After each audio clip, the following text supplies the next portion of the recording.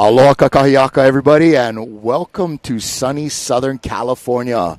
Ocean Paddler TV has made the jump across the pond to the 48 states, and we're here in Newport Beach for the Southern California Outrigger Championships, the U.S. Championships here. And we have our women's race lining up just outside the Newport Jetty right now. Thank you for joining us for this live coverage of this event, and we are glad to be bringing it to you here live throughout the day. We anticipate this race being roughly 4 hours for the winners.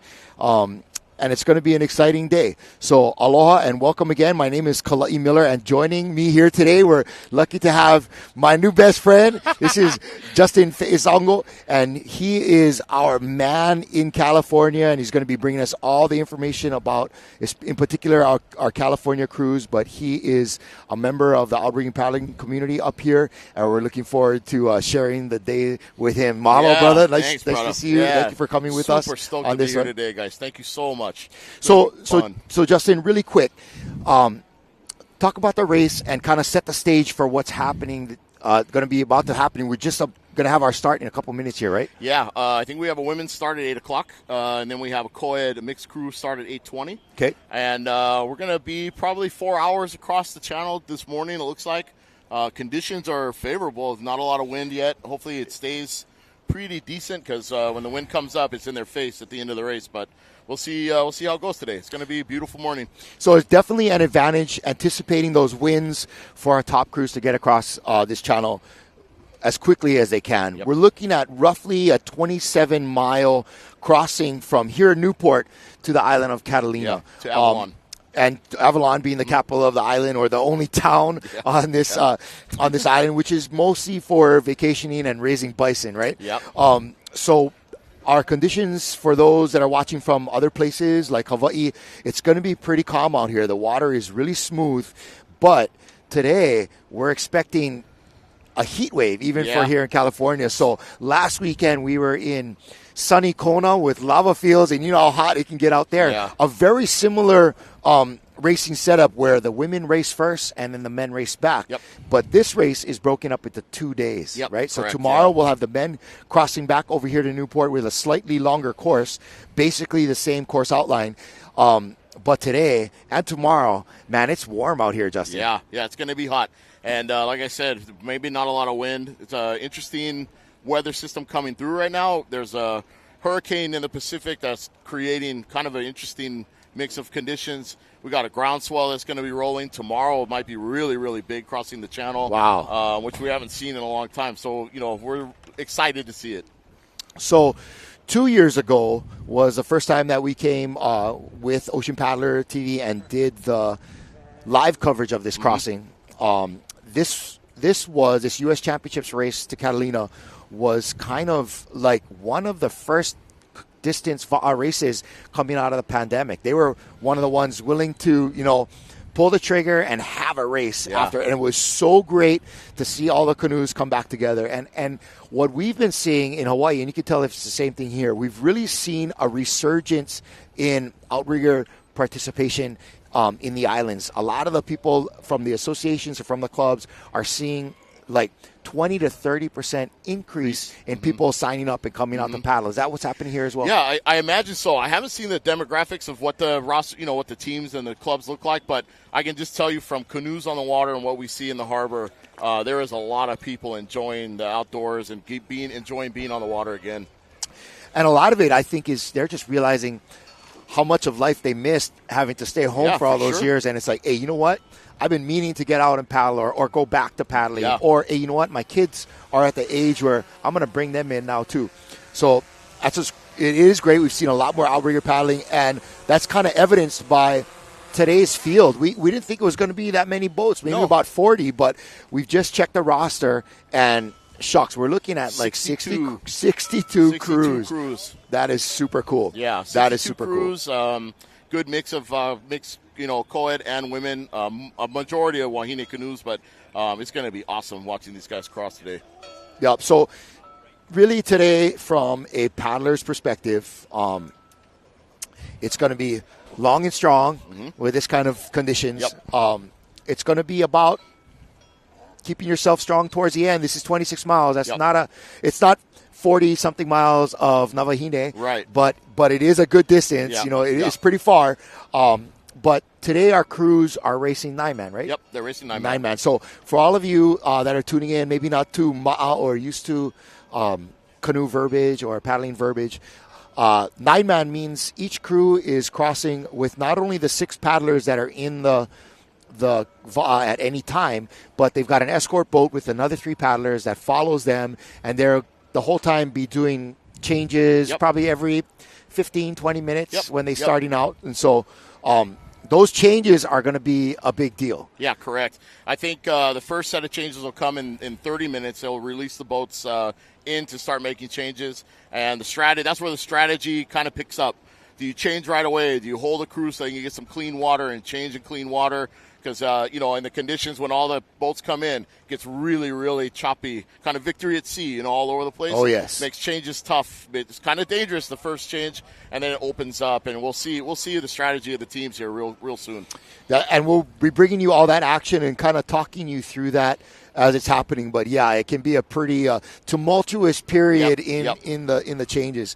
And when those changes first happen, we will be looking at a lot of our top crews trying to get out in front quickly so that they can leave a lot of that mess of all those changes happening behind them. Yeah, I know years back we used to mess with the first changes a little bit. Sometimes we'd hold the crew for 45 minutes. If we had a really strong crew, we might hold them for an hour just so we can open up that gap and get a chase boat in cleanly, get a clean change, and then let them rest a little bit longer on the second change. And speaking of clean, we're looking for a clean start coming here.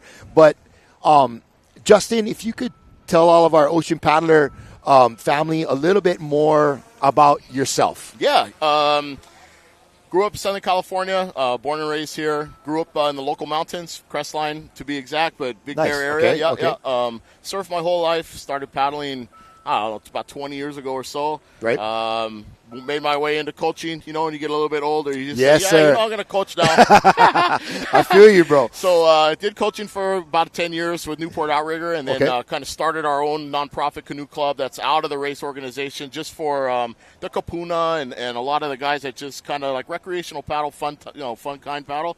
And, just having a good time with it. And I help out with Scora, when I can, and really close friends with the guys at NAC. So, we're always interacting, always trying to help them out. Right, SCORA being the Southern California Outrigger Racing Association. Correct, yes. And that who is in charge of this race here today. Yep. But you also do your own, like a podcast with a buddy of yours? I wasn't going to do a shameless plug, but if you allow me. Bring it, brother, bring it. Bring it, okay. So, Broadcast Brothers, Jonah Holova and I started a podcast based on a kind of a fun thing we did calling V1 Va'a California Series races. It's a 3-race series. We're doing it again this year. We're grassroots boys, and I love it. That's the best good kind. Fun. Thank you. Yeah. Okay, so we're going to be checking in right now and just anticipating a really good, clean start. Looks like our officials have been able to hold the ladies, and the mixed crew is going to start about another 20 minutes, but holding these ladies at a line that's straight, and we'll be looking for those start flags to get going. Again, really flat, hot conditions today. Yep. I think for sure that's going to play a part in the performance of our paddlers from the best to those that are a little bit farther back in the pack. And hydration and food are going to play a big key here. If you're drinking when you're thirsty, it's too late. Yeah, that's right. You got to just start drinking already. You got to be like, with these kind of conditions and how much you're going to be sweating, you got to be drinking already, before. Kind of fun fact about Catalina Crossing, in the old days, the men used to go to Avalon and the Wahines would paddle back. Yes. And the reason is they stopped that because the men would tear Avalon up after the race on Saturday night. So, they changed that. So Billy Whitford was sharing with us that same story this morning about why they changed the race. And he's running the safety today, Billy Whitford, an icon in California paddling. But he said, so they shut down the race for a couple of years. Yep. And then after a couple of years, they went with a nice suit and tie and begged for them to do it again. And then they said, okay, we'll let the ladies race first. And he said in that first year, he had three of them arrested, one for three of the ladies got arrested, one for open intoxication, one for shoplifting, whatever. Just they're probably having too much fun celebrating that crossing. we know a lot of these ladies will have much to celebrate this evening. Once they get in. It's exciting. I think this is the last more or less big race. I mean, Molokai got canceled, right? And so this will be one of the last long races we see until Tahiti runs Haviki Nui in November. So it was interesting based upon what had happened in Lahaina. A lot of the resources that were there as far as the heavy equipment and machinery that were able to fix the road down to Halealona were no longer available. And so they landed up canceling this year's Navahini and Molokai Hoi. So we're going to say that the last time we saw the Molokai Hoi run was 2019. Yeah, pre-COVID. Yeah, pre-COVID. Yep. So it's been 4 years. That's a long hiatus for what is widely considered the World Championship of Outrigger Canoe Paddling. Yeah, I agree. It is the race. And Pailolo also got canceled this year, too. The race from Maui into Kaunakakai, which is man, if you ever have a chance, that's the race to me. It's such a great sleigh ride. Yeah. And so a lot of these other races that were sort of playing second fiddle have stepped up and now are really getting the coverage from guys like us at Ocean Paddler, and they're getting some of the best teams showing up. One of them being Queen Liliuokalani Canoe Race, awesome which broadcast, I love. I will throw. Thank you very much, but I will throw out to any paddlers listening, man. If you want to travel to Hawaii for a canoe race, it's so fun. There's an international airport. There's hotels. There's places to stay. Easy to get boats. Yeah. Kona Coast is loaded with boats and canoes. Mm-hmm. There's 4 days of activities, so you really get a good bang for your buck. You're not just coming in, racing, and then that's it. Yeah, they got the double haul, the 4-man. Yeah. They got all kind of stuff happening, and so I really, really like that race. It is, unfortunately, a flatter water race typically, kind of like here in the Catalina race, but man, it is, as far as just an event itself, it's a great event, as it is here. And so the U.S. Championships, which this race today has been billed as, has attracted a lot higher level of competition because Navahine is just not happening. Yeah, so we've got participation today from Canada, from other parts of the U.S. We've got a bunch of top crews here from Hawaii. Yeah. We also have crews from Tahiti. Yeah, so it's kind of cool. If you are a paddler or you're somebody likes to spectate the sport, man, these last 2 weeks have been what it's really all about. Yeah, and for us, having paddled, California is a really good paddling community, but having some of these other teams come in and compete and getting to watch these guys we only see on TV it's a blessing. We love it's so awesome, and we welcome whoever can make it here. We'll help them with canoes, we'll help them with chase boats, we'll help them with whatever. It's just awesome to see them on our waters. And this is a really logistical friendly place to race as well. When you think about a canoe race, it's not only the paddling, it's trying to get all your paddlers there and who's making crew and where are we going to stay and who's going to pick us up and all that. And I think the outrigger community here in California is really spread out, but has a lot of resources, man. When you go into the Newport Aquatic Center, man, from a ocean sports perspective, it's like holy mackerel. There's a lot of people here, great facilities. There's a lot of canoes to be had and to be borrowed, and there's a lot of really good people that are running the show here. And so it's not a fly by night kind of deal, right? And we have clubs. We have really large clubs here, like Lanakila, where Danny Ching paddles out of, and they have a number of canoes. So at any moment, somebody, Billy Whitford could call and say, hey, I need some canoes, and a trailer will come down from Redondo or come up from Dana Point, or even the local Newport clubs will show up and bring canoes for, people to use if they need or whatever. Yeah, so I think, again, and what's neat about these two races is that they're happening one weekend after another, although that's a big chunk out of a individual's personal schedule. Right. But, man, from an athlete's perspective, when you're going to peak. Yeah. Right? My season is peaking this 9-day period here. Yep. So you can really kind of plan yourself out. It's not like, okay, I'm going to peak and then I'm going to wait a month and peak again and all that. Correct. So, and we kind of schedule it that way. We have iron season early.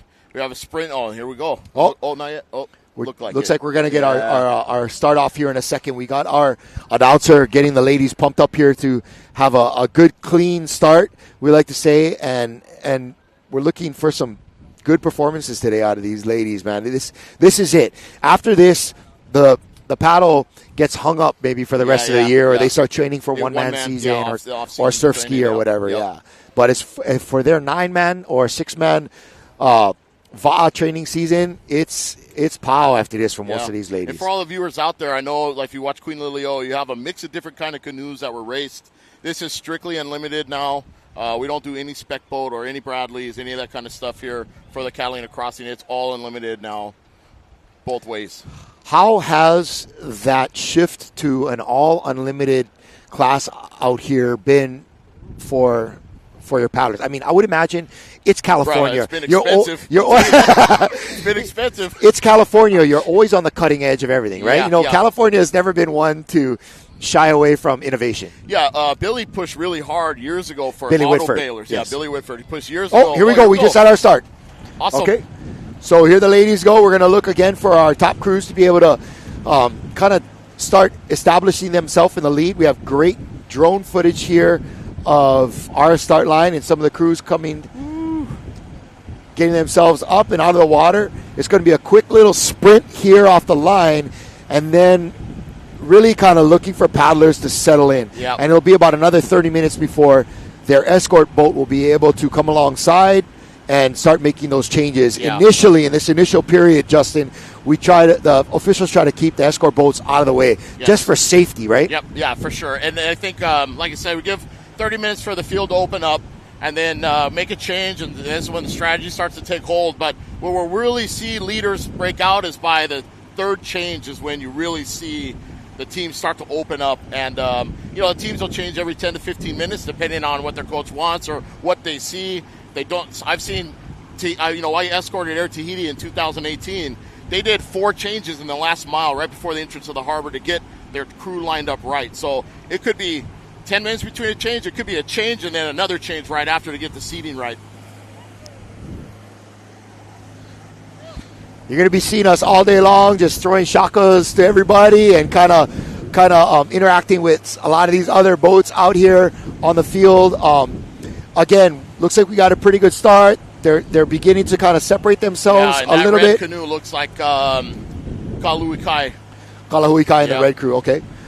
So, speaking of canoes, we have a couple different shapes out here today. Yeah. You and I were talking earlier about the Puakea. Yeah, the Malolo. The Malolo boat, which is seems to be a favorite in Southern California. Yeah. I think for our waters, it's Johnny Puakea put a lot of time in designing it. Got a lot of feedback from specific guys that could give him feedback on it, and I think he designed a really good canoe for our waters. And the other canoe is the Matahina from Tahiti. It's the preferred canoe in Tahiti. It's a whole different design, It wants displacement. It wants weight. It's a whole different animal. But like we talked about, it's once you get it moving, you can maintain it. That bug, it dances. Yeah, that is a great canoe. Both of them, they're all great canoes. I know Johnny Puakea has been a mainstay over the last several years. Right here in California, he does a lot of coaching. He does a lot of canoe design. And he's definitely one of the big dogs in the paddling community out here. And I believe we're going to be having him on the boat with us, coming back with the men tomorrow. So cool. That'll be good fun. Yeah. That's exciting. Yeah. Right, that guy's got so much knowledge about all the little things, and he's a really good guy to sit around and talk to. He knows he got all kind of stories about all kind of people. Yeah, that's going to be fun. Yeah. Awesome. You can see him starting to pull into kind of a lead boat, and everyone's going to kind of fall in behind. The line here today is probably going to be run line. I think the fastest line across is going to be straight. I don't think there's a big advantage today to going a little bit north or a little bit south. Usually crossing to Avalon, the straight line is the fastest line. Yeah, there's not a lot of groundswell moving. There's not a lot of chop that would be pushing you one way or another. It's just really nice, clean, flat water racing. Not the favorite kind of race for steersmen. Nope. Or crews that can really surf. Yeah. But really kind of simple, straightforward racing today. Yeah, and any viewers out there have any questions, please put them up and we'll answer them the best we can. And as much of a timely manner as we can. We'll have a black spot in the middle of the channel on our phone, so we may not see a lot of the feed, but we'll do our best to get to you guys. We'll also be referring to a crew list throughout the day that we have of different crews. Our apologies if we're not able to identify all the crews that you'll come across your screen or all of the paddlers, but we're doing our best on this side. Sometimes it's not easy for us to really see what's going on out there based upon the camera views and stuff, but we are trying to give you the best and most up-to-date information that we can as we're going along. And yeah, so, a lot of crews out here will pull from other crews all over, so you get a mix of, it's not the normal paddlers in a crew, let's say. If it's Lanakila or Dana or NAC, it can be a mix of guys from all over the place, so we're going to do our best. And a lot of these top crews that are coming out of Hawaii in particular are paddlers that have been in other clubs, other crews historically, and kind of had started to come together and form their own super teams, right? Teams, yeah. So we're seeing that with Aloha Unlimited. That's a Masters crew here from Hawaii. A lot of Kalahui Kai is another one. A lot of those ladies from places like Lanikai and Oregon.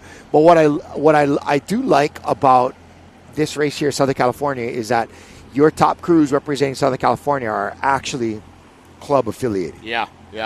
And here we go right here. You can see Kahului Kai looks like, and Dana right on the outside of them. Going to start the battle early. I think right on the inside, which is just out of frame, is going to be the group from Tahiti.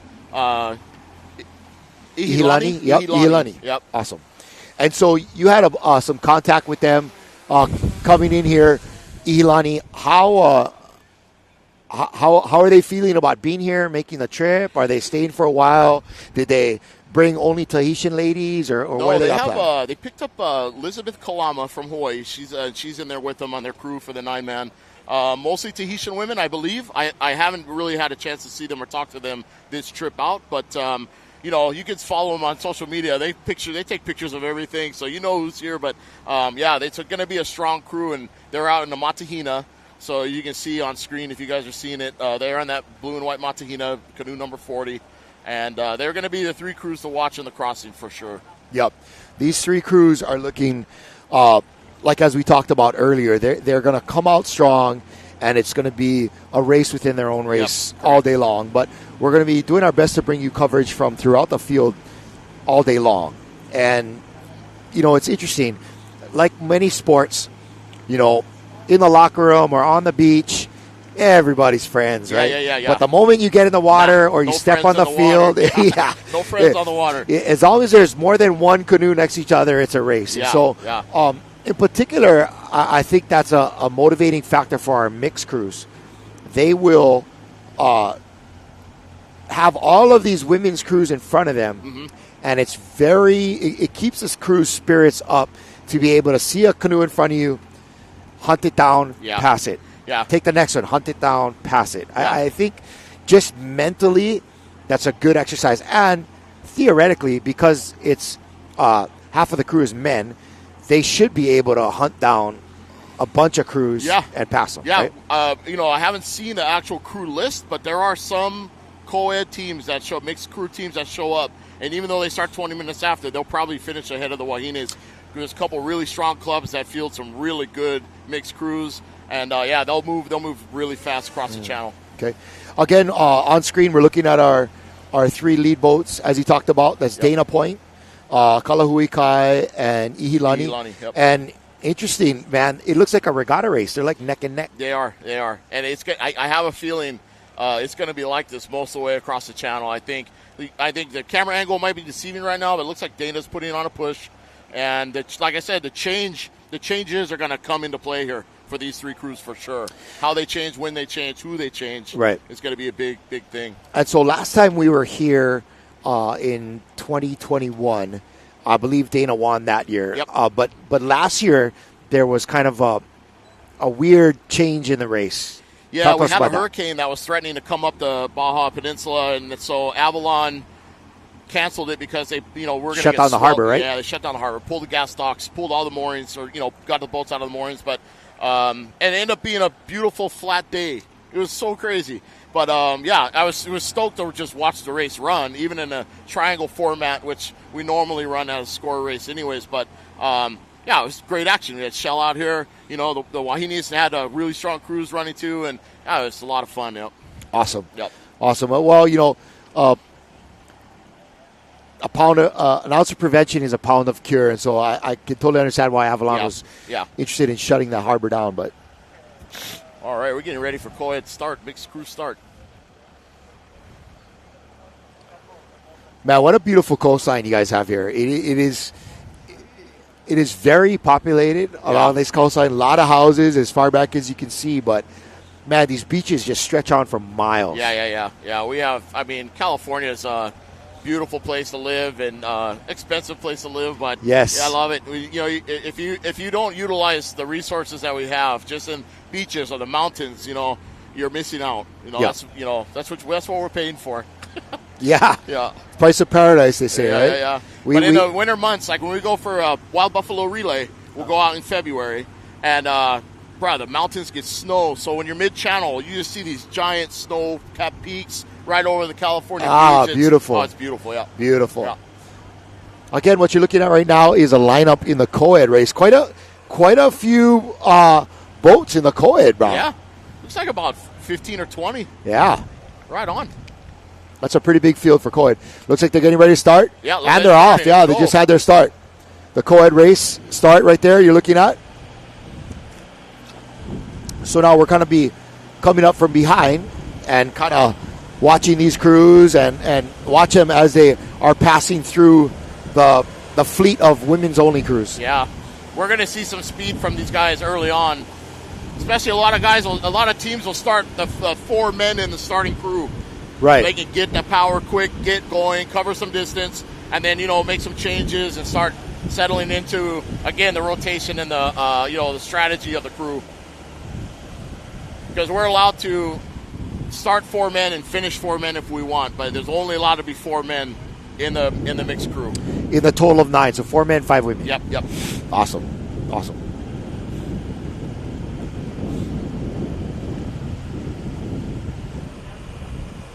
All right, looks like a good, clean start out there. Again, same like every other canoe race. Top crews are trying to just get away and get in front mostly from the rest of the other crews. And like you said, I'm looking at a lot of these escort boats, and I've seen 3 women on there. Yeah. Oh, this is awesome. Good what a beautiful starts. morning. Nobody jumped the gun. Really, really good. It's going to be a good race today. Want to send a shout out to Billy Whitford. He's out here running our safety for the whole day's events. And talk a little bit about, Justin, if you would, some of the people behind the scenes here that are helping make this race come off in such fine fashion.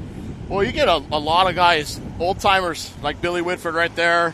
Chance, who's our race director, they do a lot of work behind the scenes. I mean, the job for these guys is not a seasonal job. As soon as Catalina's done, they're planning for next year, looking at resources like boats and, you know, how can we make it more safe by getting more escort boats and safety boats. And, you know, again, it's just it's such a big production to do a full race season. So I mean, a lot of these guys, Greg Chagoyan, Bud Hole, and it's like they sit around a table and just pencil in stuff. And then there's a lot of younger guys on the Scora board now that are kind of the new guard, and they just execute it. So it's kind of nice to see, you know, they groomed a lot of young people to take over and perpetuate it forward. And just like canoe paddling, we teach a keiki to, you know, take our seats one day. Although a lot of us old guys, you like to hold on to it as long as we can. Yeah, you know it, man. You never seen so many age group racers as you do now, boy. That's pretty good. Yeah, you know, it's pretty funny watching. You get amazing athletes at all age categories, right? So it's pretty cool to see some guys. Some of these co-ed crews, you might see some 60-year-old guys mixed in with a lot of, you know, younger crew, and you just get a really nice range, and it's a low impact sport, you know, so you get a lot of duration. That's what I love about paddling, man. It's you get outside. It's beautiful to be out here, and at the same time, it's something you can do your entire life. I mean, look at Nappy Napoleon. The guy's in his 70s, still competitive. And bro, I get kapunas that have been paddling 50-something in mid-80s, still steering us for practices. And, you know, like, I don't try not to give them, you know, high-rate stroke rates or work them out too hard, but we'll throw them in 6, and then we'll let them steer us for, you know, in the harbor. And, right. You know, sometimes they get a little off course, but it's good to have them in the canoes, you know, and keep them going. Yeah, for sure. But and that's fun about it. And the other part is paddling is not only a great sport you can do your whole life, but it's a sport you can do with your whole family. That's right. Yeah. You know, and that's kind of in a lot of ways what has brought about that, you know, resurgence in canoe participation or six-man participation, as we've seen. We were talking about this last night. You know, in Hawaii, you guys have a huge regatta season. Yes. And the whole family comes to the beach the whole Sunday, right, all day. And, you know, the kids might go out and hold the canoe for the starts or whatever. Everyone's involved. Yep. And everyone races their heats or whatever. That's one component we have a hard time with in California because kids are playing baseball and kids are, you know, they're like all over the place. Families got a ton of stuff going on. So the demographics and score are really interesting. We do get a lot of keiki participation, and then it drops off, like after high school, drops off. And then, you know, all of a sudden you see like late 30s, everybody's coming back. They're coming back. Yep, and, they're coming so 30 back. to 70 is this giant demographic, you know. It's pretty cool. But it'd be awesome to see more youth involved, you know. Yeah, you know, you're not going to get a scholarship. No. For outrigger canoe that's what paddling. Everybody's kind of looking at. But, man, sports is so competitive nowadays. Yeah. There's very few kids that are going to get a scholarship, period. So yeah, it's tough. Yeah. It's tough. But, again, you know, like we were talking last Sunday, I have a daughter at 6 years old, and my wife and I took a 2-man Gemini, and I threw her in a little jump seat on the back. And we went for a 10-mile paddle. And I hoolied her on accident, and she panicked a little bit, but she had a life jacket on. She was okay. But, and then that ended up being the funnest part of her day was hoolieing the canoe and, you know, swimming in the middle of the ocean. You know, that was the big story, right? Yeah. She remembered. She told everybody about it. Awesome. Yeah. Speaking of swimming in the middle of the ocean, a lot of these crews that we're seeing on screen will be swimming in the ocean coming up. And so don't forget that when they make these changes, they're going to be dropped off in the water by the escort boat. As the canoe approaches, 3 will jump out and 3 more will jump in. And so this is Offshore Canoe Club's co-ed crew. And actually one of my paddlers from Castaway's Canoe Club is sitting in 2. And we've got Kevin Olds, looks like he's steering. Kevin Olds been around a long time, part of Huinalu, the family. Yes, the old family. Yep. Long time Kamaina family in Hawaii. Yeah. You ever get a chance to talk story with that guy? He got Kevin Olds got a lot of stories. Right? Awesome. Yeah. Well, it looks like they're moving pretty nicely out here. They're one of our kind of better crews here in the pack. They look like they're moving this canoe really nicely. As you had mentioned earlier, they do have all 4 men in the canoe right now. Yep, for the start. Nice stroke rate and a beautiful line on that unlimited canoe. Yeah, you know, these canoes that come out of ozone, coming out, you know, out of an autoclave, the quality is so much different. You know, they're beautiful crafts. You know, and the autoclave definitely changed the game in canoe building. And anybody who doesn't know what an autoclave is, basically a giant vacuum and a heater. So they build a canoe, put it in, turn it on, and it's temperature regulated. It'll pull all the air out of the materials, and yeah, pretty awesome. And a lot of those VADA we see are built overseas. Yep.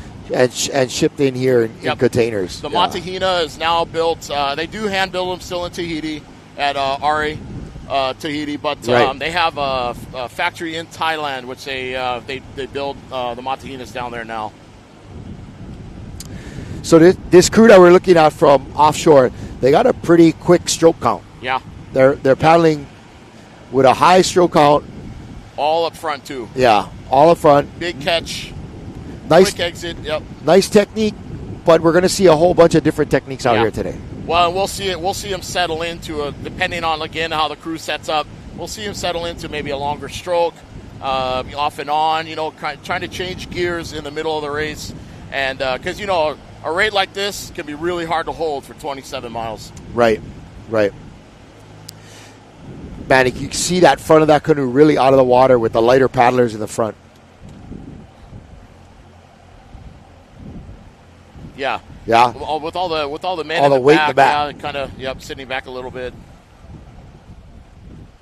And that might make a difference in surf in certain conditions, but in the flat water, I don't know. Like I said, it's personal strategy. These guys, right? They take different approaches at everything, try and do new stuff, and like you said, California has never been afraid of trying to turn the dial. Right. Which is great, and I think what's one of the great things about a race like this is bringing these paddlers from other places here and sharing the things that they're doing, what are they're experimenting with, and start to kind of expand it. That's what we saw at the Queen Lokalani race. Was you had crews from all over the U.S. and abroad, and they're coming here and they're kind of learning from each other. Now, if you're from like someplace like Hong Kong or Japan, there's probably not a lot of depth of knowledge in this sport. Yeah. And to be able just to see what other crews are doing in places where they've had paddling for decades and generations. Right, social media changed how paddling's looked at now, because now we have the ability to see what Tahiti's doing. And the more Tahitians that come, Tahitians are so gracious. They'll tell you everything they know, because number one, they're not worried about getting beat on the water. But number two, they want to see everybody go fast, So now you start to see these information exchanges and adopting different techniques and trying to apply it in different ways. And it's awesome. It's awesome to see and watch. Okay, now we're getting a pretty cool drone shot. I believe this is still our mixed division race. Still very much in the early stages. We are maybe only a half an hour into the women's race. Yeah, we're about 5 minutes away from the first women's change, I think. Okay. Yeah, so hopefully you're going to bring you some action from the women's making their first set of changes. It's pretty cool dynamic to add into the midst of all this paddling. And, if the race is tight, like it would be between some of the top crews, having good changes can make all the difference in the world. For sure. Getting in and out of the canoe, is, the timing of that. Sometimes you get crews that might miss a paddler, or whatever it is. And, man, that's one of those things happens, and that's it. It'll definitely change the outcome of the race. Or have a paddler that's having a hard time getting the canoe. And they're just dragging one leg. Yep. Not only are you not helping us, but you're creating drag. You're killing us. So, really, a lot of teams have strategy at that too. So if you watch the Tahitians when they change, the guys will stop. They'll stop paddling. They'll get water while the guys are changing, and then they'll start the canoe again. And some teams here might decide to try and take that approach instead of dragging a guy and getting them tired and getting everyone tired. So it'll be interesting to see how it plays out. I kind of. Especially if you're not in a real tight competition with the next boat, and that's probably why you're seeing the Tahitians do that, because they're probably at a point they're so far ahead that they're like, okay, well, let's just relax for a moment here. I do agree with that theory, because having just those 2 or 3 guys left in there trying to drag the whole canoe along, it's unnecessarily tires them out, especially late in the race. It unnecessarily tires them out. You're better to just wait for everybody to get in, and wet the whistle and then start again. Because you're not going to, you're not going to. It's not like you're keeping that canoe up on a plane. Right. You got to come out of the hole again, no matter what. You have to, no matter what. Yep, for sure. But it's going to be good fun to watch these guys do that today. Like I said, it'll be interesting to see how the top 3 crews decide to make their changes and the strategy they have. All right. So we've just got some footage coming up here of our top women's crews. So I believe that's a phone right there. So we're going to talk to our cameraman real quick and have him zero in on what's going on. But we're about to have we're about to have our first set of changes from the women's race. Yeah, I can't hear the radio because of our headsets, but they'll announce it over the radio on whatever channel they're on. Probably channel 8 is what they normally use, and they'll call them in and let them go in and make the change.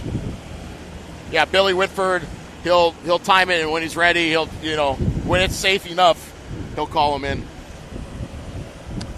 Yeah, a really pretty day out here, man. This is about as nice of background as you can get for outrigger canoe paddling.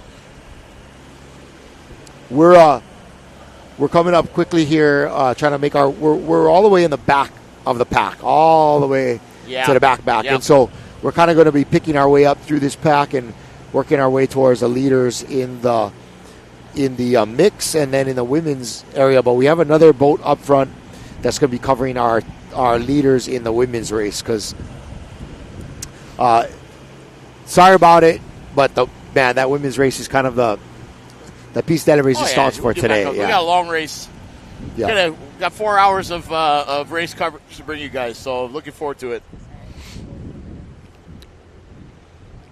All right, this is one of our crews here, just behind our escort boat in the mixed division. Look like some really young paddlers in there, like in 5 and 6. Yeah, this is Team Arizona Canoe Club borrowing canoe. Looks like from NAC.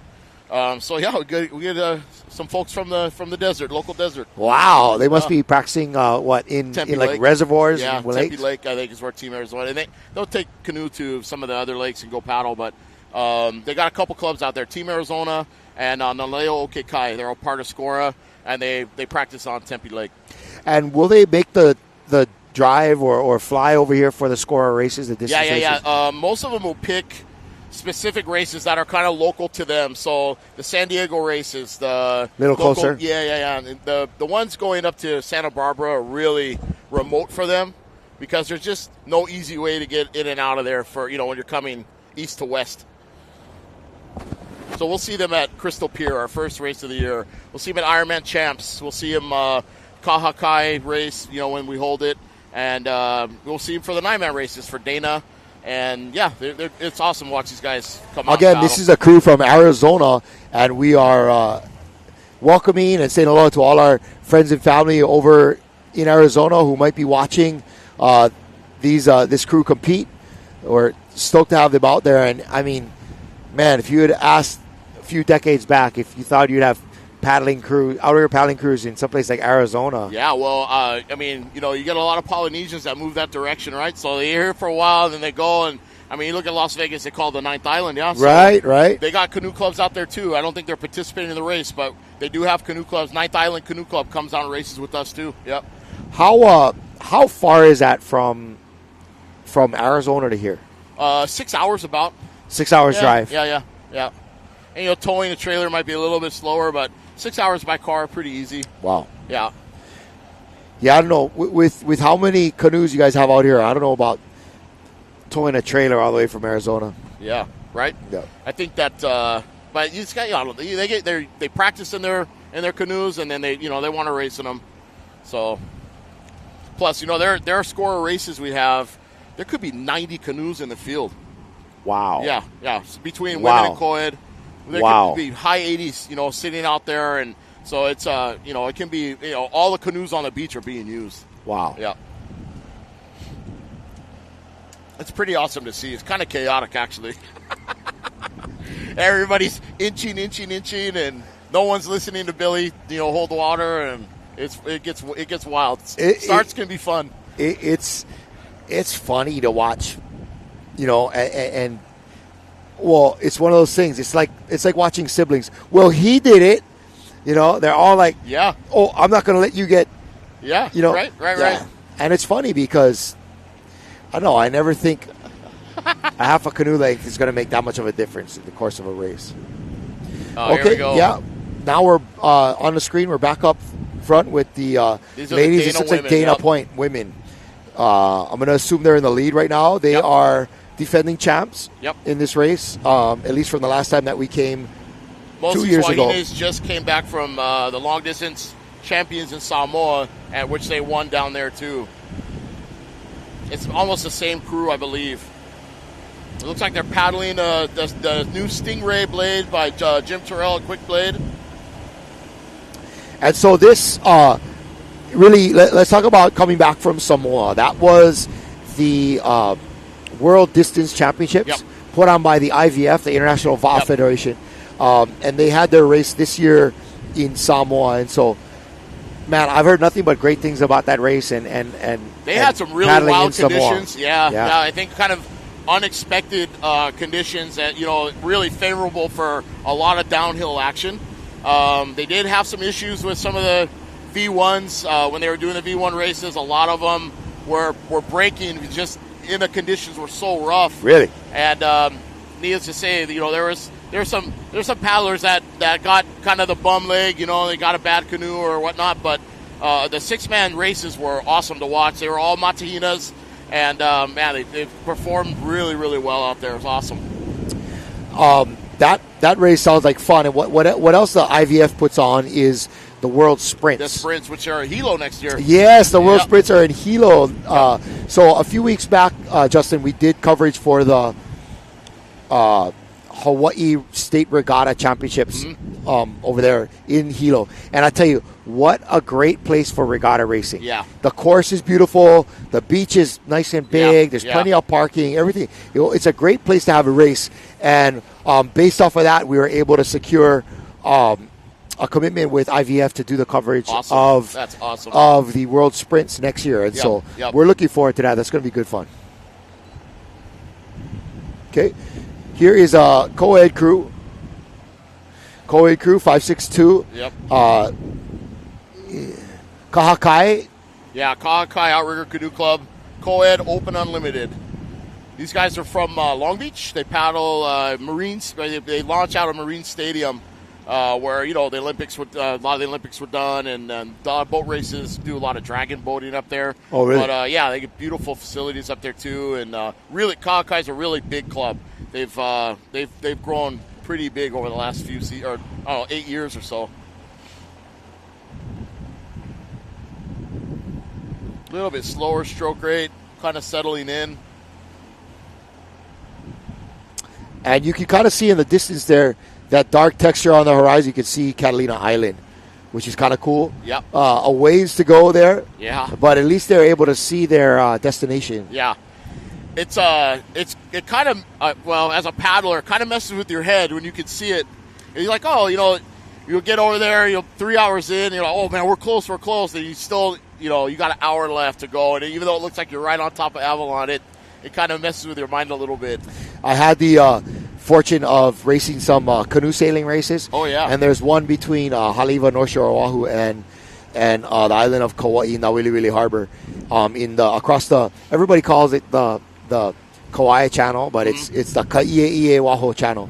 And so there's a point in the middle of the channel where you can look back and you can't see Oahu. Right. And you're looking in front of you and you cannot see Kauai. Wow. And so what you have to do is on the hoop in front of the steersman, you mount a compass and you're steering 270. Wow. Yeah. You're just trying to keep yourself, and then, the Kauai boys are always the first ones to do it. They'll recognize a piece of the mountain in the cloud, or where the clouds are kind of starting to gather off of the island there, the Anahola area and stuff. And so, man, you kind of line up. Yeah, try to make it in and try to set yourself up enough, calculating with the trades. Okay, I gotta be high, and if I want to get there, I gotta come up a little bit. Yeah. That's pretty fun. So you want to talk about how many miles were those races? That race is arguably almost 100.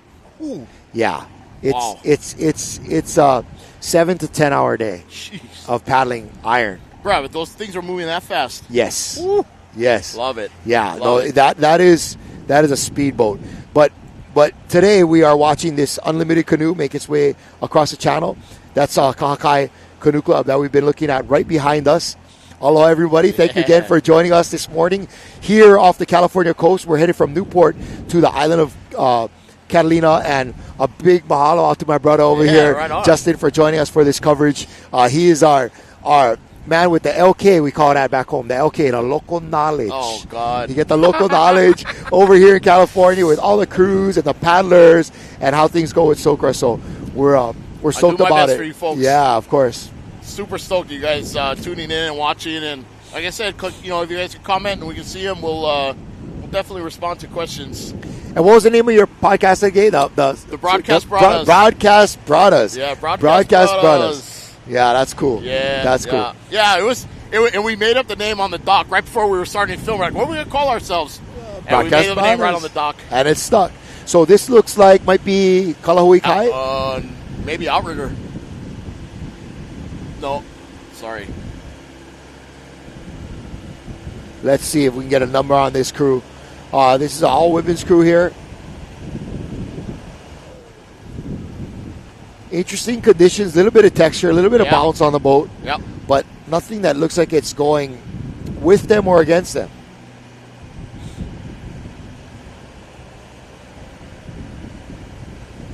Nice shot right there of this crew. If we could try to zero in on the numbers, that'd be great.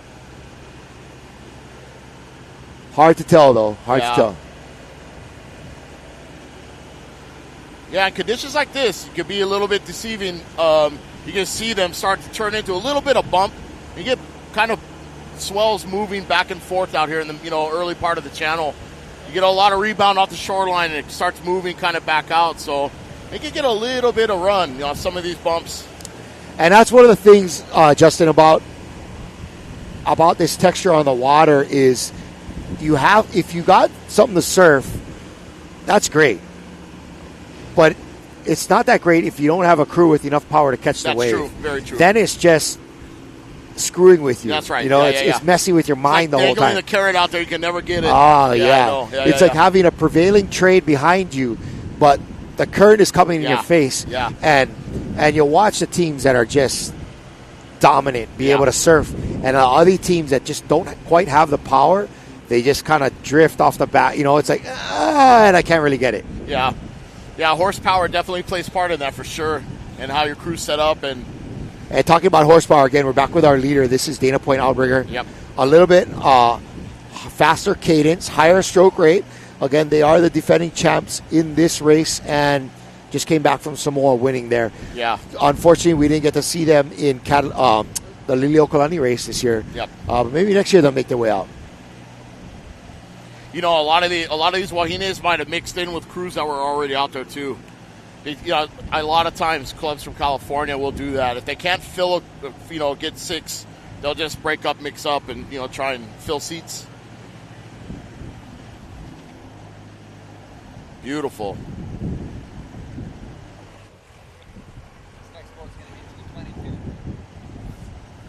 Oh, look at boat 22 coming up. Sure. Yeah, nice paddling by this Dana crew, and you can see in the background them departing the California coastline and kind of give you an idea of how far offshore we are at this point. Just a couple of miles, I don't know, maybe like 3-4 miles offshore for them at this point. Now. Yep. Quite a ways to go in this 27-mile course, give or take. Early. Still really very early. It's definitely time to settle in for the long haul right now. Nice catch, nice big grab by Dana Point. Guys, beautiful. And we're back over here with crew number 22. This is a co-ed. This is a crew from Catalina, actually. Really? Yeah. I don't know. It looks like there's a little bump right there. Yeah. This is a co-ed crew from Catalina. There is a canoe club out there. Beautiful. And you can see this as a crew that is paddling a little faster, a little more horsepower in the boat. But yeah, it looks like there's, I don't know, from this angle, they're at least making it look like there's a little bit of a push behind them. That looks like a brand new Malolo, too. I know a couple showed up. They did a blessing at NAC. And this might be their brand new Malolo. It's beautiful.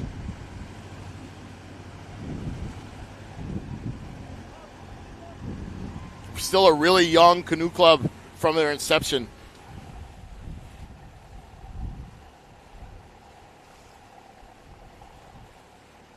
Yeah, this crew's really going at it. They got a couple of guys right in the middle there. And certainly a high stroke count. Trying to keep it all up front. Deliver the power where it needs to be. Okay. Awesome to see him out here. All right, and now we're on another crew via our drone.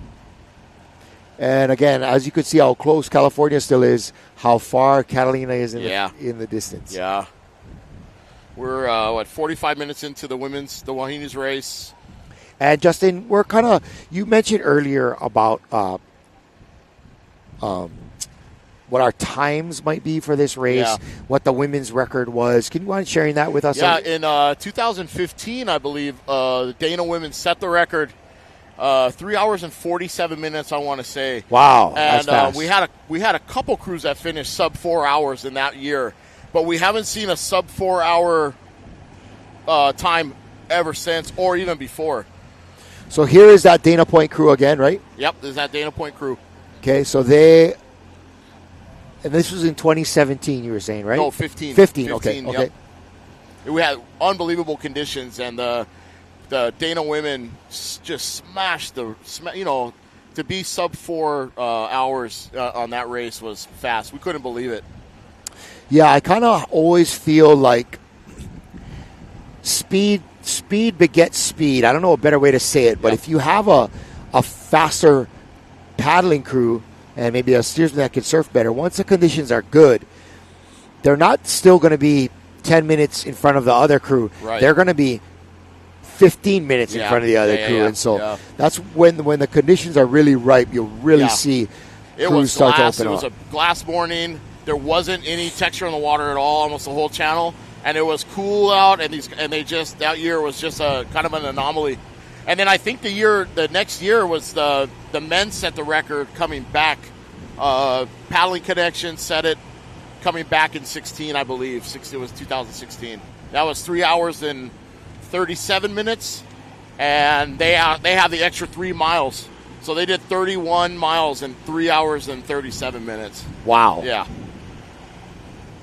Paddling Connection, of course, out of Tahiti, right? Tahiti, yeah, correct. Yeah, yep.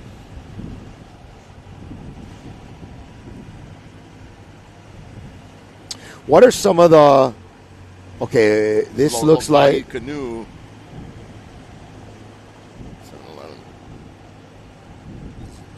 711? 711. Yep, this is Lokahi Outrigger Canoe Club. Paddling their canoes. Co-ed Unlimited crew. They're out of Long Beach, out of Marine Stadium. They're neighbors with Kahakai.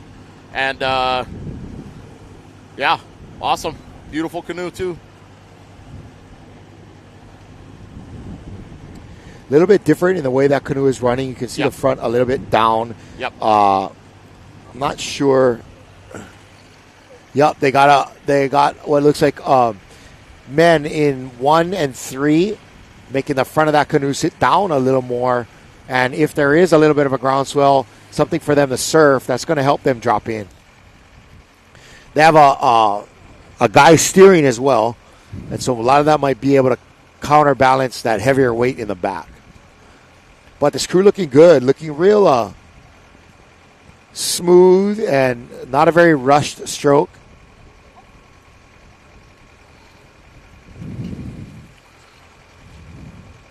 It's pretty awesome to see Lokahi racing in a newer canoe like this. They're very traditional canoe club. They still tie ropes on their Bradleys and been holding on to the tradition for a long time, and pretty awesome. All right, now we're coming back to... Looks like Catalina right there. Catalina again, yep. 222. And what you can notice from that crew that we just had, how much quicker that stroke rate is for this Catalina crew. Yeah, correct. And oftentimes, a quicker stroke, you think it could be better because you're getting more reps in the water per minute. But if the crew is not really gelling, it can be hard. Yeah. And the thing about the Malolo, which is tough for a lot of clubs that you're used to, it gives a lot of feedback. So, if somebody's off a little bit, you're going to feel it. And but it also helps you make adjustments too. So, one of those things where you just gotta learn to use it. Yeah, and it's really only the top crews that can make adjustments mid-race. It's true. You know what I mean? Yeah. You probably don't have that issue as far as everybody being in sync. But this crew is paddling. Their stroker's got a kind of a really quick stroke that would be more typically you see with a women's paddling crew, right? Yeah. A little bit higher stroke rate, and the more time your paddle's in the water, technically the faster you should be going. So fast return, put it in the water, and just keep moving. Wow, awesome. Typically with a men's crew, you'll see a little bit longer Bigger stroke, being able to use the power. Oh, here goes a change for Ilani. Look at that. 1-3-5 change right there. Awesome. This is that crew out of Tahiti with a couple of extras from different places, but they've just made what do you think, Justin? Their first water change, probably? I don't think so. I think at this point this is probably change 2. Okay. Because they probably changed at 8:30. I bet this is change 2. Okay. And so now we're looking at these ladies jumping in this water. What's the water temp out here? Bro, right now high 60s. Yeah. Mm-hmm. High 60s. That's pretty cold. Yep. That'll wake you up. Yep. Well, especially all the Hawaii teams, it kind of locks you up. You're so used to certain conditions. Jump in and it kind of shocks you a little bit. Yeah. So yeah, the Tahiti team, same thing. They definitely feel it. We're kind of acclimated to it. Yeah. The water is a little bit warmer, and this is Lokahi again. This is Lokahi again. Yep. Mixed crew. They have a sister club in San Francisco, I believe, too. There's 2 of them. There's Lokahi down here and Lokahi up north. Nice. We're slowing down a little bit, letting it come ahead of us, and now we're catching the drone. That used to be my job when we would do Molokai Hoi because there weren't enough personnel. But it's pretty cool. How long have you been doing this?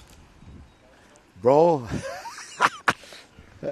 So long I don't even remember. Yeah, right on. I wanna say, man, it's gotta be easy 10 years just with Ocean Paddler and Alex Reinperk. I had done the coverage for Molokai Hoi maybe a couple of times prior to that. With like Walter Gill, I did it with 1 year, and this other gal named Pake, I did it with her 1 year.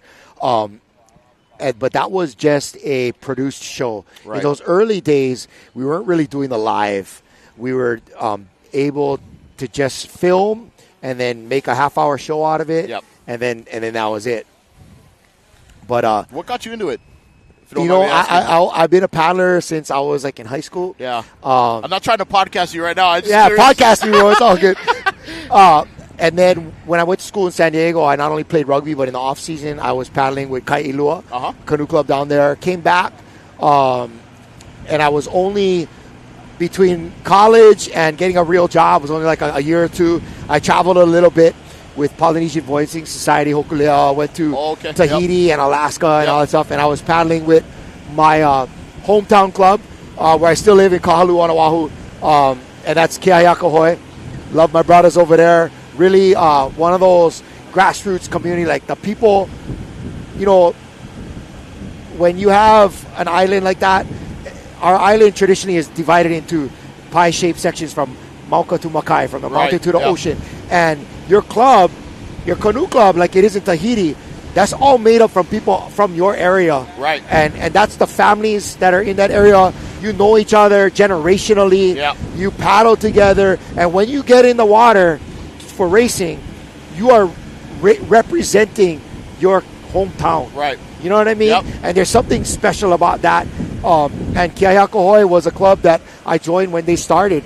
Stan Dixon was our founder.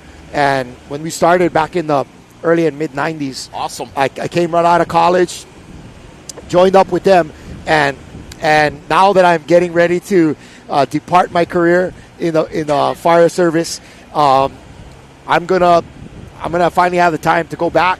Hopefully with my whole family, my wife and my older kids are old enough to be able to jump in now, and so I'm gonna be like you, bro. We're gonna be coaching. Yeah, right on. And if they let me paddle here and there, I'll be stoked. Yeah.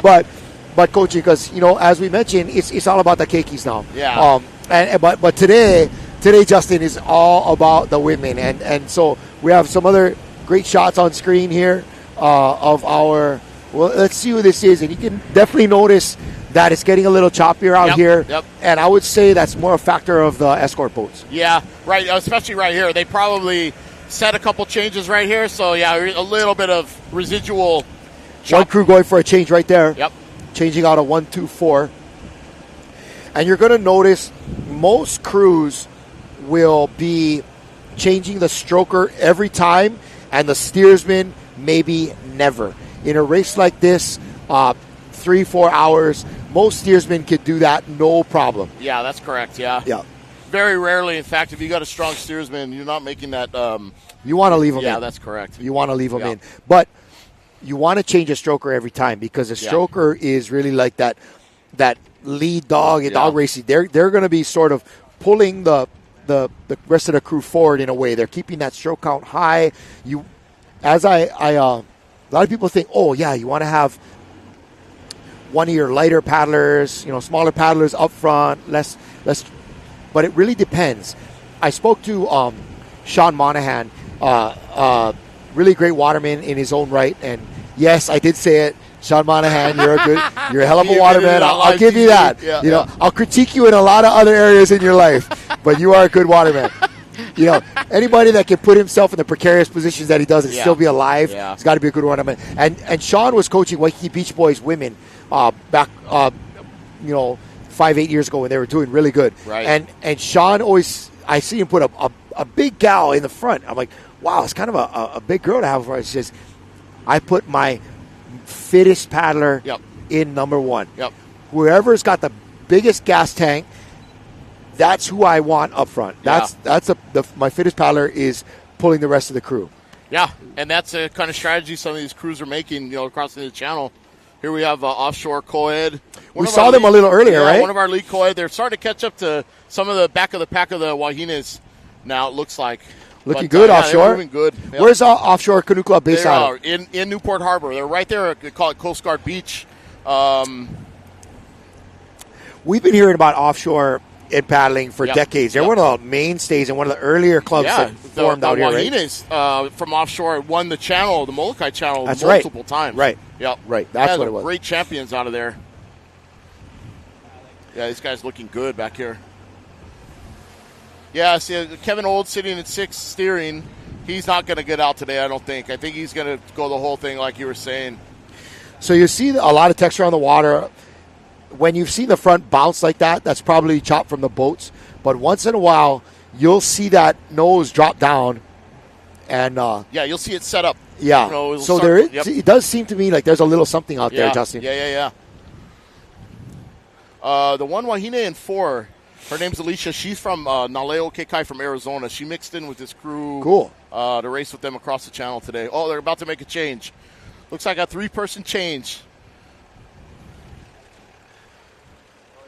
So they're going to run 2-3-5. Yeah, they're going to. The people come in and they'll run their hand along the edge of the canoe, trying to get to their spot, and they'll jump right in there. Nice change by offshore. Yeah, nice change. Looking good. Stroker's back on it, and some of the crews will zip up and get in. Now, man, if you're jumping in that canoe, you just came out of that cold water, you're trying to warm up again. That's going to give you a lot of incentive to paddle hard. It takes a minute to get your blood moving back again, But and the same to get situated. Getting out of cold water, jumping in a canoe like that, it's tough to get. It takes a couple changes to get situated before you can really buckle down and start helping the canoe move. And that's why really we talk about the paddlers that are left in the boat. They almost want to give themselves like a little break. There's no point in trying to pull that whole canoe by yourself. Yep. It's better to just kind of wait a little bit, hydrate if you need to, or stretch out or whatever. And then as soon as everybody's hit a gel, a little bit hit of food, it out, and then go. Yeah. Who is this here? We're going to try to get a number off of this crew. Nice drone shot.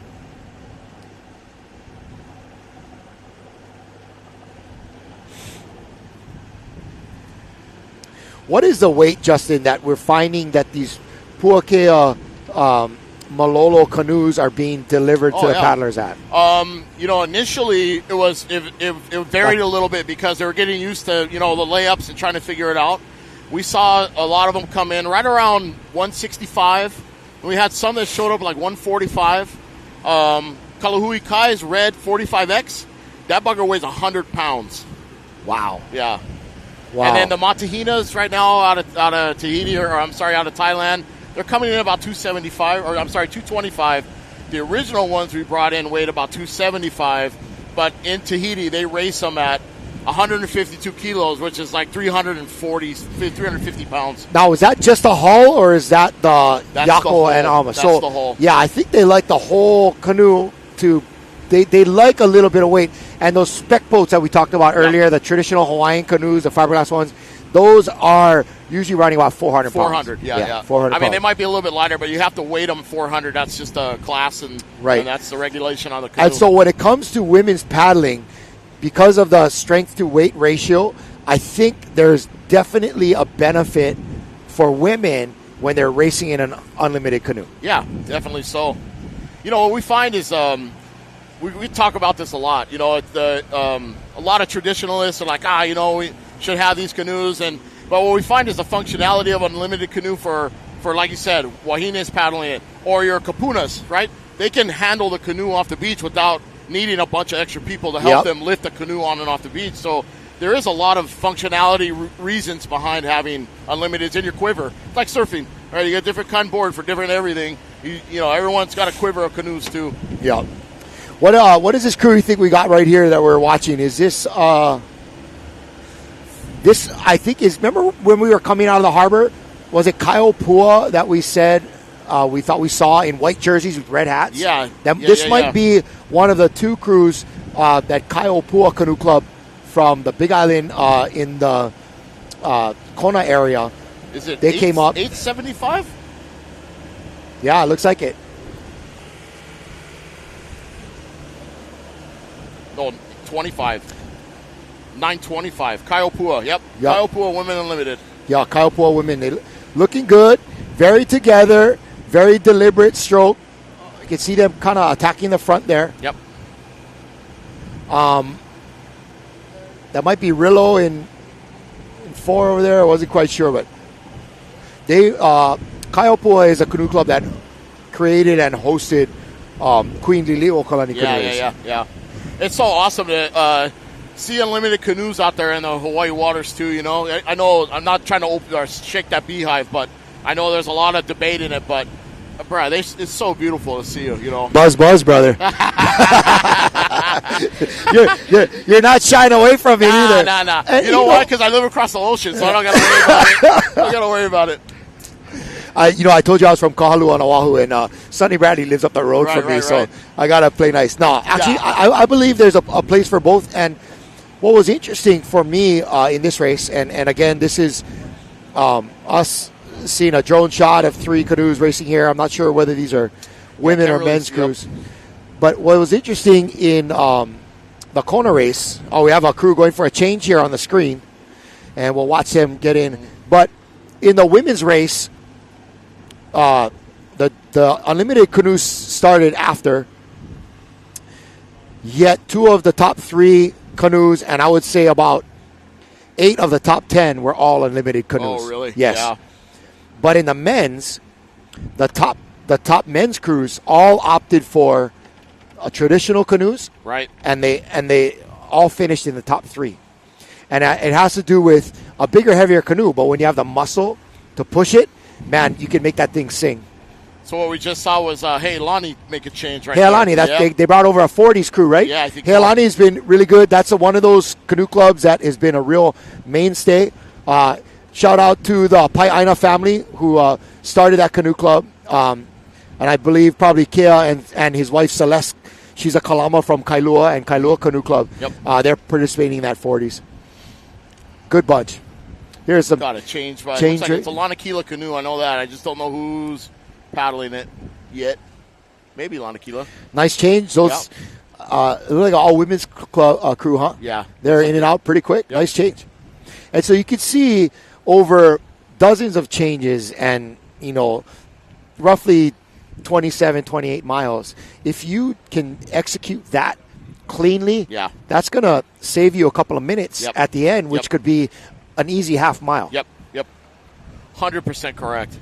And, we practice these things out here all the time. We do boat ups out of the water. We have pull-up bars on all our beaches, just so that during the season the guys are just training and getting ready. Like I said, we know when we're going to peak, and that's what they're doing. And it's funny, who is this right here? This is 191, which is Oceanside Outrigger Canoe Club. Is this women 19 and under? Oh, nice. This Right is a age group canoe Yeah, right yeah, here. Some young ladies getting them into it, nice and young. As you had mentioned earlier, Justin, you know, the keiki is the future, right? For sure. And that is why Tahitian paddling, as we were talking about, is so dominant. Yep. There's all you have to do in Tahiti is paddle or surf. Yep. And they pretty much everybody paddles, and they all stay together, and they have that gel as a top-level crew in their 20s and stuff. Yeah. Because in their 20s, they've already been paddling for over a decade together with the same guys. You know, for example, Shell has a young guy that paddles for him. He made first team at 19. Yeah, amazing. And we're back to not quite sure who this one is. This looks like a women's crew here. Yeah. 411 maybe. Yeah. That is 411. It's Lanakila, Women Unlimited. Yeah. Lanakila being from Redondo. Obviously, everybody knows Danny Ching. Who? That's his home club. Who are we talking about? What's the guy's name? Yeah. Danny who? Danny. Never heard of that guy. Yeah. Well, you could tell it's Danny's club because it's got the Toyota. Yeah. Yeah, you know that. He's their boy. Yeah. But good for him. You know, Danny is, you know, his family moved here from Oahu. Was it Oahu? But anyway, from Hawaii, they came up here. But, man, they really continue that aloha spirit. You meet Danny and his dad. They're so warm and full of aloha and just good people. And I've always enjoyed watching him be successful as an athlete. Yeah. Because much like a guy like Kai Lenny, he's such a cool guy that you just love to see him do well. Yeah, that's right. You know? I'll tell you what's for us as here's another crew out of Newport, 420 maybe? 420. Yeah, NAC crew 420. Women. Yep. This is going to be a fun crew to paddle with, to party with after the race. Right. It looks like one of their brand new canoes too. Is that NAC? Yeah, it's paddling NAC. there. Yep. All right. Yep. It's a open women's, I believe. Yep. What you were saying about? No, I was saying one of the awesome things about Danny is, the stuff he does with the kids is awesome. You know, all the clinics he does, and then all the time he spends teaching kids paddling is awesome. Yeah. No, he's definitely a great guy. One of those guys you love to watch him succeed. Yep. And talk about succeeding in the water. Newport Aquatic Center, man, that was the first time this morning that I walked into their facilities. Oh yeah, I was blown away. I thought the first time you were there? I thought Outrigger Canoe Club was cool. Oh yeah, man, they got bathrooms and like these huge bays full with big roll-up doors full of like one-mans and surf skis and everything. All NAC needs is a bar and a restaurant, and it'll be just and a volleyball court. And a volleyball court, And well, the only thing is you cannot surf out front of NAC. True. That's true. But talking about a facility, and that was really what Pfluger was trying to do when he started Kalahui Kai. Right. He went to places like Tahiti. Yep. They all paddled together from where they were little kids. That's what made him so good. Yep. He went to places like Australia. They have those surf life-saving clubs. Yep. Where, you know, being in the water and being multidisciplined in all of these forms of ocean racing, you know, was something they were doing from a very young age. Yeah. I'm sure he came here and saw Newport Aquatic Center and the facilities there. So he really tried to create that for paddlers while his son Hunter was young and coming up in the paddle. Hunter, a great young man as well, and a real successful paddler. You know, but that's what Pfluger was trying to create. Yeah, Allen's junior teams, I think, has won the Molokai Channel like 6 times or something like that. And he was sending guys across at an age that they didn't want them paddling, and they were still competing with the men. It was unreal. Awesome. But that's how much we've had to open our eyes. That's I mean, right. Look back at when they wouldn't let women paddle across the Kaiwi Channel because they thought it was too hard for a woman. Yep. And look at women now, just like putting all of that, just silencing all of that stupidity about what women can't do. Yep. And sure, you're not going to send 10-year-old kids across the Kaiwi Channel. No. But man, those boys and girls at Kalaui Kai, they're upcoming. They really work hard and are really good. This looks like Hano out of San Diego. 399.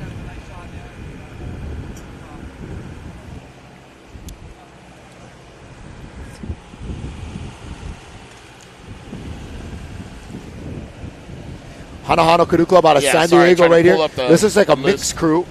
You can see. Yeah, Hano. It's a Women Unlimited Open. Wow, I thought that was a mixed crew. Those are some tall ladies. There's a wild 2 and 4. There's some tall girls in there. There's a wild story about this va'a. So you'll see the small writing, and it's got names of a group of men that paddled. They were training one day. I don't know the exact story, and someone's probably going to slap my hand, but they had a guy in the canoe that had a heart condition. Something happened, and these guys they ended up saving his life. And the guy bought the canoe and put their names on the canoe, and that's that canoe. That va'a. Get out of here! Yeah, no, dead serious. You mean somebody was in the water offshore, surfing? No, they were training in the canoe together. One of their crewmates. Yeah, and they saved his life. So the guy bought the kind Malolo and put their names on the canoe. Wow, that's cool. And I might be a little bit off on that story, like I said, but it's really awesome, really cool. Oh, that is a great story. Well, good. Something that, that heroic moment can live on. Yeah, that's cool. Pretty cool.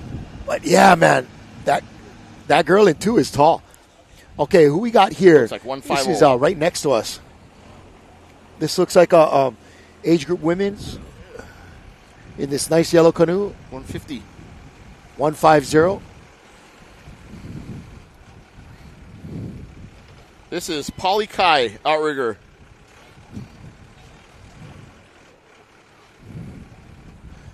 Polly Kai coming to us from Avila Beach up north. What's the name of that place? Avila Beach. It's up Avila there. Yeah, it's like San Luis Obispo. Oh, SLO. Yeah, okay. Pretty far haul for these guys.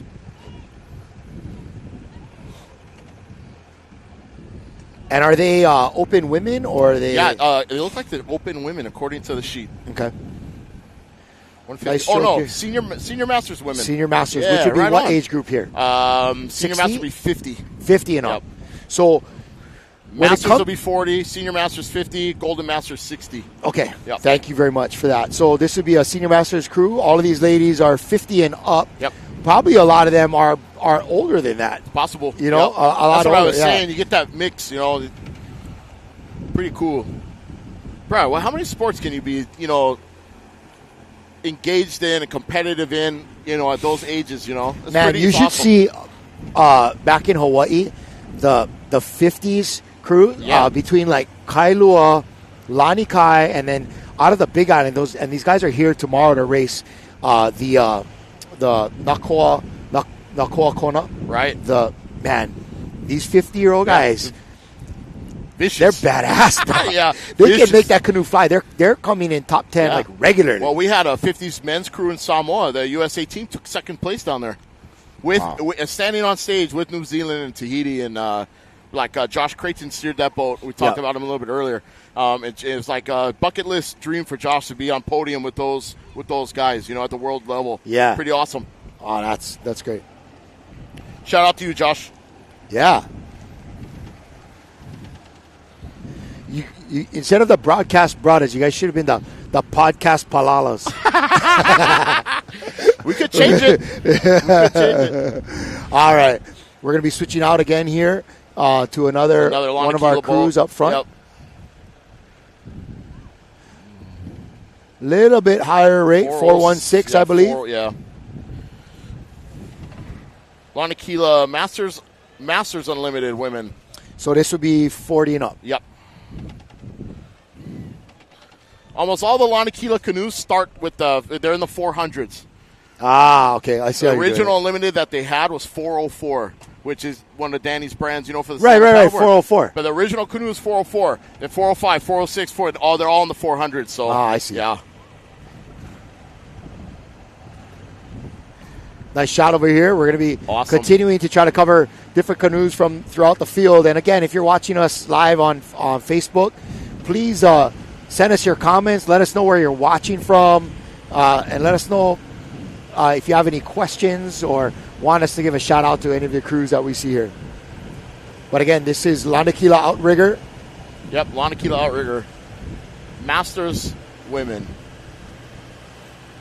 Man, smooth these ones. Beautiful. And you talk about a sport you're able to do for so long, but what about a sport that is so healthy for you to do so long. I mean, it's not really jarring on your joints. It's healthy. You're getting out here, getting some vitamin D as long as you put your sunscreen on, you know, all that kind of stuff. But it's a sport. Oh, here we go. A lot of key. No, it's another crew going out for a change. Ah, okay. But, man, cardio-wise, it's going to keep you going. But thinking about some of these ladies in their 60s that are paddling for 4 to 5 hours, pulling themselves 27 in the miles. canoe. Yeah, oh, yeah, right? Yeah. No, that's no joke. It's like my grandma can beat up your grandma kind of thing, right? Yeah. My grandma is tougher than your grandma. Here goes a change coming right here. Oh, this is back Hano again, yep. Looks like a 1-4-5 change. Yep. Awesome. Yeah, not bad. This is where it starts to get you know, the guys are getting taxed now, and changes start getting a little bit slower. Are we at the 1 hour mark yet, Justin? We are at the 1 hour, 20-minute mark for the Wahines and about an hour for the co-ed. Perfect. So they're about a quarter of the way into this race for most of these paddlers. Still a good distance in front of them to go, but this is really the time where you're just sort of settling in and doing the work. Yep, that's right. Yeah, and realize and thinking about, man, why did I get involved in distance? Well, this is where the mental focus really kind of comes into play. You know, everybody talks about it, that mental fortitude. You know, especially mid-channel, couple cold changes, trying to get food down when your body doesn't want it. You know, this is where it really the race is won in these middle areas, you know. Yeah, I think it's a lot about just, you know, of course, everything that you did off season and all that, but later in the race, it'll just become about grit and mental fortitude and real, like, just being able to pick yourself back up. Like, okay, that wasn't such a good change. Man, my shoulder's hurting, but I'm just gonna stretch out and I'm gonna get back in there. And Mama didn't raise no quitters, you know. Yeah, that's right. Yeah. You know, fun fact I learned when I helped Air Tahiti, the Tahitian guys, when they race, they drink Coke and eat chocolate. It's the craziest thing I've ever seen. Well, they want the fast burn sugar, right? Yeah, you want energy right now, and that only lasts for so long. So what I would always do that lasts, like I think when we would get, you know, doing Molokai Hoi, you getting into about the Hawaii Kai area that lasts 6-8 miles, is I got a bottle of Coke and shook it up and let it become flat. Yeah. Flat Coke and a Snickers bar. Yep. That'll get you to the end, man. Yeah, it's that last little push of readily available sugars. Like, you know, a small Coke bottle, punch a hole in it, put the hose, jump in, make the change, and drinking Coke the whole way. It's the wildest thing I've ever seen. Pretty awesome, though. Yeah, they must know what they're doing, right? Yeah, I know. Take notes. Wow. They're gonna burn it all off. Oh yeah. Yeah, and that's the thing too. Like, after a race like this, these people, you know, the racers in this race are so taxed. You know, they got, you know, they're gonna eat and drink so much food on the island. Oh yeah. And it's pretty cool when you come in. There's a little bit of a ceremony and all that when you come into Catalina Island, which is pretty fun. Well, the race finishes right at the rocks, so you get a whole pier. You know, a lot of the men are already here, so they'll be out there cheering them on, and you know, when they cross the line there, so it's kind of cool. A lot of cameras on them and stuff. You know, everyone trying to look good at the end. Yeah. Like, all of a sudden, my stroke's perfect. Yeah. Hilarious.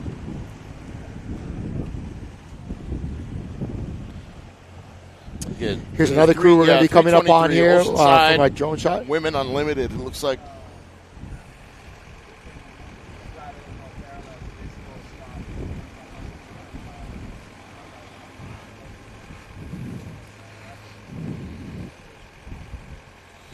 Oceanside Outrigger's pretty big canoe club, too. They got a lot of paddlers down there. It's so cool to see how they have, you know, adopted the sport of outrigger paddling, but made such an effort to keep it Polynesian as far as the way that they are naming their va'a. Yeah. A lot of things that they do that are still kept traditional, you know, like the way they name the parts of the canoe, you know.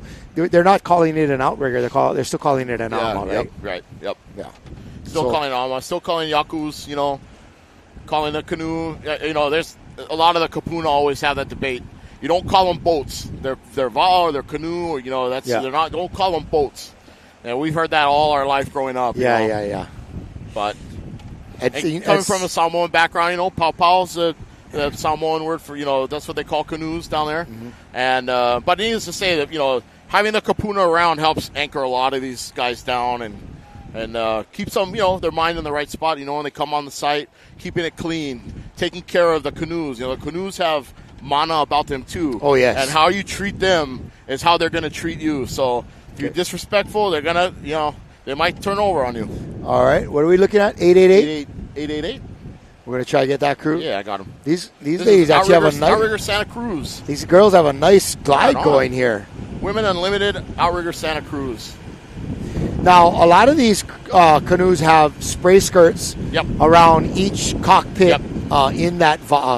but how are they... Are you think they're zipping up, or is a spray skirt even necessary today? Yeah, you know, the spray skirt helps a number of things. So every time you change the paddle over, you're bringing water with the paddle in, so you get drops and it adds up over time. But the big one is when they're doing the water changes, the spray skirts will help keep a lot of that water from getting into the canoe as they're jumping in and out. And so the canoes all have auto bailers in them. So most of them do, at least. So if they get water in them, they can flip it on, and the bilge pump will pump the water out. Right. So we don't bail here, a lot like you see in Hawaii or Tahiti. But needless to say, oh, you got it. Yeah, girl, get in there. Right on. Get in there. All right. She made it, folks. She made it. And she's in. And she's on. She goes. There we go. Right on. Yeah, but sometimes crews will take the time to zip up. Some won't. You know, I think towards the end of the race, they don't zip up or do nothing no more. Yeah, man, it gets hot after a while. It gets really, really hot after a while. Yeah, beautiful. Santa Cruz. Santa Cruz is, you know, the guys up there in the northern central California, they're used to paddling water like this. Yeah, this is warm for them. Yeah, for them, this is like spa day. This is bath water over here. Yeah. And you can see how, you know, the stroker is definitely going to change the whole dynamic of the boat. Yep. The past stroker was a little bit quicker. Yep. And now this lady has come in. She's kind of changed it up a little bit. Yep. She's starting to pick it up now. That crew feels like they want to go a little faster. Yeah, they're going to back her up a little bit. Yep, they're going to push her a little bit. So now she's picked up her stroke. She's, as a stroker, has had to adjust to what the other paddlers are doing. And a lot of times, having a good number two makes that happen because a good number two is always whispering in the ear of the stroker, keeping it positive, keeping them up, trying to give them feedback about stroke rate and count and reach and stuff like that. And so I think that's important to have a good number two. They give you the blend, and they're going to be a good support system for your stroker. Yeah. You know, back when I first started canoe paddling, it doesn't look like it now, but I was a stroker. So, you know, it's a tight seat. I was a lot smaller back then, but the point is that you can, if you don't have a good number two, it feels like you're on an island. Like, there are times where you're like, oh, like you just feel like you're by yourself out there. Canoe might feel heavy. It might, you know, you might feel like someone's bumping the canoe before you're in the water, and having a good number two really helps settle your head down. And and if you can't get that timing between 1 and 2, everything else will be off. It's hard for 3 and 4 to be off too, and so that's always an argument, like not an argument, but a debate. Who's the most important person in the canoe, right? And you know, number 5. Number 5. But it's debatable, right? Steersman's important, but number 2 is very important. Keeping the time, making sure that number 1 is comfortable, and, you know, calling things up. Here goes the change right here. Nice change happening right next to our Esquire boat. Canoe 9-6. Is that what that is? That looks like a mixed crew there. That is nice set of changes. Oh, Kaivai North Bay 96 Co-Ed Unlimited right behind us back there.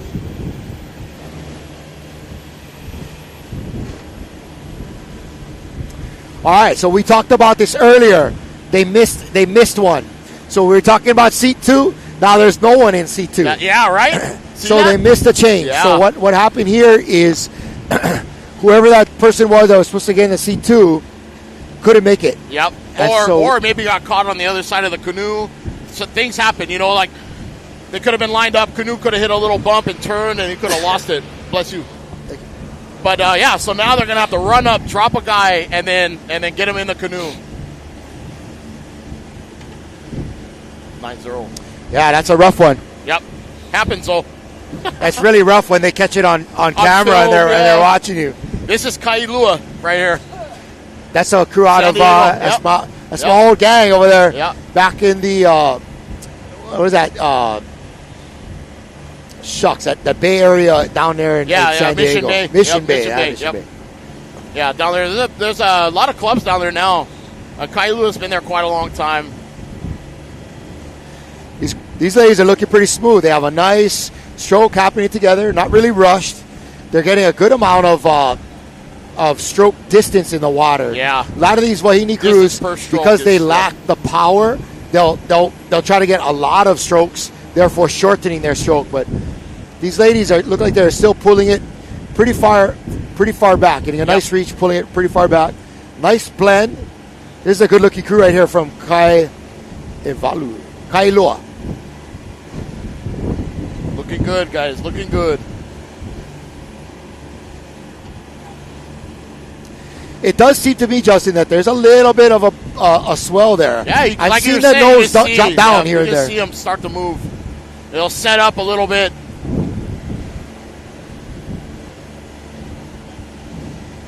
Pretty awesome.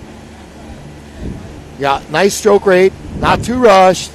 Real steady. Yep. Timing looks really good. Yeah. Smooth looking crew. Yep. Good looking crew. Right on. Go Kailua.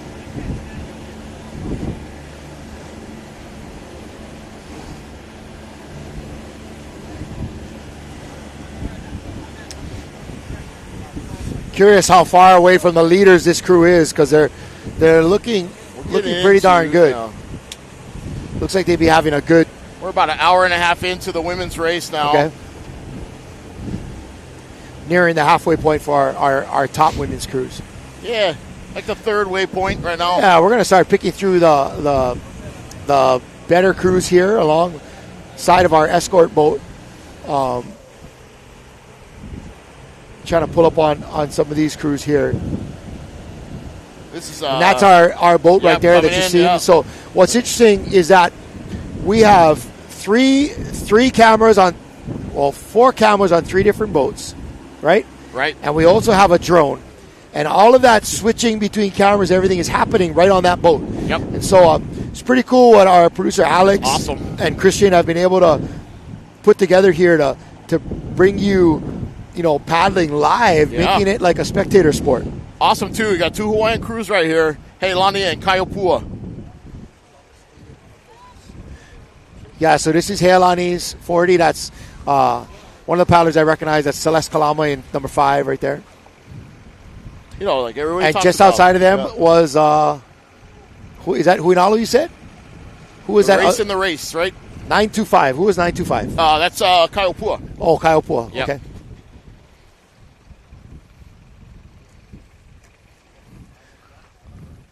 All right, that's Dondi Dawson steering in 6. She's also a member of the Kalama family. Where is Heilani out of? Heilani right now is practicing out of San Island, but historically they're from the town side of Oahu. Okay.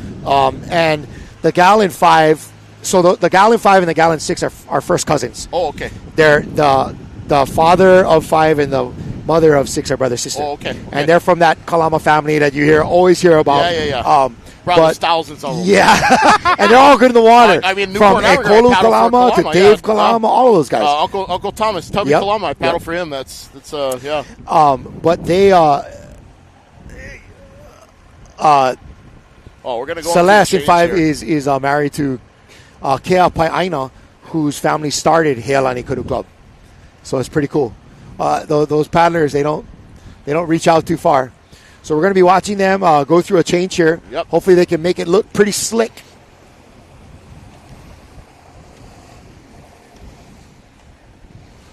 Setting up for the change. Looks like 2, 4, and 5. 2, 4, and 5 making the change.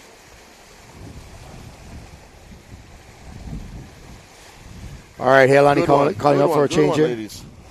Awesome.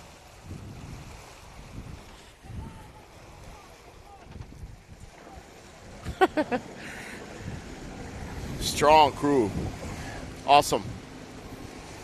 Nice change by those ladies right there, Hajas.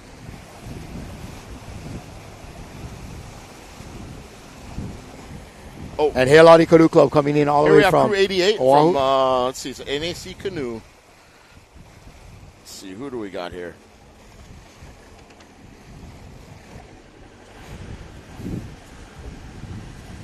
Still a good battle going on between Kaiopua and Helani here. Yeah. We got crew 88 on the screen right now, which is a Newport Outrigger. I'm sorry, NAC, Newport Aquatic Center women's team. Senior Masters women. So 50s and over. Wow, bro, they don't look. This crew is strong. Yeah, they are. Yeah. Strong crew. Nice. Yeah. I think a bunch of these women were over for Queen Lily O too, if I'm not mistaken. It's great to see these age groups come out, as we talked about earlier. They really kind of start to develop this race within a race kind of thing. You know what I mean? Like, they don't care about what the other guys are doing. They're just doing their thing. You know, like for a lot of these guys, there's pride in taking down open crews. You know what I mean? They still want to place, of course, but they take down some of the open crews or masters crews or whatnot. That's kind of bragging rights on the beach, you know. All right, we're here back here with that Helani crew that just made that change. And this is a kind of a cool battle going on between Helani that you see closer to us and just outside of them with the white jerseys, red hats. That is Kaiopua. Is this Helani crew, is that a Masters crew, a 40s crew? Yeah, I'm going to check right now. It's a Masters, Masters crew. Yep, okay. 40s crew. And then that Kaiopua, is that an open? That's an open. Okay. Yep, women's open. Like you said, it's a race in the race, right? Whoever's next to you is the one you want to take down. Yeah.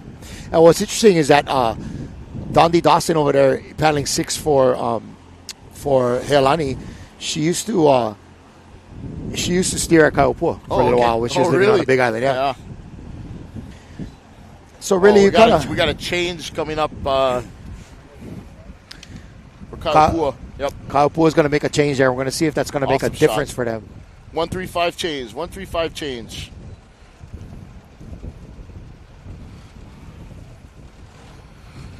It's pretty wild. Like, you can see the kind of distance a crew can make if someone's changing next to you. Yep. If someone's changing next to you, you can see the kind of distance you can open up pretty quick. Pretty cool to watch that like firsthand and see how much of a difference it can really make. I mean, you see Helani still right here behind us. Whoa, there. And now probably about two boat lengths back, Kaiopua has dropped back. And so, as a paddler, you definitely don't want to be that weak link. No. In it as it's happening, but we're going to hopefully see Kaiopua come back and make this a little challenging pool. Kaiopua will pull back up on him again. Yeah. And, yep.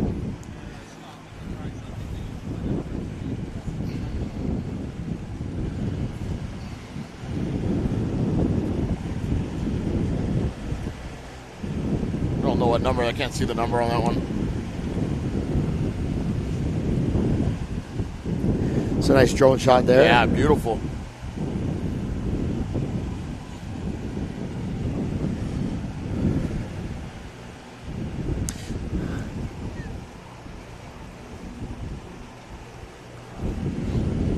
Good to see these clubs that are still like affiliated and centered around their original traditional canoe club, and be able to come up here and race and be competitive and still like really kind of be based around those same families that created that club. Right.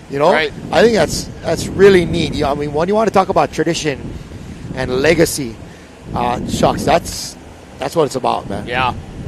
Yeah, I totally agree. A lot of the clubs that, even here in California, a lot of the guys that started with Balboa Bay Club or Newport Outrigger when they, and then they all kind of broke apart and split up, and then you get all these guys that paddled together all started clubs in their own regional backyards, and they still through generations exist today. Yeah. Pretty awesome. It's kind of like each club has its family tree, Yeah. Yeah. Then you got clubs like, Outrigger and Waikiki. That club's, 100-something years old? Exactly. Yeah. Exactly. Pretty awesome. Huinalu. Yeah. Waikiki Surf Club. Yeah. This is Imua. Oh, let's see where we at. Oh, yeah. Drone shot right over us here. Yeah, this is NAC again that you're looking at. This is Masters? Or? Yeah, I believe so. Masters. Yep, Masters Unlimited. And we have 566 on screen right now. That is Kahakai Women Golden Masters right here on screen. They love to wave the camera. That's good. And it's do. funny, I think the women's and the men's races have such a different feel to them, Yeah. The women's races, it's like everybody's getting along, Yeah. they want to wave and have fun. It's just an air of like just fun and enjoyment, and then you get to the men's races and everybody's Serious. so goddamn serious, bro. It's like, come on, you guys, lighten up a little bit. No, about we're serious over here. Paddling, we're going to kill each other. Yeah. Right now we're looking at crew number 121. Only bummer about the women's races, man. When it's porta potties, they're so busy. Oh yeah, there's all the time. The porta potty line is long at the women's races. This is so we're looking 131 Marina Del Rey. Marina Del Rey. That's a little bit farther north from here, Marina Del Rey. Yeah. Yep. They have a nice setup too. Really nice little beach back there. They host a really fun race. Marina Del Rey does. Tough the parking up there though. Tight.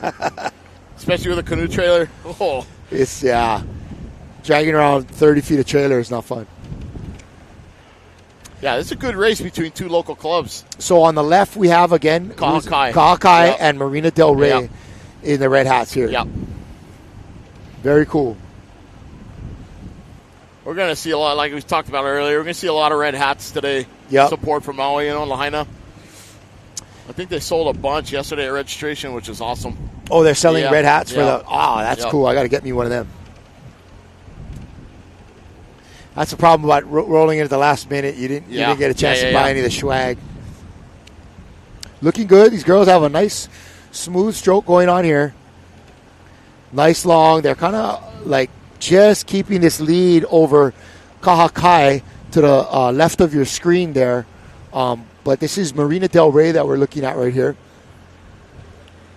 Yeah, Women Unlimited, 131, yep. Marina And Del Rey. that view from the front, you can really see. Are the paddles coming in at the same time? Or is the entry and the recovery in the same moment? Is the shaft straight up and down? Are they entering the water in the same way? Are they taking their recovery and their reach in the same way? And so it's really kind of critical. Even down to using the same kind of blade, Yep. Nice job by Marina Del Rey and Kahakai. Awesome. We're over here to some overhead footage. Who is this? Is this back to Heilani again? Yeah, it looks like Heilani again. Yep. Okay. Heilani 40s crew. Now, a lot of these girls, and I'm a little biased, I'll admit it, but one of the things I like about Heilani, they have a lot of Hawaiians paddling over there. A lot of like folks with actual like koko or Hawaiian blood inside of them. And so I kind of am a little partial being Hawaiian myself, and I like to see them here really representing and doing so well. I don't think there's one paddler, even in the United States, that would not love to see a Hawaiian crew win the channel against the Tahitians, Yeah. That would be kind of cool, because then it would be like, the Tahitians and the Hawaiians. That would be kind of neat. Yeah. The last time I saw or heard of anything like that was back in 2014. Yep. I don't know if you heard of Bruce Ayao. Yeah. He'll be here tomorrow with his crew of 50 Nakuakona guys paddling. Yeah. and he had some of the guys off of, at that time, I think it might have been Mellow Johnny's or Livestrong, and Daniel Chun Yep. at the time had a big fro, and he had 6 guys, all normal shirt, all these brown skin Hawaiians, and paddling in a koa canoe, Right. and they won overall the Queen Liliuokalani canoe race. Yeah, really? And partially was because Bruce Ayala recognized the conditions and took a real inside line. Yeah. And granted, they had great paddlers. Yeah. They had great paddlers, but they were able to win that whole race. Not Unreal. only like a bunch of shirtless Kanaks, but in a koa canoe. Yeah, which yeah. I felt was kind of cool. Unreal. You know, I mean, nothing to take against anybody else of every denomination, nationality, sex, gender, whatever. I just thought it was kind of neat. Yeah, you know? yeah, pretty cool. Here's Imua doing a change. Looked like 135. Good change. Good change, ladies. Good change. Woo, Brown, some barking going on in that canoe. Yeah. That's crew team 111.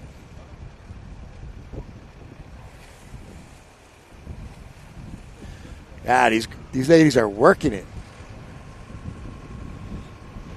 So that's one of the things you need to do as a paddler coming into a crew is you got to blend with what's been going on. That's right. And for me, I would always like to kind of watch how it's happening, kind of feel that, and not try to come in and rush it. Because sometimes you can come in and you can be that one person that's you'll throw off. the whole set off. And they're like, we had it running so smooth, and then as soon as you came in, it was off. And so you definitely want to make sure you're not that guy. That's right. You want to tune in, especially if you're like 3, 4, 5. You want to tune in real quickly to what's going on up front and be part of that. Yeah.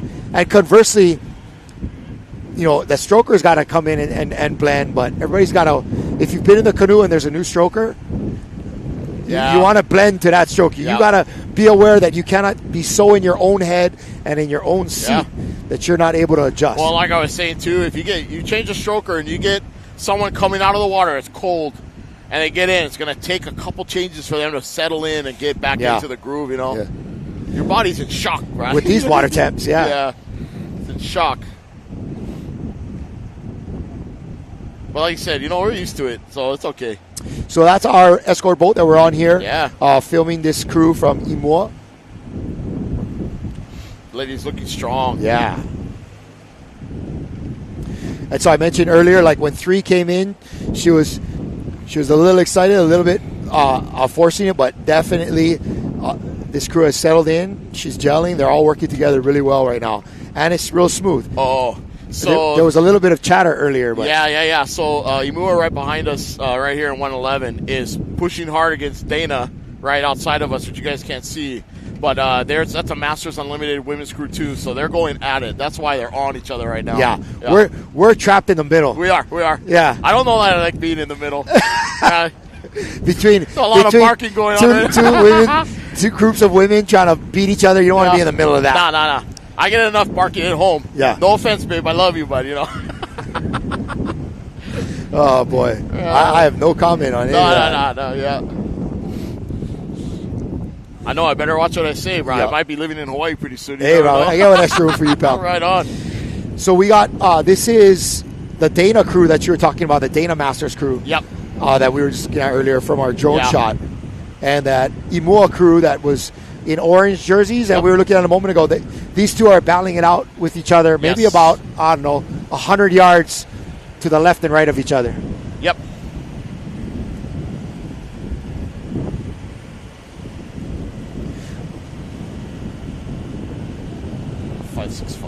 Is that 565? That's Kahakai. Yep, that is Kahakai. That's another Masters Unlimited. Oh, and number 80. That's Outrigger Santa Cruz, another women unlimited crew. It's an open crew on the outside of Kahakai right there.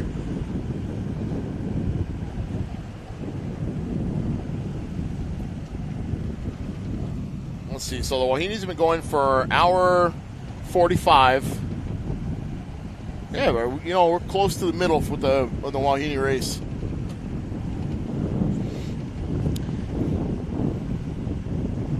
Nice shot here again at 565 Kahakai. give you an idea what the conditions are like out here. There's some texture on the water for sure. It's not as smooth as what it was this morning, that's for sure. Yeah, shucks, a lot of that looks like boat chop because these two crews are really battling. Yeah. There's going to be a couple of boats in the area, yeah, including our camera boat. Yeah, that's right. And the crews ahead of them. Okay, and we're coming back to our drone shot of Dana. Looks like Dana. Of Dana Point out here. There's a Masters women team right here. This is that crew we were talking about battling it out with Imua.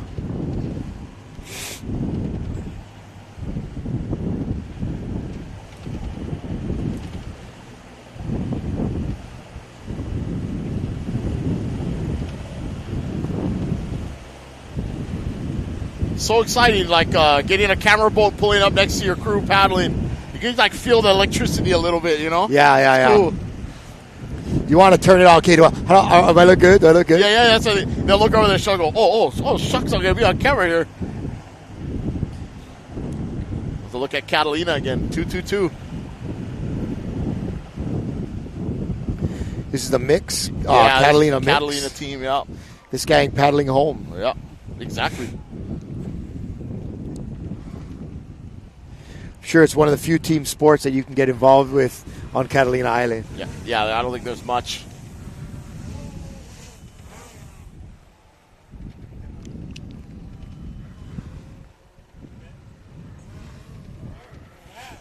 Brother, these drones are an occupational hazard, huh? Oh, sometimes. You got to have a lot of trust in your drone pilot. Yeah, right on. I don't think the blades are hard enough to really cut you, but man, it doesn't give you a good feel. Oh. You know, sometimes there's some injuries. A knife will go through butter, that's for sure. No matter what the temperature of the butter is, a knife will go through it. Look at my cut on my arm. Right there. Yeah. Oh. That's proof. That's proof.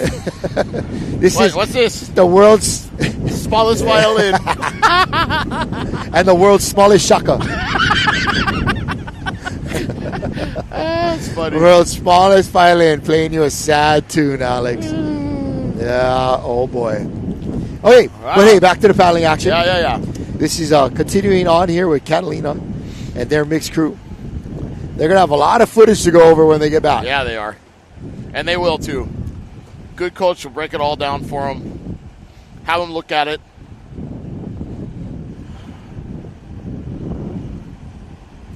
Sometimes the best coaching is just watching video of yourself. Yeah. You know. Because, you know, someone could tell you until they're blue in the face, and until you see it on your own, like, oh, shut up, man, I'm not stacking my hands right. The coach is telling you, coach don't know what he's talking about. My hand is not there. Yeah. And then you see the video, you're like, oh, crap. Yeah. He was right.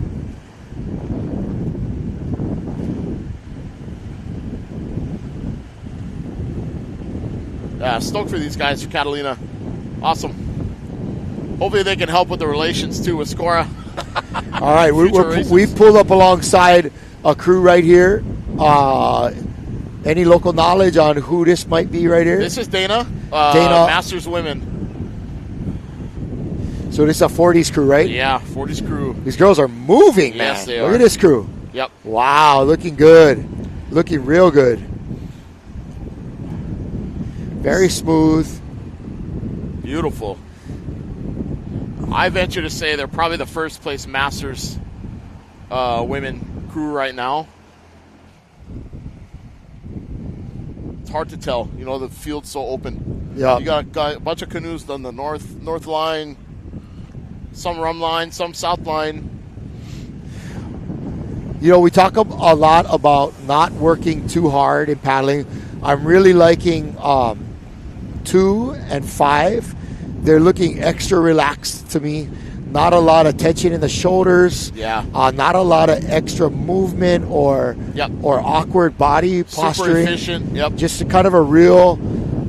They're putting the power where it needs to be, and just allowing the bigger muscles of the body to do the work. Yeah. What you don't get to see a lot in this kind of paddling is the effort that's happening in the canoe with the paddler. Right. And any good paddler will be picking a lot of their power off of the leg. That's right. You're driving off the leg. You're driving off. You don't see the leg work in the canoe when you're watching, and the leg work is just as important as everything else in the stroke. In fact, the big muscle of the leg drive that. It may be hard to see if you look really close at seat 5. You could see. Watch. You're going to see the top of her thighs moving with every stroke. Yep. Every stroke, which means basically that she's driving off that leg, getting power for her pull delivered from her leg through her hips and into her back as she reaches out and twists. Yeah. And that is strong, efficient paddling. That's right. I'm really liking C5. Yeah. Whoever you are, you're getting a gold star from me, and I hope your coach hears it. Yeah. Looking good, ladies. She looks like a really strong gal. Beautiful. And really backing up her team over there from C5. Woo. Awesome. All right, on your screen now, not quite sure who we have. But we're going to be continuing to pick our way back up through the pack.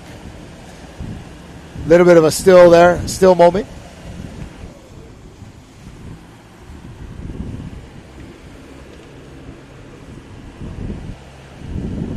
Right, these satellite setups are game changer.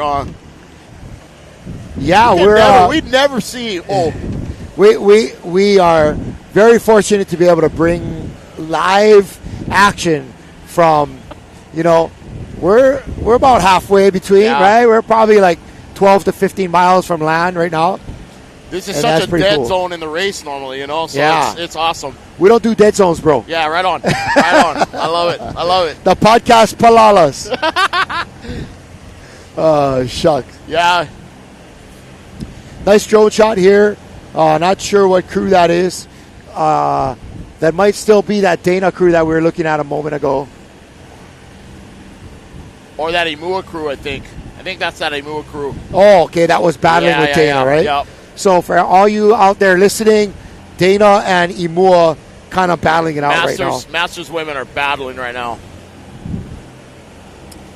I'm going to try check into our Facebook. Oh, yeah. I don't got cell service out here, bro. No. Oh, we got some action going on right here.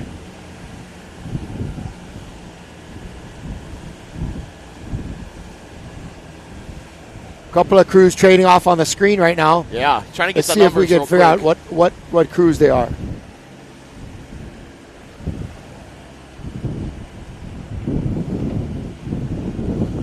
$299 is Hano Hano Outrigger Canoe Club, Women Unlimited. You can tell the canoes by the colors, but I just don't want to automatically say it because you never know. Yeah, we have a lot of out-of-towners borrowing crews. Yeah. Guys from Arizona. Yeah. Guys from Washington even. Whatever. All right, so this crew right behind us here, 616. I think we were watching them earlier. They got That's Santa Barbara. Yep. And Santa Barbara is getting no break from the sun. No. Their escort boat does not have a cover. And what's funny is that the girls in the escort boat are waving at the drone, but the drone's looking at the canoe. Yeah, they're so stoked. Yeah, that's cool. That is cool. So stoked. Santa Barbara is looking good out here. Yeah, they are. This is an open crew. Yep, open crew. Beautiful canoe that they got. I like that gray and yellow going together. Yeah. They've also transferred that color scheme to their jerseys. Looking very coordinated. Beautiful.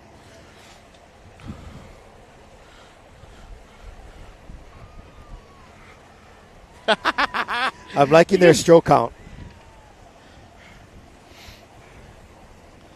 Nice smooth paddling. Some strong ladies in this crew. Yep. Putting it together. And there is their escort boat coming in. They got a great support crew. The energy with the camera, Brad. Cannot say it enough. It's awesome.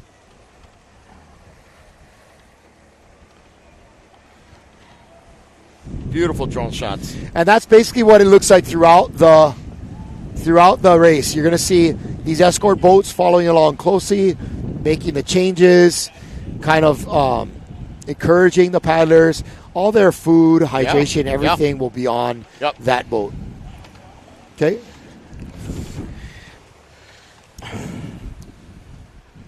Can't say enough what it's like, too. Being in a canoe mid-channel and having an escort boat with your teammates, yelling at you, encouraging you, it helps the mental game big time.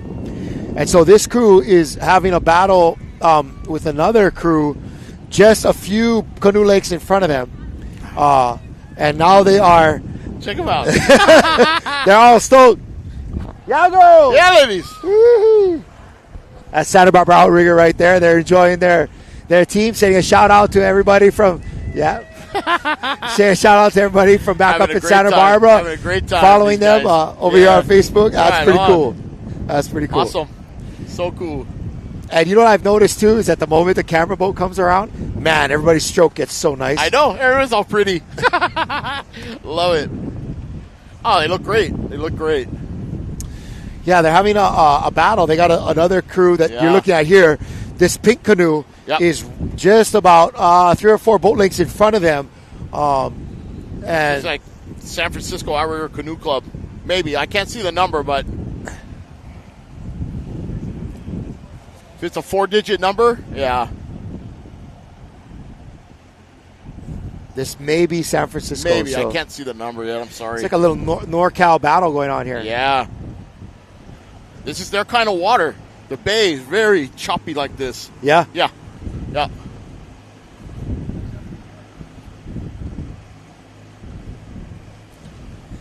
Nice work from these ladies in the pink boat. Looks like we're developing a little bit of that headwind you were talking about earlier. Yeah, starting to pick up a little bit. Coming a little out of the west. So the farther you are out in the lead, the less time you'll have paddling into a headwind. So definitely an advantage to our top crews. Incentive to get there, Yeah, we're just coming up on the 10 o'clock hour here. Yeah. About 2 hours into this race, roughly halftime for our top crews. Yeah, about halfway. And just kind of more of this as we head over. Catalina is starting to loom large on the horizon. And shucks, the California coastline is just an outline of mountain and smog at this point. This is right. This is San Francisco. Looking good, San Fran.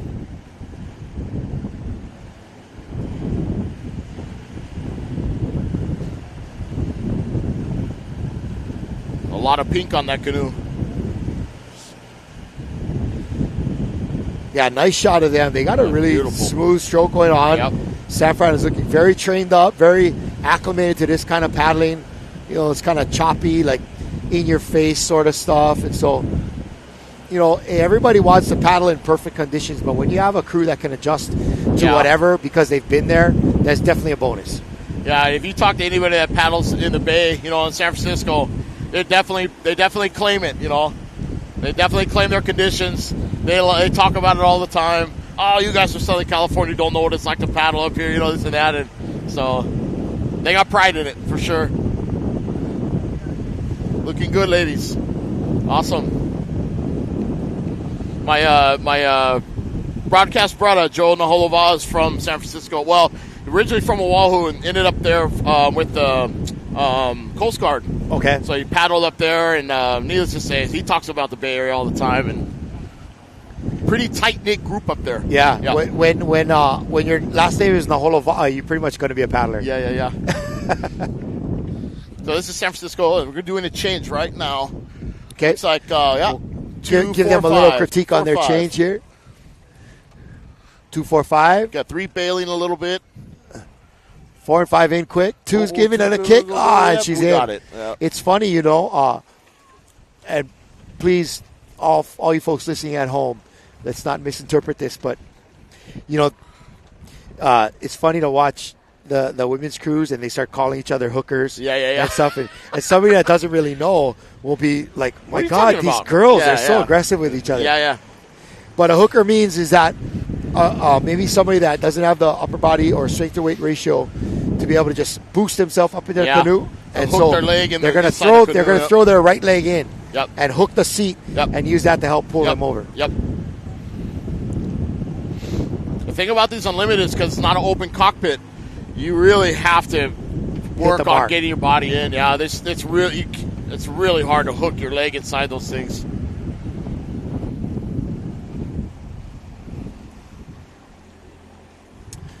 Looks like Santa Barbara might be going for a no, that wasn't. Oh yeah, they're going to make a change. They are. Yep. Santa Barbara's going for a change of their own, and they are just our Santa Barbara crew is just behind and next to this San Fran crew.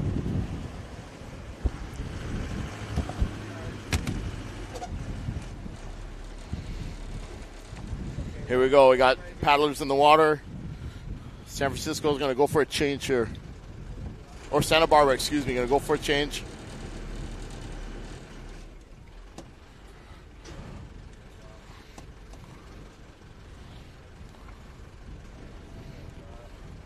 A lot of time what's overlooked in a change is the spread of the swimmers in the water matching up to the seats. If they can line that up and hit the seats at the same time, it makes for a really smooth transition, much like you just saw. That was beautiful. Get in. There we go. Beautiful. But a lot of teams overlook that. Sometimes you'll get one swimmer that's a little bit further than their seat position. Then the canoe has to slow down before they jump in. And but what you saw right there was really nice spacing. Good change.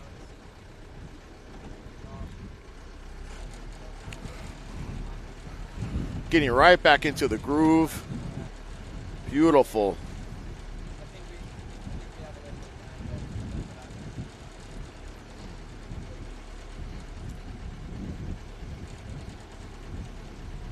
Santa Barbara just finished a nice change for you guys tuning in. Good job, ladies. Good job. Still on the heels of San Francisco. Yeah, I was going to say that was a pretty smooth change by Santa Barbara. And kind of like they are almost on the same schedule as San Francisco. They made the change at about the same time, right after. Yep. And so when the crew in front of you makes a move, you kind of want to answer. It's like boxing, you know? Yep. You want to parry and respond. Yep. And so what's happening right now is we've got kind of each one of these crews has changed out half their personnel, and we're going to see if that's going to be a difference maker for either of them. You see that gap right now on your screen between Santa Barbara in the back in yellow, San Francisco in the pink, and are they able to close this gap? Well, these three girls that came into Santa Barbara, they know the assignment. Yeah, they do. Yep. Close assignment's to close the gap. Yep. Close the Make gap. the difference. Yep. And the assignment for the girls in San Fran, those three girls. Yep. Open it up. Yep, that's right. Open it up. Yeah, 100%. So, when it's like this, and if you can or can't make the difference, you got to own that as a paddler. Yeah. It'll be interesting to see if we can catch a dummy change. Like sometimes teams try to get an advantage. They'll drop guys in the water, paddle right by them, make the other team think they're making a change, and then open up a little bit more distance, and then might jump up or cut a change. Pretty fun. That's how EDT secured the lead on Shell Va just off of Diamond Head the year that they won the Molokai Hoi. Yeah. And watch it happen right in front of me. I was like, holy mackerel. Yeah. And you know what? Next year, Shell Va had a different coach. Yep. Yeah. It's tough when you're late in a race and you're battling. It's tough not to bite on that. You see that happen, like, oh, we got to make a change too. And they dummy change it. They pass right by them. And next thing you know, pick up one little bump, and they're just gone. Yep. That was so cool to watch that. EDT went out, way out. They went way in front, so they made sure Shell could see them. Right. They dropped 3 paddles in the water. The Shell coach, he came, he responded. He put his 3 in at the same time. And the EDT guys, and right as Shell was starting to make their change, EDT called a couple hard changes. Yep. They just caught a bump and gone. right ahead. Yeah. Yep. That was like one of my favorite moments in all these years that we've done the broadcasting of these races. You never know tomorrow. The men will do that. I don't know that the Wahinis do that a lot, but the men will do that. Yeah. I think for this race in particular, because for those last 3 miles, you cannot make a change. Right. That's right. Yep. Having the lineup perfect or just right is important. Well, like I was saying, Air Tahiti made 4 changes in the last 1 mile right before the turn buoy, or the last change buoy, just to get their crew set. Yep. Here's 417. This is a Lanakila Women Unlimited crew. Looking strong. Yeah. Real strong. Lanakila Canoe Club right here in California.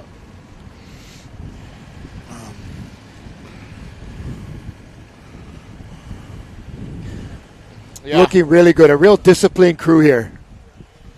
Real disciplined crew. Yeah, that was Lanakila. All right, we're going to head out. Looks like they got Rylan Hart coaching them over there on that boat.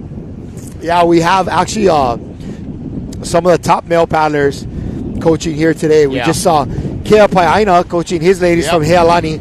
He's a standout paddler in Hawaii and member of the Hawaii-New Zealand team that was dominating Molokai Hoi in the late 90s.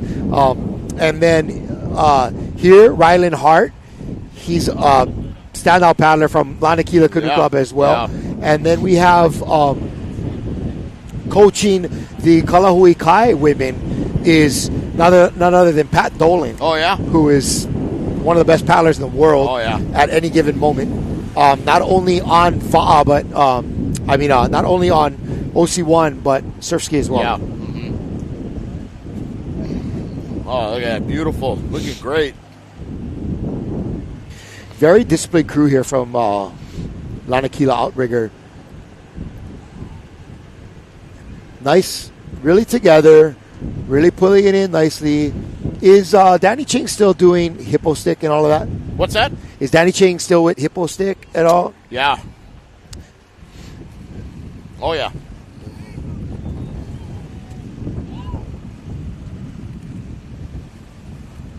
Looking good, Hui Lanakila. Yep.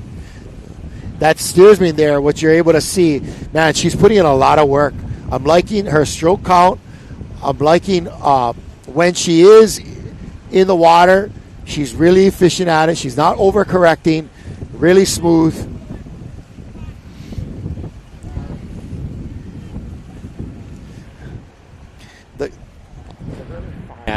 Looking really good right here, Lanakila Canoe Club. Smooth. I'm liking that 3-5 combo. Couple of really strong girls. Yeah. 5 is looking great. Okay, so we're back to us. Sorry, when we're talking to you here like this, we're looking at all the action on a small screen, and when we have the opportunity to see a crew right behind us like this, Lanakila crew, it actually is better to look at it with our own eyes. So our apologies if once in a while you see the back of our head, But I definitely want you to know I appreciate Justin not only being here but sharing with me all his hair care products today that I used to make sure that the dew was looking just right prior to putting on the hat. So nobody wants my hat coming off. The glare would be too much for the camera. Shucks. Good Everyone times. will go blind. Good times. Yeah, thank you guys for having me on. This is awesome. Like I said when I got on, I try really hard not to fanboy too hard, but hey, it's good fun, brother. Yeah. This is good fun. Yeah, I love it. Hey, we're just a couple of brothers enjoying the race. Just think of us as being on the couch next to you at home, talking story about what we're seeing and just going over stuff. So good fun. So again, mahalo to all of you that are tuning in for this Catalina crossing. This is the U.S. Championships here, considered in long distance outrigger canoe paddling, and really, we're stoked to be able to bring it to you from the middle of the Pacific Ocean, keeping it live. And if you have any comments, questions, let us know where you're logging on to, watching us on the Ocean Paddler Facebook channel. Yep, awesome. And big props out to Scora. Is that? Scora. Yeah, I'm working on that. Scora for hosting the race and providing for us to be here, bringing you the broadcast. Yeah, it's running a race like this logistically is tough. Moving canoes back and forth from the island, coach bolts, safety bolts, all that stuff. So Score does a wonderful job with that. So super, super thankful to them. And I heard that this race was happening here since, was it 59? Was I correct? 59, I believe, is the first Wow. one. Yeah. Was the first one. Yep. Again, as we had mentioned earlier, they had to change that because they used to have the men's crews race over first, and they landed up enjoying themselves a little bit too much on Catalina and no longer being welcome. Yeah. Yeah, it happens, you know. That's part of paddling, I think. Comes with the territory. The decompression. The celebration after. Yeah, celebration. Yeah. Celebration after. For sure. Yeah. Well, we're getting great coverage of this Lanakila crew here. They're gonna they just made a change. Right on.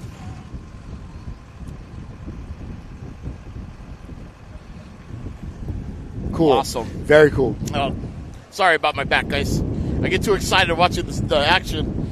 It's hard to see it. We're making some changes here with all of our cameras and their crews, and so we're going to be bringing you back some live action. Unfortunately, you're going to have to look at our ugly mugs for another couple of minutes while we get everything loaded up. But don't forget, you can log on to our Facebook page and grab yourself your very own Ocean Paddler hat. Yeah. Sorry, Justin, we don't make them in double extra large. I got it. One button. One button. Still, it's good. We're good. You should see the straps on the back of his hat. They're like this. They're like, holding on. Don't let go. Yeah. Never let go. I'm going to have the kind sunburn right here. No, I put the sunscreen on. We're good. Yeah, so again, we're back here with this Lanakila crew. We got our camera back up. They just had a little bit of a personnel change. I'm continuing to like seat 5. She's doing a great job there paddling. Steersman, that 3-5 combo is in.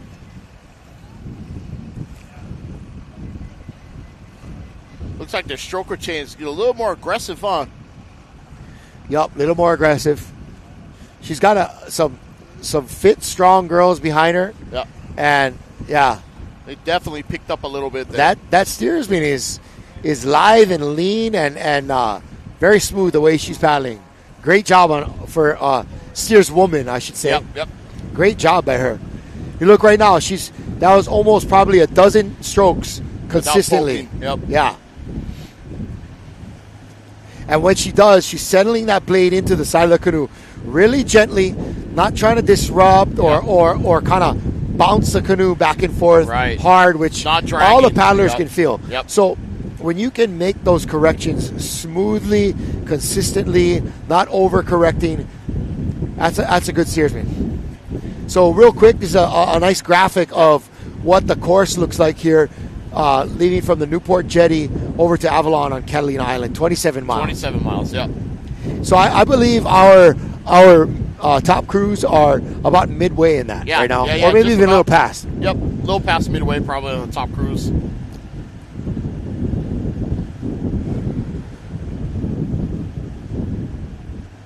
Here comes the coach boat catching back up. And what do you feel, Justin, about what's the most important stroke? Is it the last one on the side you're on, or the first 3 on the opposite side? You know, from a coaching standpoint, you try and get everyone to go three strong on before the change and 3 strong on the entry. You know, of the other side. So, but you know, people get tired, they forget. People get tired, they forget. You know, you got to remind them. And part of having a good captain in the crew to remind them, okay, guys, you know, firm on the change. Here we go. And call the hut and the hole, and then you make the change, and it definitely makes a difference. Those couple little strokes during the change make the canoe feel so much different. If you can power out through a change and power in on the new side.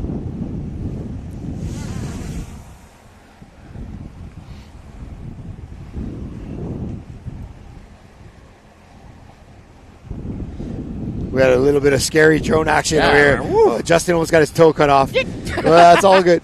You know, Justin, back to what you're saying about this. I do feel that it's important to leave one side with a nice strong push at the minimum on the last stroke, so that change which will inevitably, you know, much less so with more experienced crews, but will inevitably not be your best, but being able to hit those top 3 strokes on the new side nice and hard and keep that canoe flowing. And then you settle in through that middle 4 through whatever 12, and then you call it. I think the kind of the level of paddler too with experience. A lot of times we'll make guys slow the change down, because that way everybody can make the change and effectively get in on the catch on the change, instead of rushing it and missing a stroke or whatever. So a lot of newer guys I'll slow them down and make them change really slow so that they don't have that fumble, so to speak, on the change. But yeah, I mean, I think everybody's got different ways of doing it. I think when you get to a top level, you're just doing it. It's just clicking. It's going. Oh, man, this crew's looking great.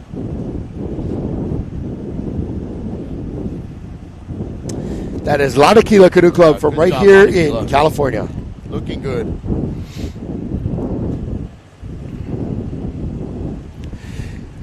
Yeah, Catalina's starting to look close, brother. Starting to look a lot closer. Wind's picking up pretty good. Yeah, now. they have a nice little wind coming off of their starboard 4 quarter. So coming at the canoe from about like 2 o'clock, 2 o'clock. Yep. Yeah, some of these crews in the back are going to have a tough time in the next hour or so. You're going to start picking up on them.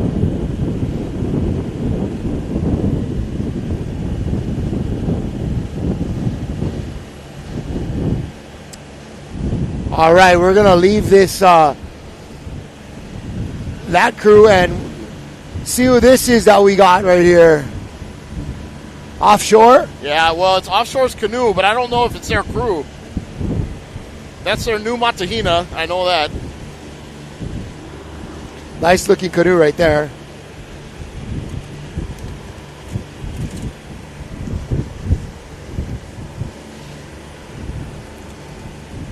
We're gonna take a little snack break as we come with you. Not only do crews need to worry about their hydration and nourishment, but it's the broadcasters as well, man. Thank you. Yeah. Oh. Don't mind us. We're gonna have a little. Snack. That's how a Samoan takes his cookies. He grabs half the rack. Hey, he's stuck together. Yeah, okay. That's my excuse. Okay, sure.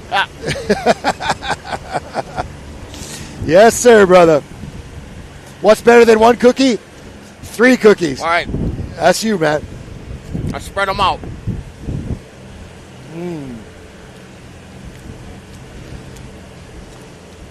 So are we staying with this is an offshore crew? Yeah, I got to get the number off that. Tell who it is. And I'm pretty sure Offshore only fielded a co-ed crew, the one that we called earlier. This is somebody else.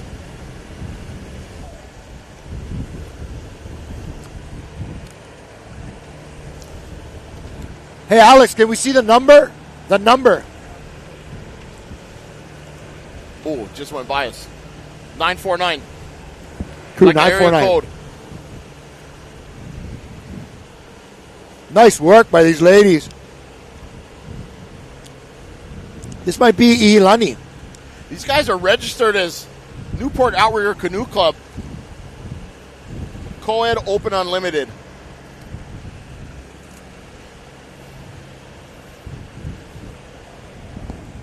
But not their jerseys, though. Newport's blue color.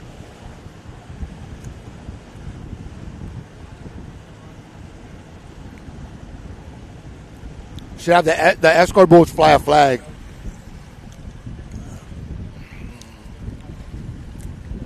Yeah, that's definitely a Matahina canoe right there. It's a beautiful canoe moving through the water, really nice.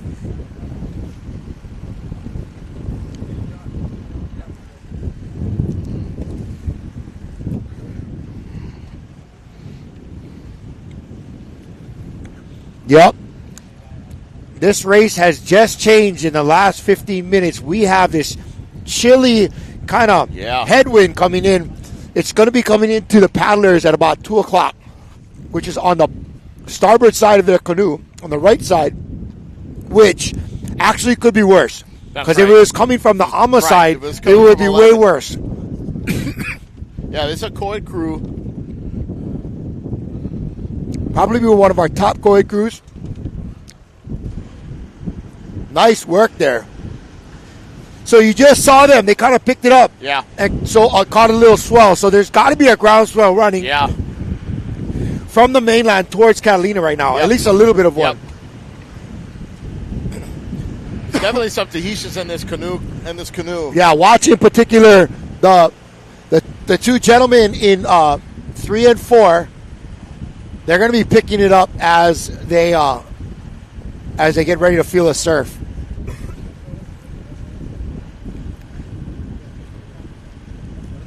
Actually, it's 2, 3, 4 are men right now. Yeah, huh? yeah.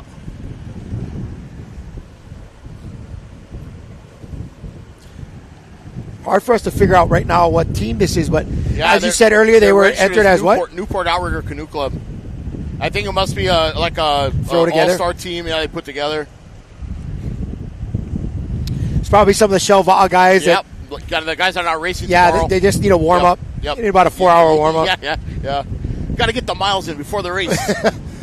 You know, in Tahiti when they practice, the amount of miles that they put in is insane. Yeah. They'll practice their long practice on the weekend. They'll race from Papeete out to Moorea. Yep. Okay, that's the first leg. Yep. They hydrate, they get coached, they eat something, then they paddle around Moorea. Jeez, man. So wild. They rest, they hydrate, they whatever. Then they paddle back to Papeete. Yeah. It's an insane amount of mileage. Yeah. And I'm sure they're doing changes or whatever, but man, that is a lot. Well, and the training they do outside of the canoe too is impressive. Yeah, they're operating on another level for sure. Yeah. Well, they're in a vacuum, perfect vacuum. Yeah, that was an interesting comment you were brought up earlier. Maybe you can expand on that a little bit about how in Tahiti they're operating in a vacuum. Yeah. I guess there's no other way to really explain it, but they start the kids really young on the V1. Yeah. Train them early. They train on surf skis a lot too. You see them on surf skis a lot too, but then they get they move them up through the ranks. They from 17 they're already competing on a high level. And then they get picked up by clubs the big clubs will pick them up. Some of these clubs employ them, right, to work for them while they train and they have the company, the guys like Shell, Air Tahiti.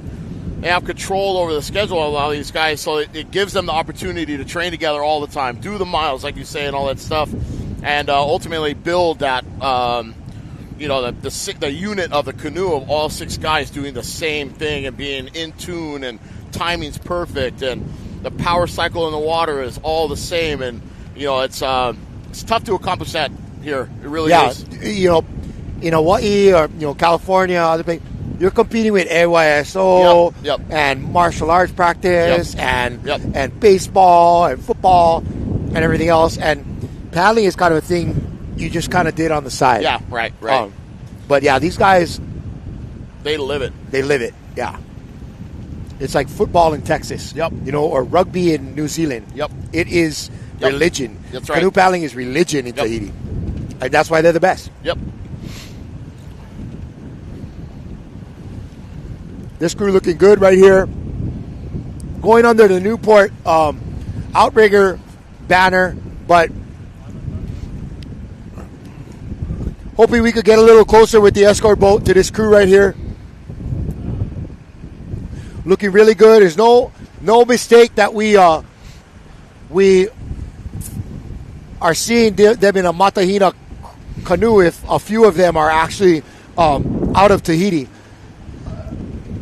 But they are moving. Yeah, I don't see any other crews up here with them. I'm sure they're probably the first place co-ed. Yeah, they're trying to hunt down our top women's crews. Our top women's crews are a little bit farther. Yep. What would that be? South? It's like north, a little bit further north.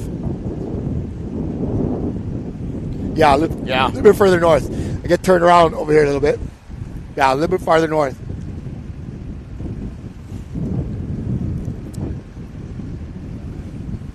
Looking really they are good. Flying. Yeah. Beautiful. And interesting, they have a woman there stroking in the front. She got 3 men behind her. And, man, I always remember paddling co-ed, whether practice or whatever. Yeah. The girls are always like, wow, it's so nice to have all that power in the boat all of a sudden, She's doing a great job stroking them. But we're going to leave that Newport crew behind, and we're going to come here and take a look. Try to get a number on this crew here. This is that Matahina with the women in it, Ihalani, but I think they're registered. I think they're flying under the Newport banner, too. That's why I don't see their name on the list.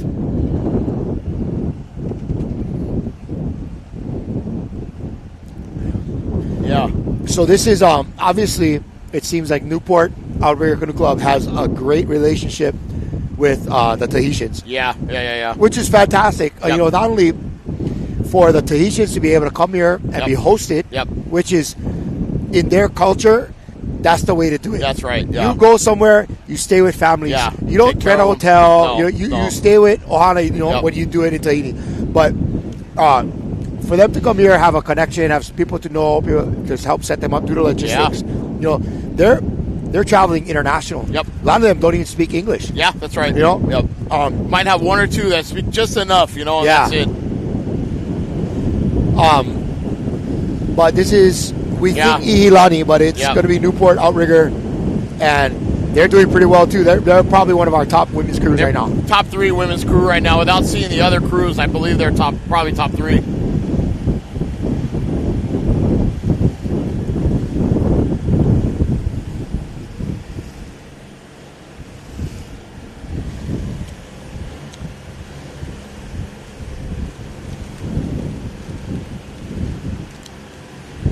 Yeah, a little bit of salt. Thank you.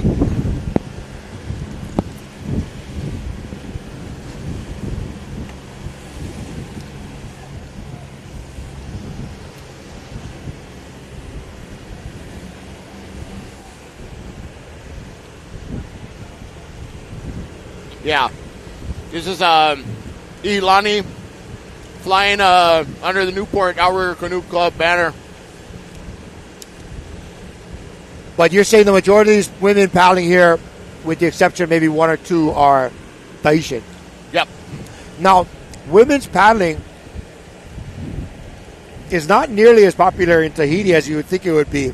Right. And not nearly in comparison to like Hawaii or even like California. Right. Yeah, the top women paddlers are very well recognized. They're like superstars over there, Yeah.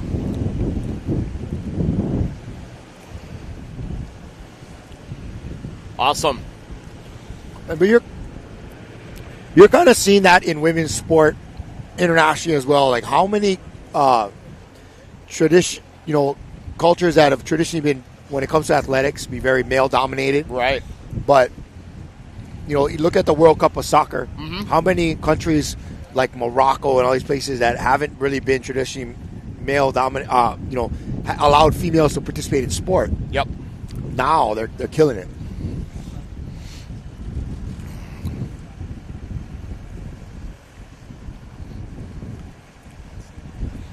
So this is that Ihilani crew we were talking about earlier. These paddlers are very experienced. They are not at all impressed by cameras. Nope. They've been followed in races before. They do not care. Them. Yeah. They don't give a rip. They are here to paddle. Yep, that's right. They are all business, this crew, bro. Yeah, they got some champions on this team for sure.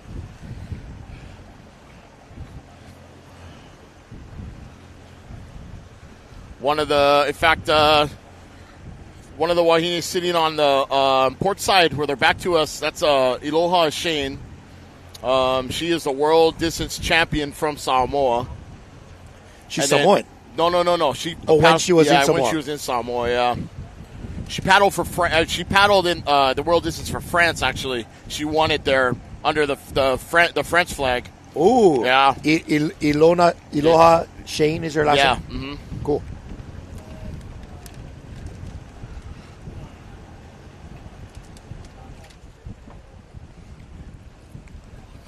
Looks like you got Vaimiti Maoni sitting in one, stroking. She's a Tahitian champ.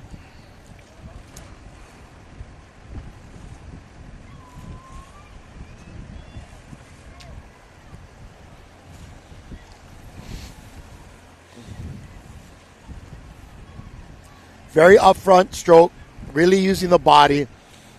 The Tahitians, when they're in their V1, it's all about leg. When they're in the 6-man, it's all about using the whole body. And you can really see them, these girls, using their core, using their abs to kind of crunch as they're making that entry into the water and really getting a good grab at the front of their stroke. You see way high on the outside of them is Kalahui Kai, it looks like, in that red canoe way out there.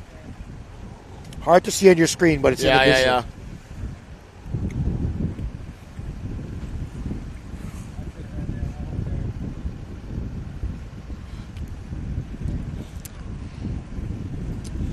You can see this kind of hard at this angle, but the stroker, the 4, the 5, man, they're really just kind of grabbing it and using that. Putting everything that got into the stroke. All those obliques, all of that connections through their leg and their hip in the side that the paddle is in, that side of their obliques and abs will really be kind of crunching down and grabbing and making sure they're scooping the water. And try to bring in that whole theory of you're not grabbing the water and pulling it to you, but you are planting your blade and you're pulling the canoe to where you put your blade in. Yep. Great example of this for these ladies. They're going to run up and make a change, it looks like. We're hopefully going to catch this crew nice and close as they make this change here. Probably be a 3-woman change. This is going under the Newport banner, but Lani, we believe a number of paddlers from Tahiti, French, what do they call it? The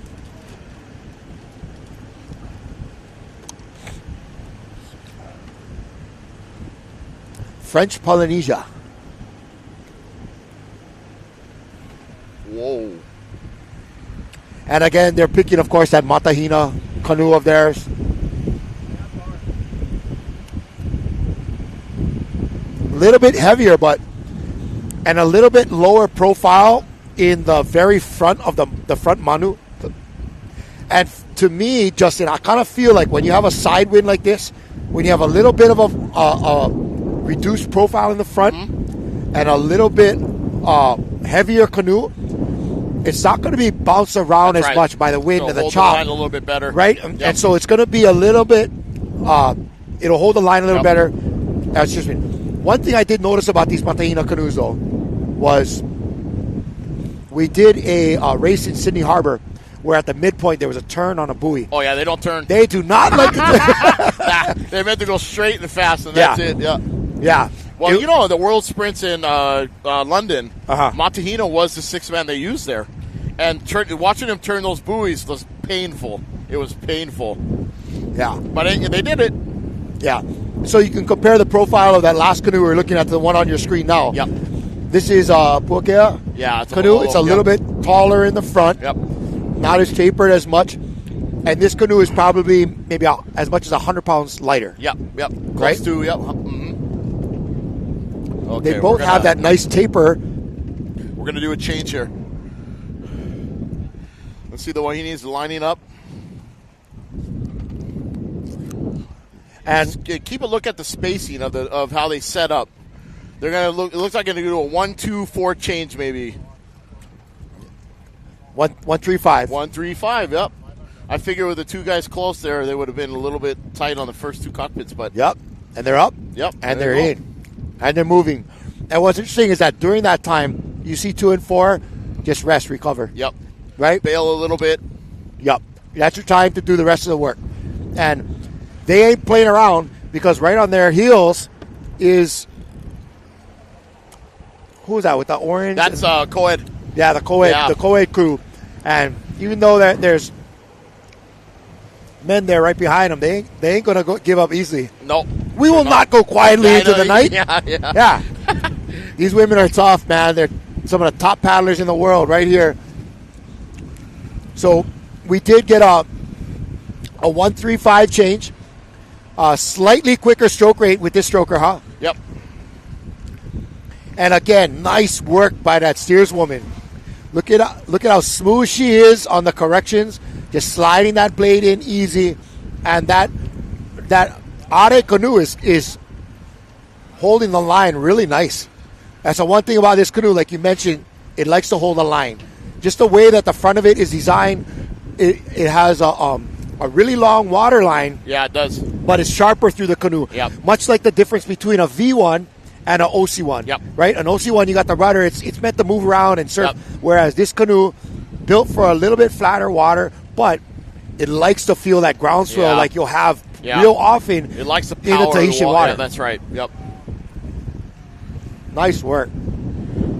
The center of the Matahina is more bulbous too, so give you a kind of a quick measurement breakdown. The middle of the Matahina is about 22 inches wide, whereas the Mololo is about 17 and a half, 18 inches wide.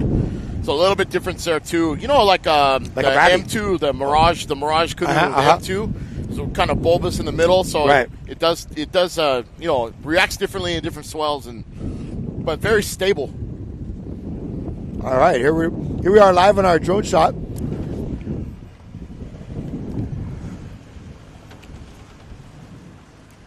Let's get a gander of what crew this is.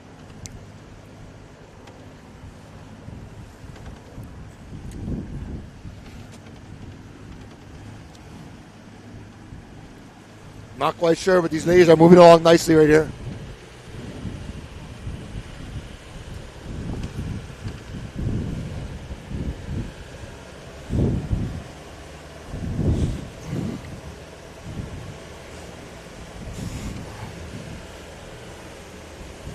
Bro, look! I know you guys can't see it, but look at the coil closing down just in that short time.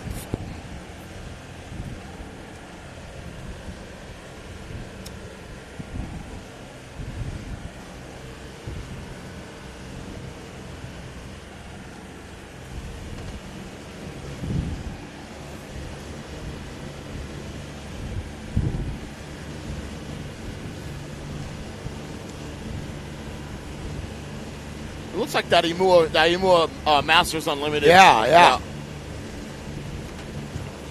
Let's see them make this change here. See how fast. So, 1, 2, 4. Yep, 1, 2, 4. Stroker in nice and quick. All Good those change, girls, not bad. They had no problem getting in. Those three. No, really good change this late in the race.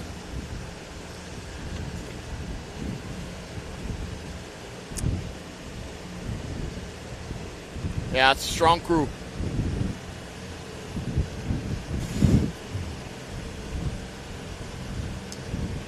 Nice work there by these ladies.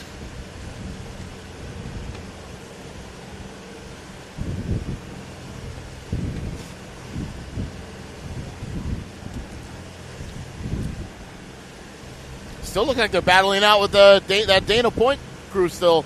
Yep. Wow, this has been just a slugfest. Back and forth. These two crews just like trading blows, man. Wow. Awesome shot right there. They're getting some work done out there. Look at this.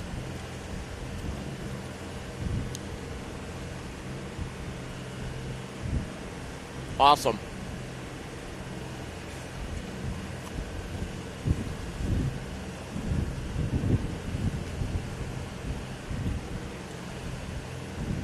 That's going to be a race to watch in an hour. Yeah. Where they end up. Because they've been kind of going back and forth at it for a while now, right? Oh, yeah. Again, these crews, that right here, was that? So that's Imua for sure. Imua? And Dana on the outside, yeah. Yep.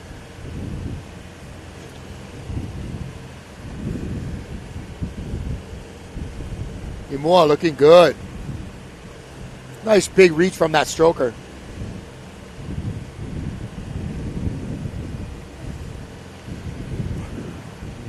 Looks like Dana might have picked up a little bit right there. The boat angle changed maybe, but There's no quitting either of these crews. Slugfest for sure. Ooh.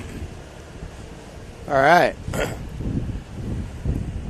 So for our first time today, our boat is going to be pulling up here shortly on Kalahui Kai. But there we are right there. Yeah. So we're pulling up on Kalahui Kai right here. Nice drone shot of them from the follow cam. And no doubt, these girls are looking super solid right here. That's they're being coached behind us by Pat Dolan. His wife Angie is in the crew. She might be in seat 2 right now, I believe. Really good paddler. It looks like Hoku Keala in 3. Rachel Brunch steering them. We'll try to get some other names for you folks as we continue along. But this Kalahui Kai team looking really good. Looking great. We are 2 hours and 50 minutes? 2 hours and 42 minutes in. They are probably at least a good half mile in front of that those 2 Tahitian crews that we just left. Yep. The third place. Although that mixed oh no, we came from right over there. Yeah. Not even. Yeah, maybe like a quarter mile. Yep. Looks like that mixed crew will be bearing down on these ladies shortly. Yep. But then out in front of this Kalahui Kai crew, maybe only like a quarter of a mile up from them, we're going to see, that's Dana Point, I believe, right there. Yeah, you can kind of see them on the screen out there on the starboard side, way out there a little bit. So good job, just as you predicted. Dana Point is out there in front. Kalahui Kai representing the Hawaiian Islands is right here in 2 behind us, as you're seeing on your camera. Yep. On your screen, sorry. And then not far behind them is that Ihilani crew. And they're kind of spaced like that north to south. Yeah, they are. Dana being the farthest north, Kalahui Kai in the middle, and Ihilani out of Newport. A little bit south, yep. Newport, Ihilani, they're kind of like a little bit farther south. Yep.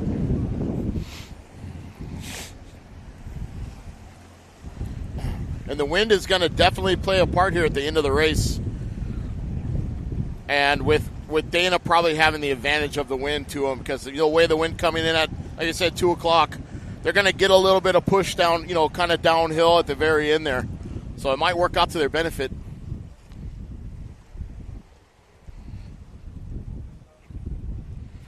Yeah, and you're gonna see a lot less paddling from the steersmen, because they're gonna have to try to be holding a line. Yep. But it does make sense for them, like you had mentioned, to kind of work up a little bit. Yep. Like Dana worked up a little bit early, probably. They were probably getting the wind report. Yep. Ahead of everybody. Yep. Yeah, but this KOK team, that comes down to coach and boat captain, and kind of talking about a strategy and figuring it out. This KLK team is doing really nice. They're going to go for a change, it looks like, right here. Yep. They just came around us there. Their coach, Pat Dolan, calling out that change, and they've been ready to make a move right here. Oh, awesome. Hopefully be able to catch that. Yeah, not bad to have one of the best paddlers in the world be your coach. Yeah. I wonder how that works out at home. Yeah, right. Between him and Angie. Yeah. Like, now what seat am I in, Pat? Like, I made the team, right? Now, but all these girls have been training on their own. I was sitting next to Beata on the plane ride over, and she was mentioning that all of them are on one kind of like page on their Garmin. Wow. So you're seeing, each member of the crew is seeing the work that the other girls are putting in, and it really gives you a level of accountability. Yeah. Like, hey, my sister is out here, putting her time in. I gotta put my time in too. Yeah. They all work on the Strava probably, huh? Where they can track each other, and there's no hiding when you do that kind of stuff. Yeah, no hiding. No hiding, no drama. Nope. Yeah. And these ladies have come together from a number of different clubs, a bunch of them from Outrigger Canoe Club. They have Dana Kahakui with them. She most recently has been paddling with Lani Kai. Rachel Brunch was Waikiki Surf. Yep. Several of them had taken off for a year or two for whatever reasons, and were able to kind of come back together. Yeah. And are are really putting it together. Yeah. They raced Queen Liliuokalani, Yep. but in the glass boat, in the spec Yeah. boat. First in their division, second overall. Wow. Awesome. And Queen's 18 miles, right? Yes. Yeah. Yes. Much shorter race, similar conditions to this. Yep. Oh, yeah. But yeah, this wind is seeming to clock around more to like 230 at this point. It's even more from the side right now. And we're just getting. Yeah, we're just getting Kalahuiai's going to pelted. go in for a change here. We got Dana coming right up on her starboard side right here.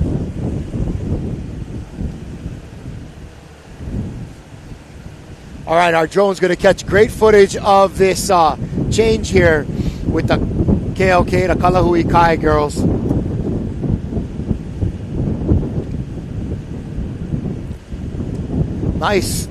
Nice work. They got their paddlers in the water. They've made their drop. Let's see how quickly they can get in and make it happen. Oh yeah. Oh, wow. Fast. Up and in. They ain't right playing. going. Oh, yeah, they're not playing. They are not playing around. Right. So right now they're in second 2 hours place and 50 overall. minutes in, and we're Yeah. just like nothing. Yeah. Awesome. Here's a They are good in shot second of place Dana. overall. Yep. And here we go. This is a great shot of our leaders from Dana Point Outrigger. They are shucks. Maybe not even a quarter mile ahead of Kalahuiai, Yeah. but a bit to the north. Yep. They're about as far north as they are in front. And Dana's about to make a change too, right Yeah. in front of us here. Yeah, now we'll catch another change from Dana and see how. We got paddlers in the water.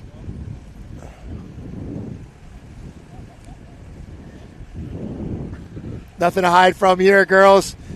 Camera's on. Steerswoman's got them all lined up.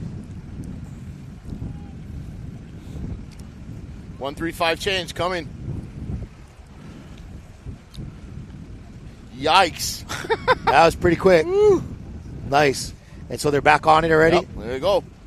Steerswoman in. And bang, on the move. Nice work. Looks like they're being coached with by Johnny Puakea, actually. Okay. Yep. Seen them in there.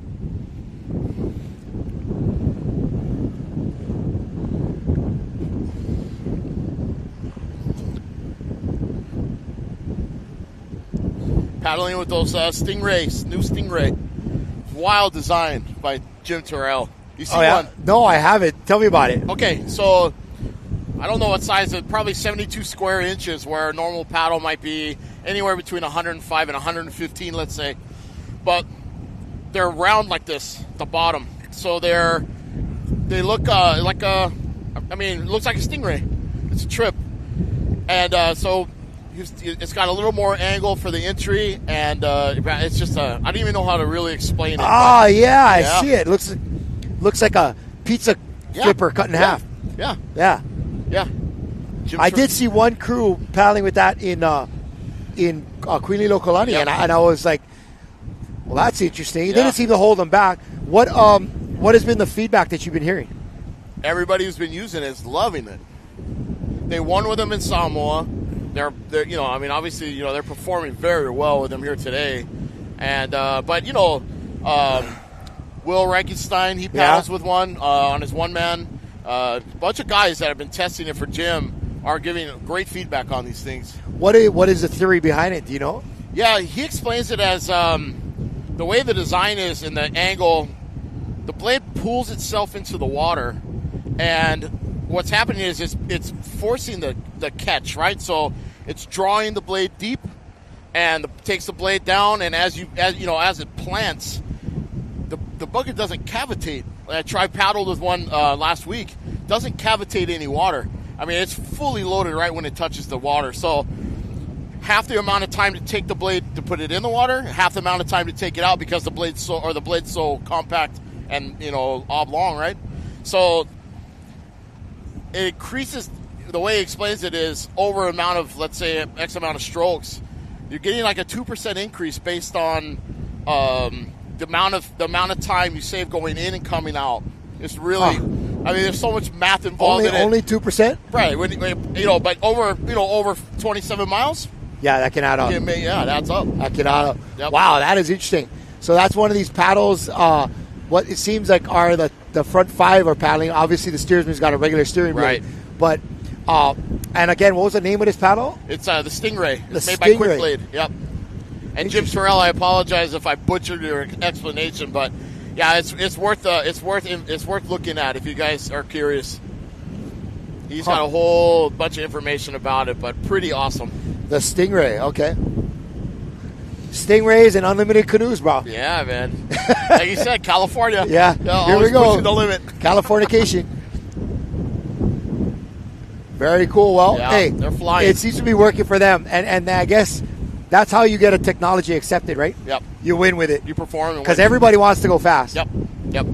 And in paddling, it's all about efficiency. Mm-hmm. If I can go faster than you with less effort because my canoe is lighter and my paddle's got some spooky design on it. Yeah. What the Well, hell? like you said, 2% may not sound like much, but over 4 hours, it might make a difference. Yeah.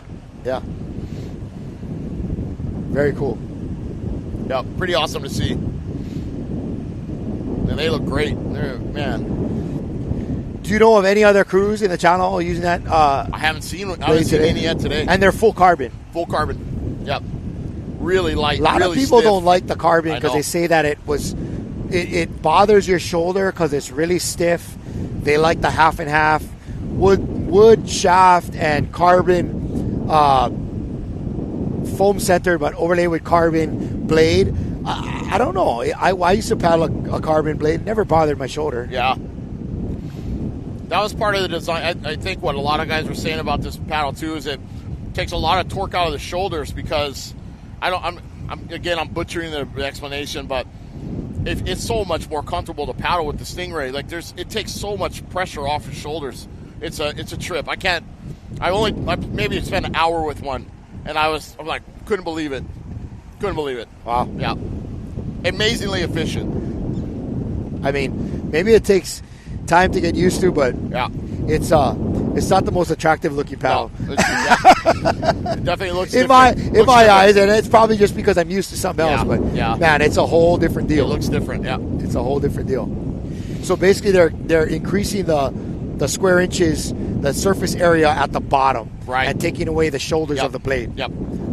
So you're putting in more volume where it matters most, and taking it away from a place. I mean, I guess Yeah. in theory, you don't got to be a mathematician to figure that out. No. Yeah. But the Cool. intricacy of the design is pretty awesome. When you take a really good look at it, it's amazing. Again, this is Dana Point Outrigger in the lead. We're going to go with Shucks, not even a quarter mile in front of Kalahui Kai, Yeah. who, Still in striking range. yeah, very much so in Yeah. striking range. We probably got at least another hour, even for these top crews Yeah. right here. And a nice battle going on here. We have behind them the two Newport crews, a mixed and a women's, that are both very heavy with Tahitians. Sounds like a buzzsaw, huh? It probably acts like a buzzsaw too. Yeah. But those crews are coming in here. It'll be interesting for me to see if that mixed Yeah. crew Go ahead, Kuki. can start Close the gap. closing the gap and doing some damage. It looks like they can. Looks like there's enough real estate, at least for them to catch Kalahui Kai. Yeah. They're not going to give it up easy, though. Yeah, not at all. But hey, let's take a good look at this Newport crew right here. Looking very smooth. Nice big reach. Not too much. And if you look, I just kind of been gearing lately towards paddlers I see that are looking really relaxed in the rest of their body. Yeah. It speaks to me of efficiency of, you're not tensing up your shoulders while you're paddling and trying to, or throwing in a lot of these like little extra motions that paddlers will do. They'll get him like a little extra little pitch, or they'll be hunched over too much, staying in here, which keeps all of this tight. But if they're kind of sitting up nice and they're just right here, they're just staying in their power, not trying to over exaggerate, getting air, but getting a nice big breathing setup, nice straight shaft. I kind of been really enjoying watching those paddlers that exemplify that. And it's usually, don't get me wrong, pretty much in the top crews, it's 9 out of 9 that are doing that. Yeah. But it really stands out in a crew where you see a couple of them that aren't. And well, and it shows too over the span of the race. Like you can see the ones that aren't relaxed and aren't comfortable. You can see them start to. You have the little struggles, here and there, and it starts to open up distance between canoes. But the other one I really love to see is a paddler that is using their body. Yeah. And sometimes it can be over exaggerated and not like somebody that's really like trying to hit the front so hard, but man, you see it in the legs, man. Especially in those loading up, the finessing the blade in, and then unloading. Coming through the water is beautiful to see. And the power really being delivered from the feet, and the hull of that canoe all the way to where that blade is being put in the water. I love watching paddlers like that. Paddling in many ways. A paddling stroke is like a golf stroke. Right. When you don't know what you're looking at, it's just like, whatever, it's golf, who cares? But when you have somebody that's got a very technical stroke or swing, right, and they're performing that sort of effortlessly. Right? It's kind of like they talk about letting the club head do the work. Right. Let the blade do the work. Yep. And where just like a golf swing, a lot of that is coming from that rotational effort being delivered from the legs to the hips, through to the hips, shoulders, and then driving through. Yep. Same thing with a canoe, a paddling blade. So I love to see that. And some of them it's real subtle. Like you watch somebody like Lauren Spalding, she's very subtle about it. Right. Very subtle about it. But there's no doubt why she's the best female paddler in the last 2 decades. Right. Yep. Yeah, I think you're watching the Dana women right now. Just the way they move together, they're very fluid and, like you said, relaxed. And man, they just, they're so efficient. You look at them. Oh, please. What I like to think of is a paddling canoe, a 6-man canoe, is kind of like one of those old V6 engines. The one that used to be in your Dodge Dart? Yeah, the Sled 6. Yeah. So, you have 3 on one side and 3 on the other. Yeah. But man, when that cam is operating just right and all the cylinders are firing and everybody's delivering their power at the right time, man, that V6 can give you some power. It's and that thing just hums and it sounds good. Yep, and that's what a canoe is like. But man, the minute that thing's out of balance and one you lose timing a little bit. One distributor wire is off or whatever it is, it'll rattle you. It sucks and it almost is like grating on your brain to see it, and that's what it's like to be in a canoe when it's off like that. It's just you can't fix it sometimes. You need to go and get a tune-up. Yep. But again, you're watching our leader, Dana Point Outrigger here. They are the reigning champions here at this race over the last 3 years and in Southern California in general. They've been dominant over the last decade. Yeah. Or more. And they look like they're having a great race. You can see how close Catalina is beginning to look. Looking good. These ladies are looking great right now. They have a secure lead on Kalahui Kai but not so much that they could let off. So right now, again, we have nice work by them, very smooth. We got on screen right now. It looks like we got NAC and Marina Del Rey battling it out. This is that same battle we were watching earlier. Yeah, huh? yeah. These ladies, this is one of those where it's a race within a race, you know. That's right. Hey, I really give kudos to a crew like Dana Point, that they're able to get way out in the lead and just keep that. But man, at the same time, it's those other ladies in their own different divisions that are just trading blows, you know. Yeah, right.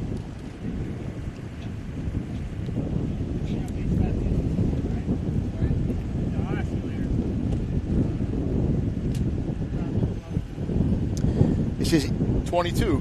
Yeah, 822 maybe? 822 or 9? 822? Oh, 022 maybe. 022? Yeah, you're right. I got my deuce. Nice shot right there. Woo. Good work. And again, who's this here? Tahoe Waterman. That's who that looks like. Let me see. Hold on. Well, actually, we in Hawaii we call it Tahoe. Yeah. In Tahiti they say, oh yeah, Tahoe. Tahoe. Yeah. This is not Tahoe. When they're paddling, they're from Tahoe. Tahoe. Which for all of you, that would basically mean the paddle. Hoi is a paddle. And so at the end of every episode, we're gonna have to see your Tahoe Waterman. That's 22. We're gonna have to see your best hoi pa today. Yeah. But that's basically what hoi pa is that we do at the end of every show. That's basically means paddle hard. Get out there, paddle hard. Pa is like firm or hard or with some strength. Right. So get out there and paddle hard.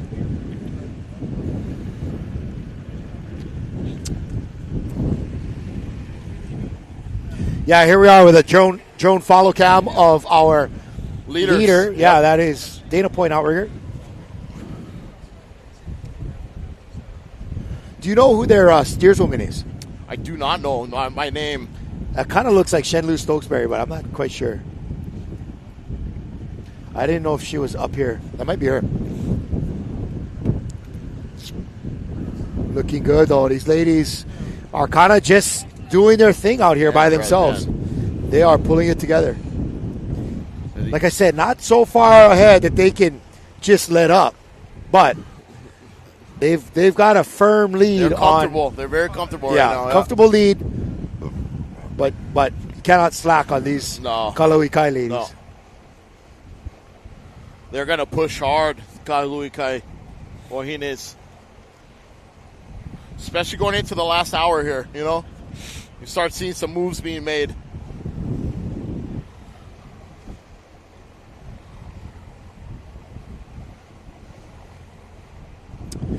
Yeah, it's too bad we couldn't get the Bradley girls up here for this, especially because Navahine was canceled. But I think there was a Dad Center race, something like that, one of these weekends coming up. One of the final women's races on Oahu.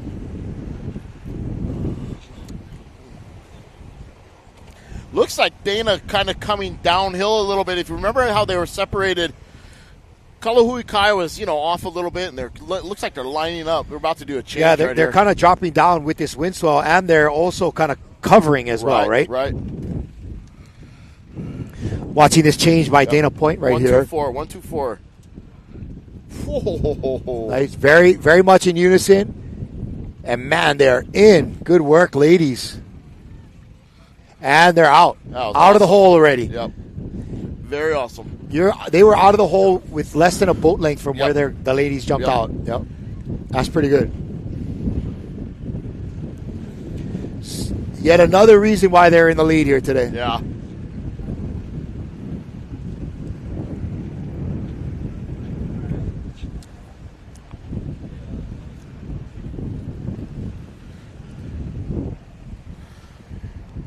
Yeah, the wind picking up. You can see it on the water now, too. Short interval, sharp bump picking up really fast there. Yeah. The only good thing about it is that it's coming from the starboard side non-AMA of the canoe. side. That's right, yeah. Keep the AMA down. If you get a bunch of this tomorrow, it really rains hell on the men. Yeah. Because their race tomorrow starts a little later, right? Yeah, 9 o'clock, I think. Yeah. Yeah. About an hour and a half later. Reason being, they wait for the ferry, right? To come from the mainland and bring a lot of the paddlers over. Yeah. Yeah, a lot of the men are coming over tomorrow morning. A lot of the teams are.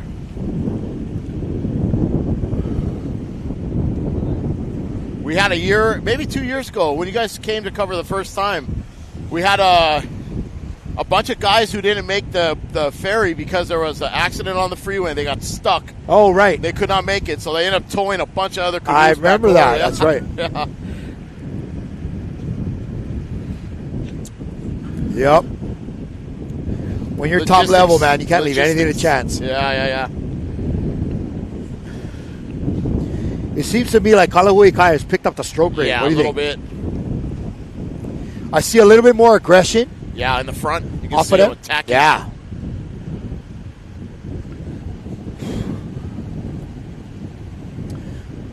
This is that time in the race, though, that you either got to make your move. You have to do it now.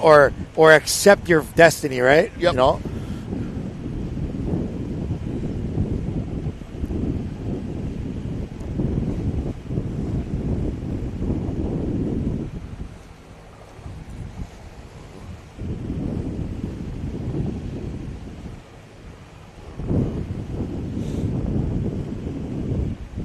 Beautiful. Again, a beautiful day in Southern California, man. You know, aside from this little side wind, this is great conditions for racing. Do you folks plan a lot of your coastal runs to anticipate these winds that might come on typically, or not really? Not really. No. Just, you know, the guys in the winter series, when we do this thing called the loop, where we paddle out the harbor and we'll cross the Balboa Peninsula, jump out right by Balboa Pier, and then we'll wait for the wind to come up, and we catch a downhill run all the way back to Newport.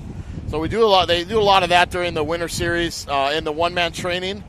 Some clubs will carry a 6-man across the street. Yeah, great. It's wild, and they'll do that. But it's tough to time it. You know, most clubs paddle in the morning. They train in the morning. It's usually always really flat. So.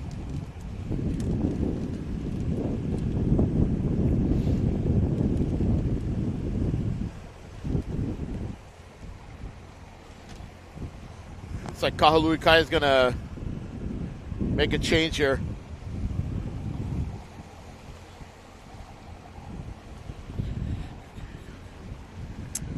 Yeah, I don't know. Do you think Dana has dropped down or Kahului Kai has started to come up? I don't think they would. Yeah, I think they're dropping down a little bit, maybe. But, you know, is that a smart move? I don't know. Based upon looking where Avalon would be, you know?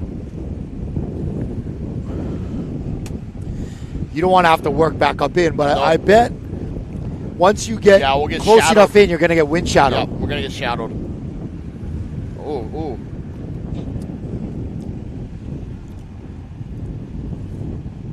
Gone. Look at that. Woo. Look, the canoe, the back of the canoe is still right where that girl was, and they're up and in already. Yeah. Wow. Impressive. Yeah. These ladies are on their game, boy, I tell you that. Nice movement from Kahului Kai. And just up in front of them, you can see that's Dana right there. Not a huge distance. It's a solid lead. Don't get me wrong. It's a solid lead. And I don't think Dana needs to be so much worrying at this point, but they really need to be consistent. Yep. Because I think Kahului Kai is good enough that they will take advantage of whatever might come their way. It looks like they're closing the gap a little bit. From the last 20 minutes, it looks like they closed in a little bit. Looks to me like they've increased their stroke count too. Yeah.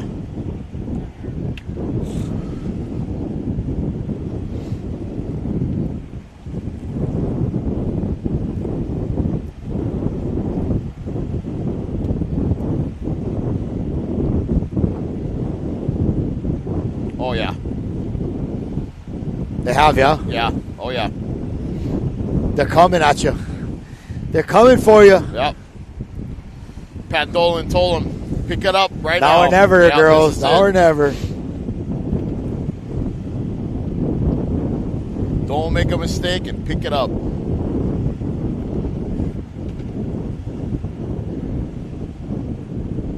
You know, we talked about how the Malolo, you know, being higher in the bow, and we see a little bit of the canoe, you know, moving like it's coming downhill a little bit. But in these top crews, you notice how smooth they keep the canoe in the water. Not a lot of rocking, you know, they're very, very smooth in their movements. And that efficiency pays. I mean, you know, they're paddling so well.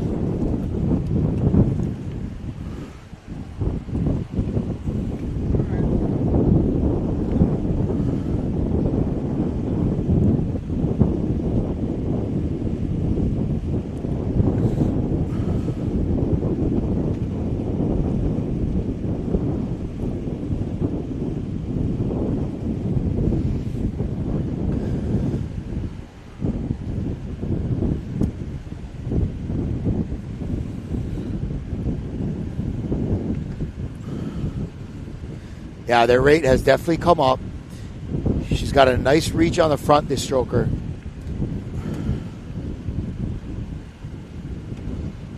And I'm wondering if this wind combined with the cool water temperatures has them really, really chilled down. Really kind of cooled down, which is not a bad thing. See him driving that top hand through the stroke. Really, really efficient movement from this crew. I like how relaxed they are. This is very much, you know, Hawaiian style paddling for sure. Nice look. Here we have Dana. Yeah, here we are on Dana. And you can see the difference in the stroke count. This Dana crew, a little bit slower, a little bit longer in the water. A little bit longer through the back end. Yeah, paddling through the back. And some people say, like, if you're going uphill, you want a longer, deeper stroke. Drive the canoe through the wave. Wow, beautiful.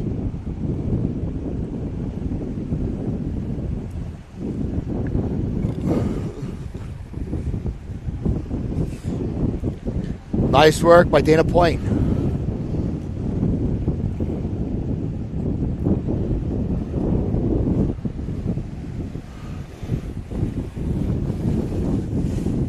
Oh, nice one.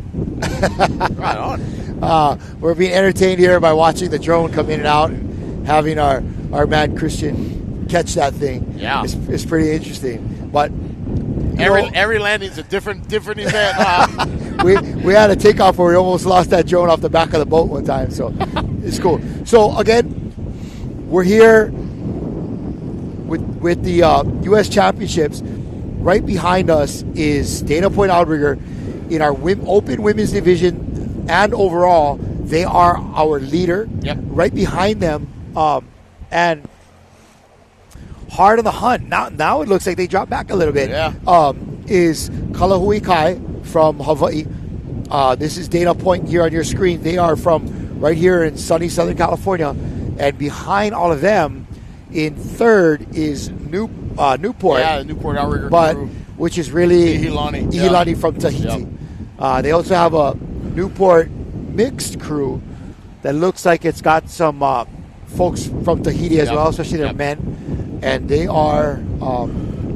they are closing they're the gap on they're the top probably women. past the women already. Yeah. And are trying to catch our Kalahui Kai crew.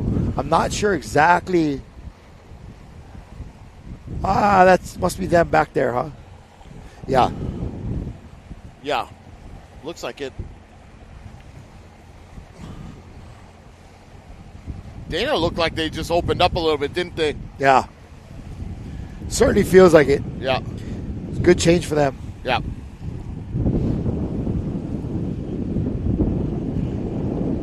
It's funny sometimes how one paddler or a couple of paddlers can change the dynamic in a For whole sure. boat. Yep. Somebody's bringing in another level of energy, Yeah. a little bit more intensity to it, and the other paddlers in the boat feel like they got to respond. Yep. Yep. Because nobody wants to be the weak link, right? Yep. Well, also, too, the paddlers that are left in, you know, when you make a change, the paddlers that are left in, they're going to be changed out in a short amount of time, so they're going to give everything they got getting into that, you know, getting out of the canoe so they can rest, and then, or at least they're told to by the coach. May not always happen, but that's what they're told to do.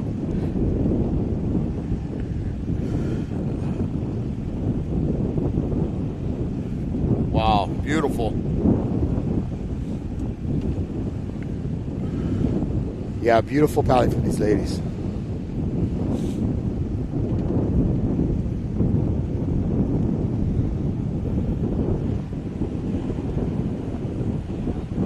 We're still here, mid-channel, Ocean Paddler TV, bringing you outrigger canoe paddling, distance outrigger canoe paddling, Yep. making it a spectator sport. Live coverage from here on our way from Newport Beach to the town of Avalon on Catalina Island. Yep. Where some of our men's crews are waiting to race back tomorrow. Yeah. And tell us a little bit, Justin, about you said there was a swell on its way. Yeah, this, you know, Surfline showed today it was going to be 6 to 8, but we didn't see that this morning, so it might be delayed a little bit. So we might see some pretty big swell tomorrow coming back for the men. And what would be the direction of that swell? They said it's going to be, I think it's west-southwest.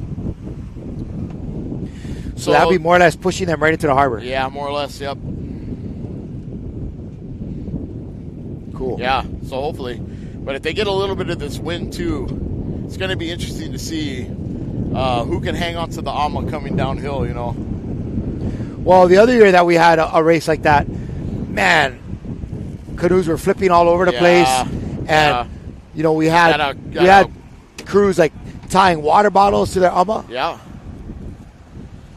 Had a canoe break a Yaku, too, that year.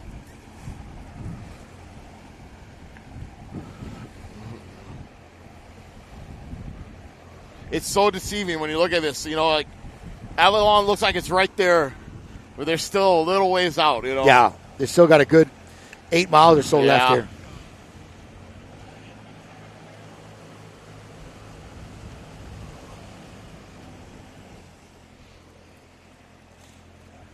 What else you got in here? Great sandwich. You like sandwich? No, good. We're having snack time over here. Appreciate it. Trying to make sure I continue to look at the horizon from time to time. Staring down at the screen. Oh, yeah. Get a little wonky.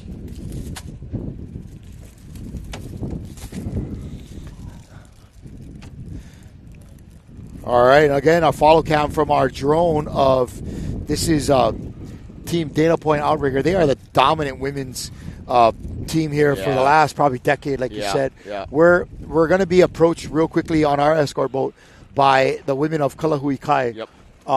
They've been having a great race today.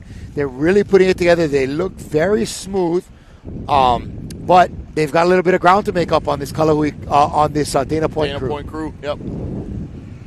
Looks like they're eighth of a mile back, maybe. Yeah, maybe a quarter. Quarter, yeah. But between top teams, that's quite a distance to make up. It is, yeah. And in the background, Here comes that Koi crew pushing hard. Here comes that crew out of Newport. Yeah.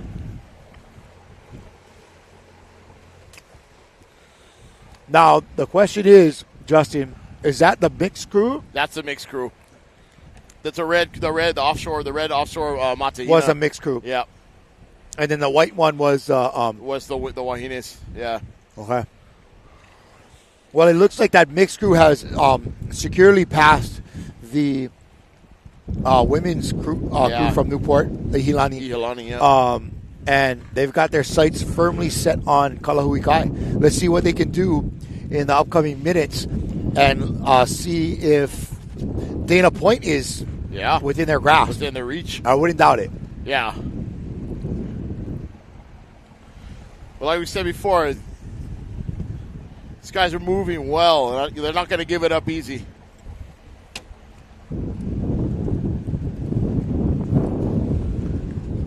Again, more drone of Kalahuikai. Of Dana Point. Yep. Doing a change up there, looks like.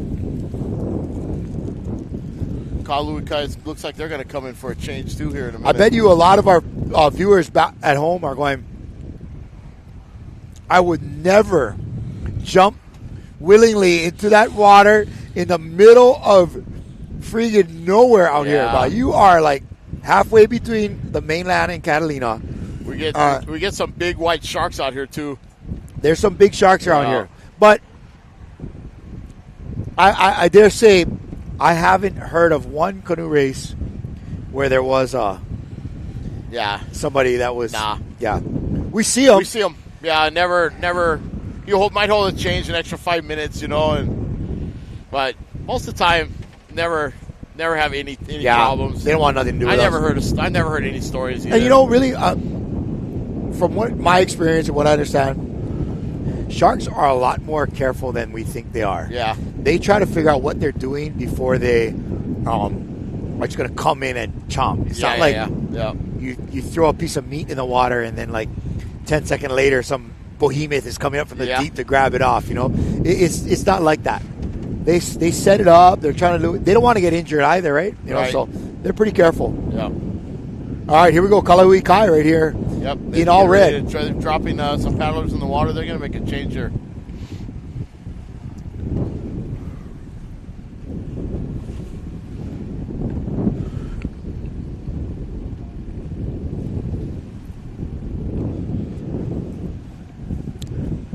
Looking smooth, these girls. So whoever knows that they're coming out of the canoe is going to be trying to give their all right here. Yeah, I mean they're gonna right here, especially right here.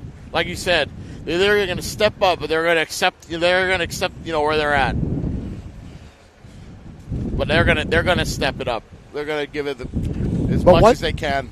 I guess what I'm trying to say is, once you know you're about to come out of the canoe, it's like, okay, suck it up. I'm giving you all I got right here. Yep. Kind of go hard for those last few changes before you get out of the canoe. Yep. Yeah. Plus, even if you're tired and you're sitting in a seat that you're going to be changed out and you see the paddler in the water, man, it wakes you right up. That is Hoku Keala stroking them right now. She's got a very smooth and beautiful stroke.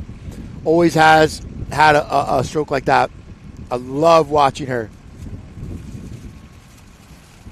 It looks like Beata in 3. You see, water change right here. They got an extra body in the water is going to hand off either some food or some fluid. Looks like some fluid to the steersman. Yep. Whoa! Right on, ladies. Yeah, up and out. Get that. Whoop, hand off and off we go. Hand off a little pick me up for Rachel Brunch. Yeah. Awesome.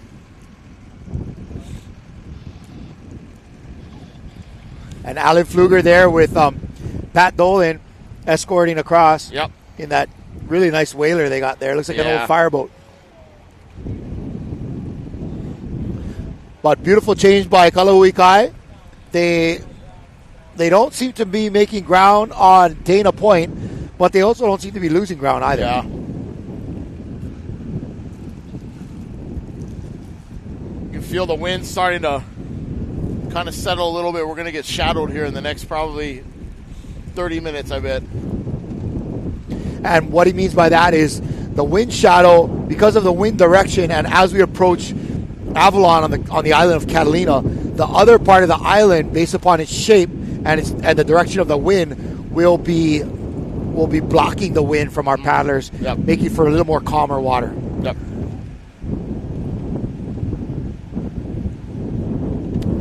And again, here's Kalahuikai on a drone shot. Beautiful drone shot.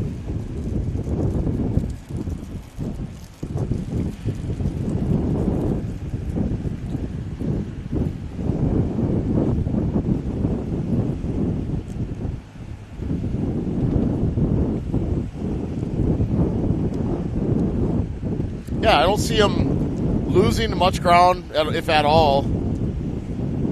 Kind of keeping the same gap, same distance. Rachel Brunch, really, really fit woman. She's steering this Kalahuikai team here. Had a lot of success doing one-mans and stand-up paddling. She's actually a really good downwind foiler as well. Just a jack of all trades. She used to be work for ocean safety, like a lifeguard over in Honolulu. Now she's part of the Honolulu Fire Department. So kind of a soft-spoken lady, but man, there's a monster in there, you know. Yeah. She's tough. Yeah.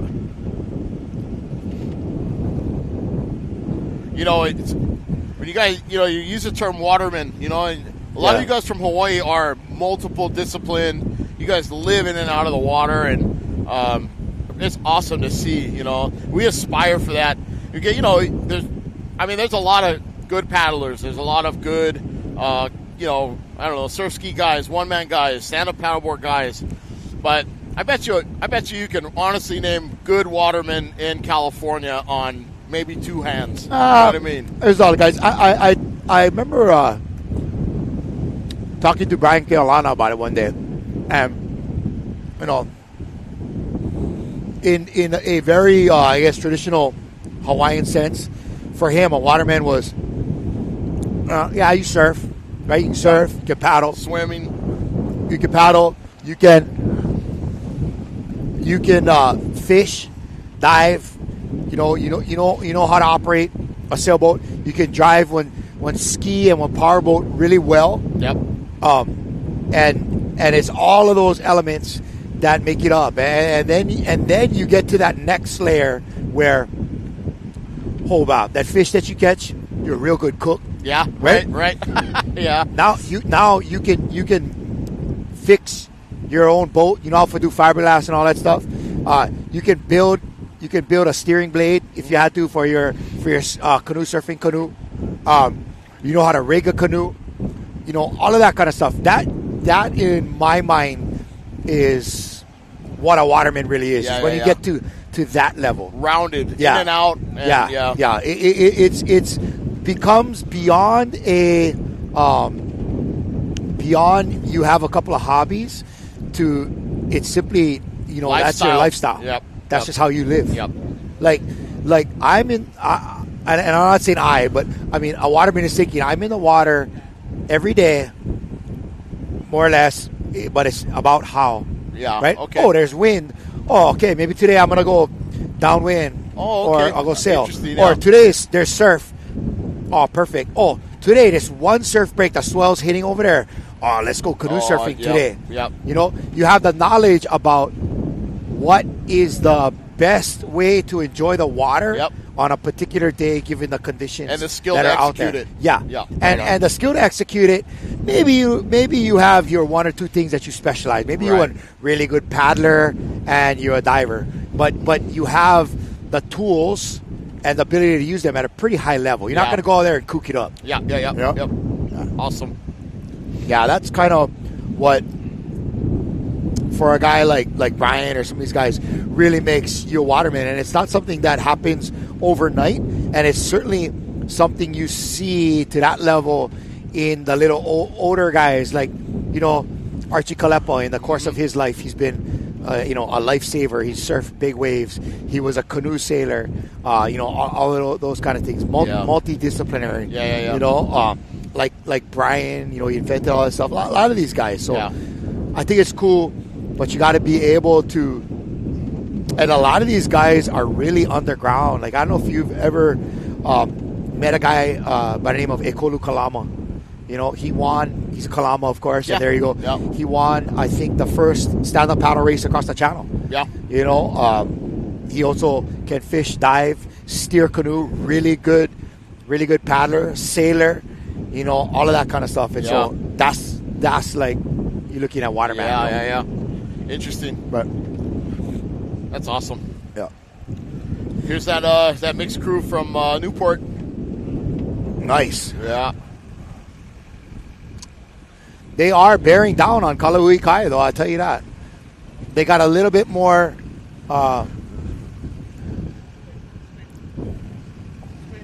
Wait, this actually is Kalawikai here. Yeah, sorry about that. Right behind us. They're right here.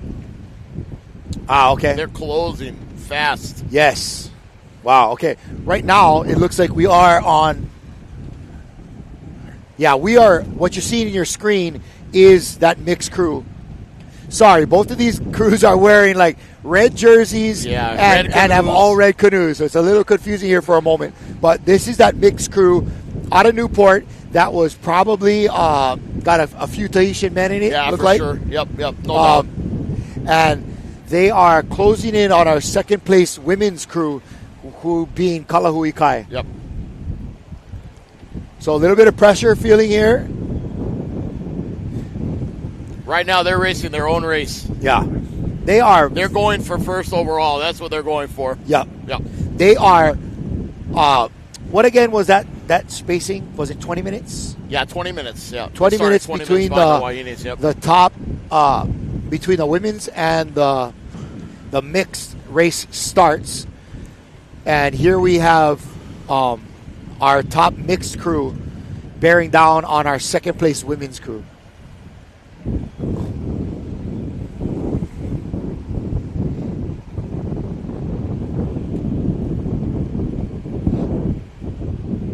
A lot of power in that canoe. Oh, yeah.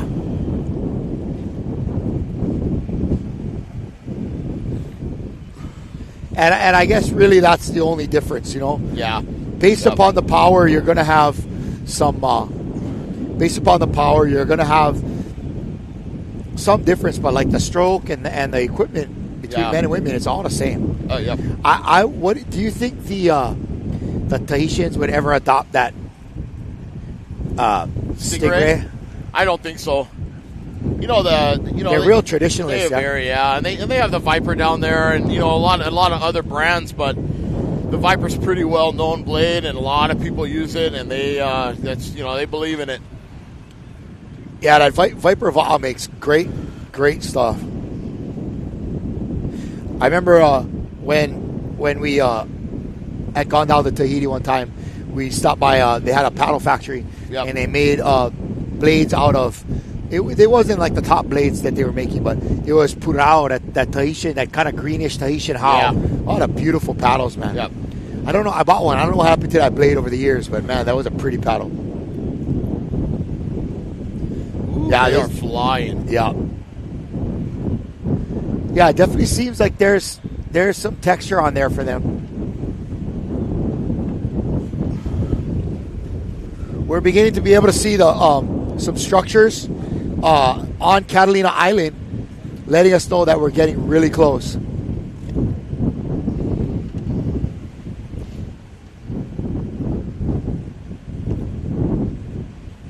Yeah, probably 5-6 miles, 6 miles maybe. Hard for me to tell personally, but I got bad distance perception on the water. They say you can see the horizon 5 miles away, right? And here we go. This is Kalahuikai.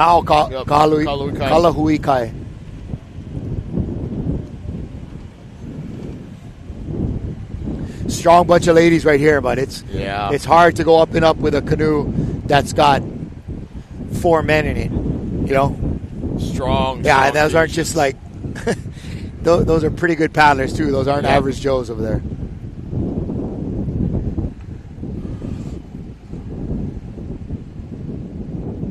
Continuing to be very smooth here, Kalahuikai. Sure, they're getting. There's not a whole lot of strategy right now, other than just working hard, trying to stay smooth. Yep. Trying to be calm in the boat, putting the power where it needs to be. Keep the canoe on line. Try not to let it bounce around too much in the chop. Yeah, you can't ask too much from a crew at this point. Would be great to have you know how they talk about, for like football, they have like a microphone in the player's helmet. Yeah, you can talk that'd to be them. that'd be cool. Or at least hear what they're saying. Yep. You know, I love Rachel Brunch is definitely a woman of few words. Yes. She's not very talkative, but I love to put a mic on their boat, you know, and just hear the chatter between the paddlers as they are talking story. Looks like Kaluikai is going for a change again.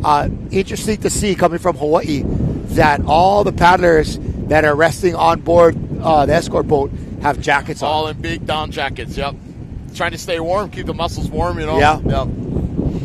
Because you get out of cold water and the wind is not warm, even though it's supposed to be really hot today. A little bit of breeze with cold, wet skin. Man, you get cold real quick. Real quick. All right, so we'll stay with this Kalahuikai women's crew as they go for a change here with probably just about, I will say, maybe 5 to 6 miles left. Yeah. What's our running time for our women at this point, Justin? I'll tell you. We are at 3 hours and 37 minutes right now. Okay. So the record for this race is only 10 minutes longer than the time now. Yeah, that's right. Yep. Which is actually pretty darn fast. Yep. But we've got, I would say a good 5 miles left to go in this race. Yep. At least. Really hard to tell. Getting a nice, good, low shot right along the waterline so you can feel what these gals are feeling as they're getting in and out of this canoe. Jumping into this frigid California waters, man. It is no joke. This ain't like, I guess this is why they don't have distance races in Oregon. Right. A little bit of chop there. Sorry about that. A little bit of chop from another boat settling in here. Thank you for that. Now you're going to see that same chop kind of affect these women on the side. See them bounce up and down a little bit. Now, if that happens to the crew as they are making their pickup, that's not gonna that could be a pain. Yeah.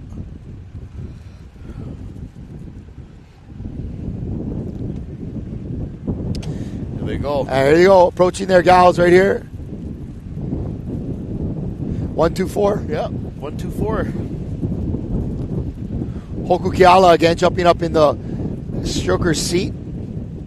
Man, what a beautiful technique that girl has. Yeah, she's tough. Her other half is Kai Chong. Oh yeah, real pretty girl and real beautiful in and out. Yeah. She's a sweet person.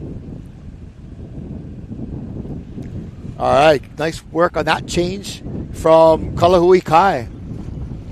Looks like Angie Dolan in 2. Looks like Donna Kahakui in 3. Beata in 4. Not quite sure in 5. And that is Rachel Brunch steering them. Again, we talk about being relaxed. We talk about having a really smooth stroke. In distance paddling, man, it is essential to be able to keep that body relaxed while the important muscles, the big muscles, your legs, your core, your lats, all of that are doing the work. And, a lot of time what some of these paddlers run into after a certain distance is just your grip. Yeah. Man, I always remember forearm pump. Yeah. Yep. You get to the point where, you come out of the boat and you literally have to use one hand to open the other. The fingers are just locked up. Yep. And it's about making sure you have not only the conditioning but the hydration to keep that away. As we have this right behind us, just a couple of boat legs back from Kalahuikai, we have that mixed crew from Newport. And as you had mentioned, look at that, the Tahitians. The other 3 in the canoe, they don't paddle at all. Yep. So as we have it right behind us, right behind this crew that you're seeing on your screen, this mixed crew from Newport is bearing down on them. So these ladies that you're seeing on the screen right now are worried about trying to hold this off as long as possible. Yeah. I kind of feel like at this point, Justin, it's inevitable. Oh yeah. No, it's gonna happen for sure. I think I actually, you see them. You see them a little bit tense right now. The Kalahuikai ladies, right? A little excited. Because understandably they know, right? And as soon as that canoe gets by them, you'll see them settle in and get smooth again. It's just the way it goes, you know. Yeah. Doesn't matter if they're in your class or not or whatever. Anytime a canoe is next to you, you know, it's like you just get. Yeah, for sure. Beautiful. Again, here, Kalahui Kai coming in. And nice drone shot of us. Mahalo for joining us here. Yeah. There's our little escort boat, our little mobile studio there. Impressive, this stuff, guys. Yeah, I don't know about him. Awesome. I don't know about him. You're easily impressed, my friend. I am. Our producer, I love it. our producer Alex keeps telling me how cool we are, and I'm just not seeing it. Yeah, so No, it's awesome. Yeah, Very yeah. cool. Very cool. just show the paddlers. We don't want to hear about cameras. But enjoying it out here nonetheless. Yeah. You know, California did not disappoint. This is a beautiful day of racing out here in the ocean. Yeah, it's nice to cross the channel again. You know, I love crossing the Catalina. Used to love racing it. You know, love coaching it, and now having the opportunity to do this, it's been like, you know, trifecta, the holy grail. We're stoked to have you here, man. This is Right good on. fun. You've been a great addition to it, and you know, at a certain point, if I don't have somebody cool like you sitting next to me, I start talking in circles. Even I get sick of hearing my own voice. Yeah. But usually, you know, in particular during the Molokai Hoi, I'd be out here on the boat all by myself, Right. just in snapshots, Right. And you know, somebody like Lauren Spalding in the studio. Yeah. And the hard part is I can never hear what she's saying. Right. So she's just giving me the gas left and right, talking about how small my shirts are and how I've gone from light brown to purple by the end of the day. So this is much nicer that my co-host is actually right here where we can interact and talk story and you know, if you're gonna talk smack, at least it's right here in front of me. Right, to my face. Yeah. Do it to my face. That's all I ask. Yeah. Buddy. So again, what you have on screen is that Newport. crew, that crew from Newport, and then right behind us here on this side, right here, wherever, right here. over there, is Kalahui Kai, and really, you can see in that lower picture how that crew from Newport and Tahiti has closed the gap. Yeah. They're edging up on them, but man, Kalahui Kai ain't letting up. No. Yeah, they're they ain't going to be beat by the boys. Nah. No. And they're not going to go down easy. Yeah, it seems to me like Hoku Keala has picked up the stroke a little bit just behind us, trying to answer this crew from Tahiti. But, man, there's a lot more horsepower in that boat. Yep. And their stroke rate, look at it. Well, you can't see. Oh, you are watching on screen. Yeah. Their stroke rate is really high. They are actually, I was just thinking that too, but I think they're picking it up for I think so the too. waves, Yep. a little bit of surf here and there. And they have opted to have one of their gentlemen steering. I can't remember if that was the case earlier. They had a woman. Wahine Yeah, they had a Wahine back there now. And now they got a Kane steering that thing. Interesting. Really interesting. I guess. Yeah, I don't know. You Maybe would the coach saw definitely conditions have, and wanted to make a change. Yep. I don't know. They also have the men up front, which to me is, well, and theoretically, right? You have 4 male paddlers. Yep. The level of conditioning that these guys probably have, they could leave those 4 men in the whole time. Yeah. And They just go the change whole- it they iron the whole and thing. just change out to, you know, not that they would want to do that or not that that's what's being done. Right. But theorectically, that is a They could possibility. do it. Oh, yeah. Oh, yeah. Because right now, 1, 2, 3, and 6 are Kane, and only 4 and 5 are Wahine. Yeah. The Tahitians love paddling the Matahina nose down, which is maybe why they got the 3 men in the front. Keep the nose down, keep the canoe from, jostling side to side, and keeping that bow and steady. really counteracting the weight of a male steersman. Right. That's right. Yeah, kind of counterbalancing that sort of, Yep. Interesting. Awesome.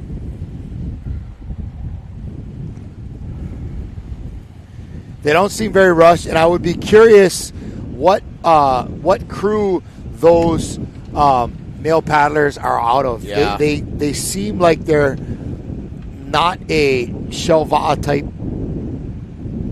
stroke rate, Right.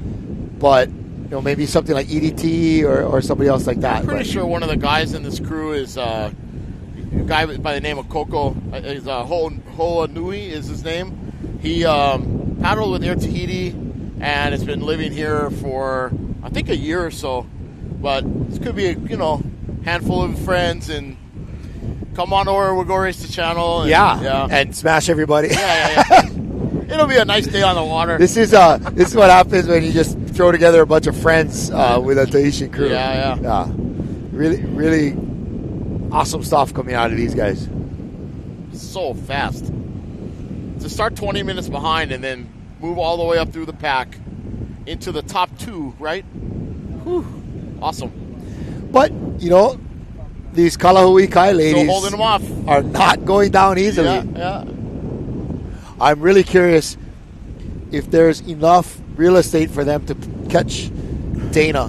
That's going to be hard to tell. Yeah. And the thing about this, too, is that I would think that this mixed crew coming up on Kalahui Kai is almost helping them. Yeah. Right? Yeah. There's a little more pressure. Yep. There's a little more excitement. That push. You're being chased by somebody. You're going to put a little bit harder work into it. I think it could be to their advantage. Yeah. Well, I think in the next 10 minutes, where they're going to be, side to side, neck to neck for a little bit there, it's going to push the women. They're going to want to keep up. Oh, they got to know. Every time they make a change and go on the escort boat, they're looking back and they're seeing them close a distance. Oh, yeah. They know it's been coming. It's it's like a slow death. Yep, that's right. Death by a million cuts. Yeah. A million paddles. Look at that. Picking it up right there. And then settling back down. So these Tahitian crews, these Tahitian top-level paddlers, they have a different stroke style and stroke rate based upon the kind of crew they have and the conditions and the canoe that they are in. So they have gears, brah. They got gears. I mean, beyond gears. They will change the paddle. They will go with a longer shaft length and a slower paddle based upon what they're seeing the conditions are. And you can see how close this is getting. Maybe only a canoe length or two. Couple. Yeah, that's it. Just closing down on them. But to the credit of these Kalahui Kai ladies, man, they are not giving up. Nah, man. They are badass. Scrappy. Scrappy is right. I love Back it. home we call them punchy. Punchy. They're punchy, man. Punchy. Watch out. Awesome. Yeah. Atira back home, you tell her, wow, sister, you kind of punchy, huh? She'll tell you, but I'm not punchy, you punchy.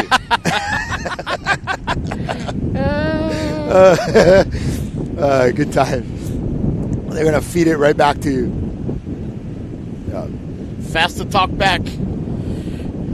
Yeah, looks like it's going to be happening in another couple of minutes here. They are definitely closing the gap. I wonder if that Matahina looks good, man. She is really Pat's racing. going to hold the chains a little bit here. Stolen. I think Pat's at this point looking back at the third place women's crew. Yeah. Which was at Ihilani. Yeah. They've got a pretty big lead on them. Yeah. And he's also got to be looking forward to Dana Point. And I would say they are closer to Dana than Ihilani is to them. For sure, I agree. Oh. And what's interesting to me, though, Justin, is these Tahitians, they're not going to pass you a quarter mile away. Is that right? They're going to come right up on you, and they're going to pass you right next to you. And so you can see the whites in their eyes, Yeah. No, they love doing that. They're gonna draft you first for a little bit, and then slingshot you. They're gonna rest. They're gonna rest while your canoe pulls them along, and then they're gonna go. Yeah. And right as they're passing you, three will stop and start bailing. Just because. Yeah, and they're gonna give that hut. Hey, and then they're. Hey. Oh, wow, happening right in front of us. Again, folks, at home, this is a mixed crew with 4 men inside of it that's nearest to us, passing a crew with 6 women in it. Yeah. They are not in the same division. They are not in the same canoe, actually. No. 2 different canoes, the Matahina. They are in the same race. This mixed crew did start 20 minutes later, but... Climbing the ladder. This is not necessarily a apples to apples race right here. No, not even close. And although this crew of mixed paddlers is pretty awesome, man, these ladies aren't just letting them go. Look at that. Oh. Holy schmackers. They're not just letting it happen. No. Wow, brother. Look at them. Looks like they almost picked up a little bit. They're like seat racing right now. Huh? They're like seat racing right now. This is cool stuff, man.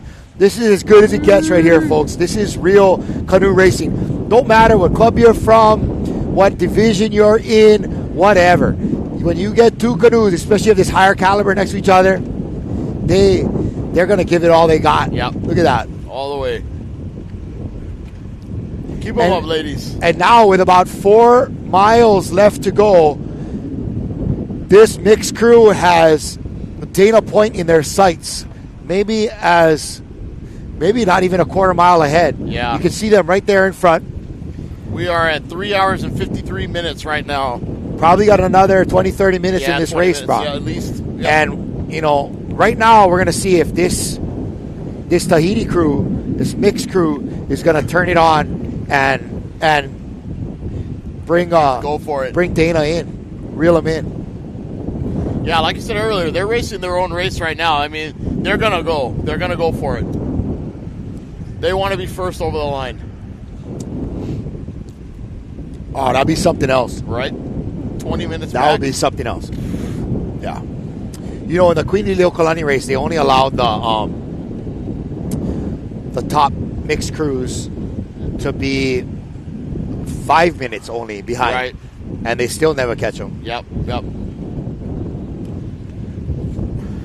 So guaranteed throughout the field, there will be a number of different races going on, mixed. This same thing at maybe a little different level is being executed all throughout the course right now. Yeah. Right? These guys are battling. Oh, see, now they made a change. Yep. But Kalahui Kai is going to make their change too.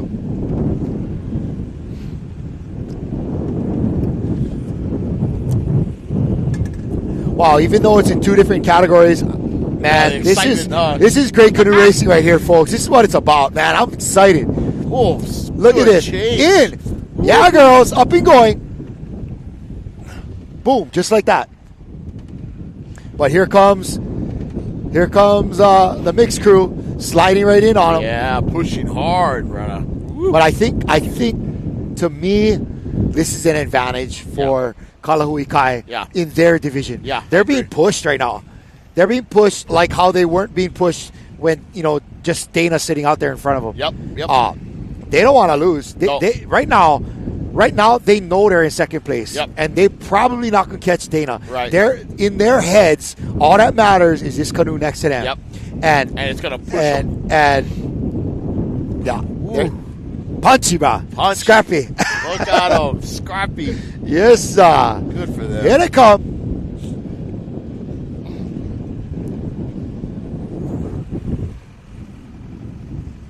All right, now interesting what's happened here with this Tahiti crew is that they've gone all in with the women. That was an all Wahine change they just made. They changed out their stroker, their 3 and their 4. I'm sorry. Yeah, stroker 3 and 4. So now you have 6 women versus 4 women and 2 men. Right. Whereas just a moment ago, it was 4 men and 2 women. Yeah, right? Right. Now, so we'll see. Now they are staying right with them.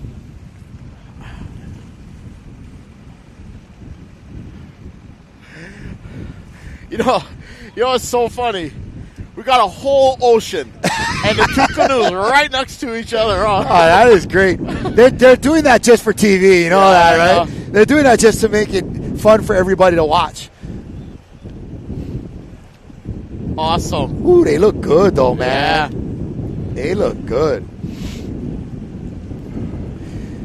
You know, based upon what the coaches see happening in the field, they're going to put their stronger crew in a division they know they can win. That's so right. Conceivably, some of the top women from Ihilani might have been put into this mixed crew, maybe knowing that they had a really high chance of getting the gold. Yep. And that they might not have had the chance to win outright as women against Dana Point. Not necessarily. Right. Yeah. Really interesting. Awesome. So all of what you're seeing on screen is happening right behind us. Yeah. So we're seeing the blow by blow, and you know what?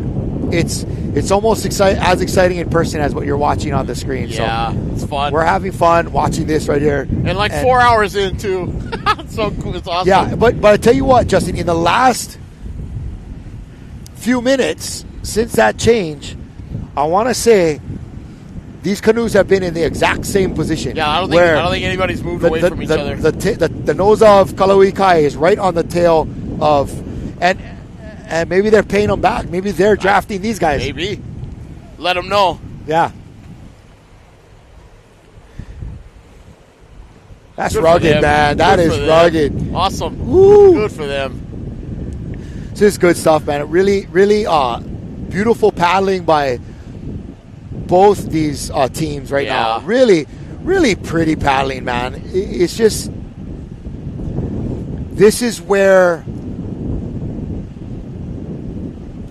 the quality of the stroke is there. Yep. The technique is there. Yep. It's really at this point a matter of what each paddler can bring to the game as far as individual power and fitness. 4 hours in, and where are you? Yep. How strong are you, and how long can you be that strong? Yeah, that's right. Right? Yep. So that's kind of where these crews are at right now. Right. There's very little to be adjusted or fixed or improved in the way of technique, teamwork, being smooth, any of that.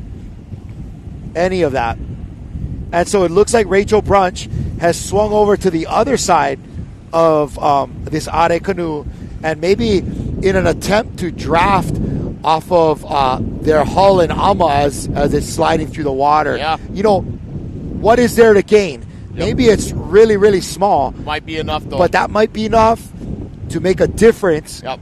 And give the other ladies in her team that much of a mental boost. Yeah, right. You know what I mean? Yep. Like, hey, I can pull up over here and maybe we stay with them for another 5-10 minutes. Yep.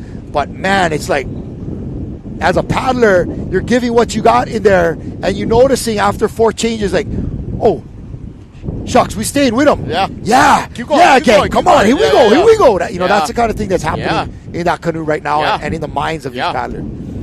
Yeah. And that's what gets you pumped. That's what allows you as a paddler to, like we talked about, change gears. Yep, that's right. Now we're seeing Dana, our lead canoe, on the screen. Yeah. So this mixed crew pulling away just a little bit. And man, I don't know if there's enough time for them to get Dana right now. I don't either. It's going to be tough. But if they put all our men back in and go. If they went with 4 guys, might be possible. Yeah. Man, Kalui Kai, bro. They're hanging, bro. Yeah. We call those hammers back home. Yeah, hammers. Yeah. These girls are hammers. No, they are really like.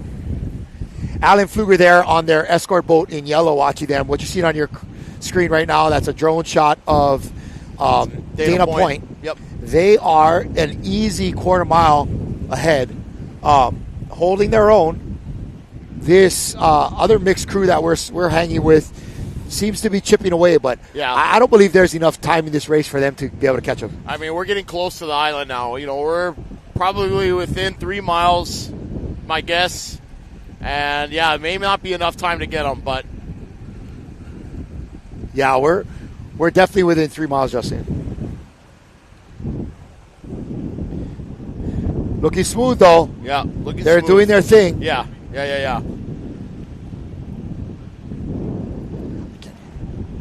I can't hear you at all. Okay. We just got 3.2? confirmation from our Okay. boat captain, 3.2 miles. Right on. See? So- my eyes do work. Oh, a we bit. good, bro. We good. We My better eyes than we work thought a we little would. bit. See, honey, I told you I knew what I was talking about. Yeah. Oh, nice. So we're obviously going to be finishing this race with the top crews. Right. And then kind of hanging out there right in the harbor at Avalon and giving you the play-by-play as different crews come in. Our other 2 boats, including our drone, will be hanging out just a little bit farther outside and giving us some footage of Some the of the other teams crews coming as they're in. coming in and catching those little battles coming back and forth. Yeah. Trying to fix some audio issues here between us and the producer. Just trying to let him know that we felt we were doing a lot better when we couldn't hear him at all. Right.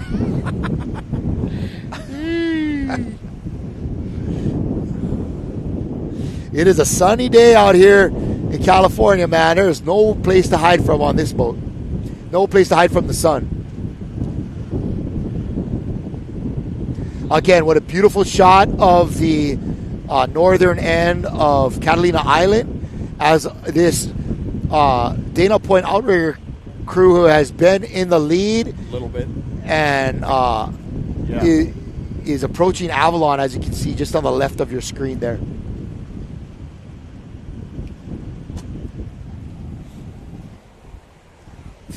Oh.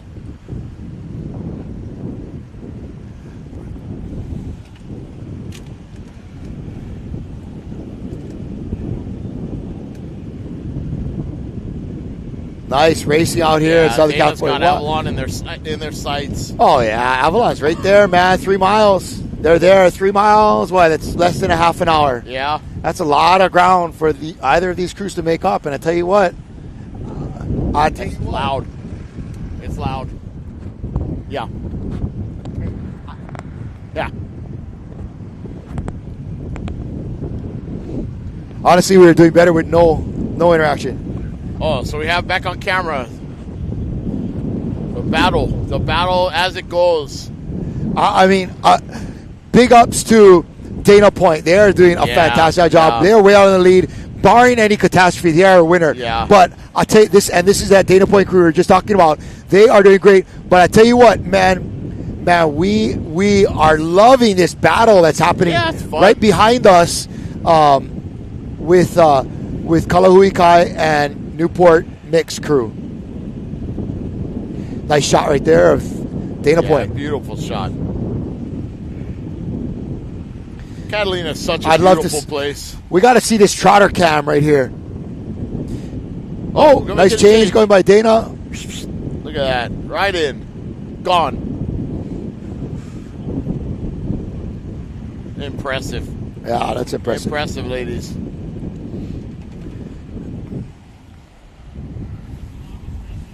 All right. Okay, now we're back to that little race between these 2 crews, and from It looks like wow, they're right up in neck and neck again. Taking up seats on. These girls are not fooling around. I am loving this. I have no doubt that on the next change, they're going to go 4 men and they're going to walk away. But right now, and no, this is really. I'm not trying to downplay those tough women that are in that Newport boat. Yeah. However, I'm just enjoying watching, that Kalahuikai boat making it happen. Again, Dana Point. Back to Dana, looking beautiful. And looks like we have that Newport Outrigger mixed crew going for a change here.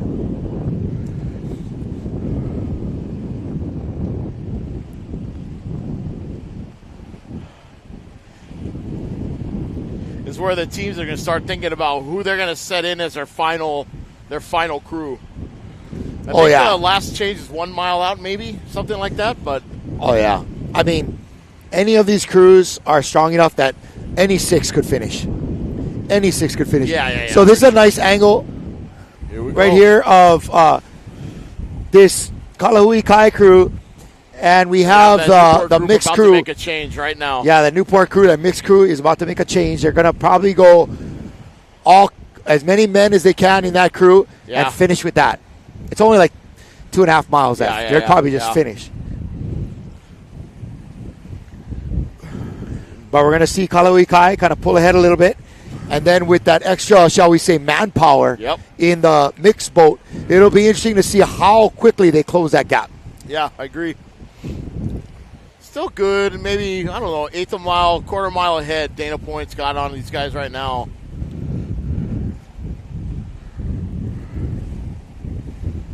And here goes Kalahui Kai. Pushing this is their escort boat right here. Yep. We're going to let them slide inside of us. Yep, going to go up and make a change right now. Trotter cam. Some drama happening back here.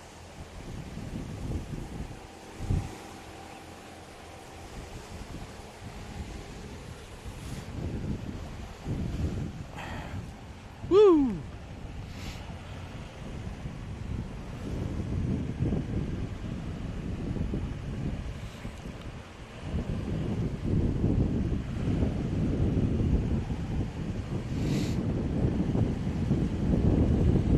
Yep, Dana Point just cruising along there. It's that coach boat coming up next to him, talking to him a little bit.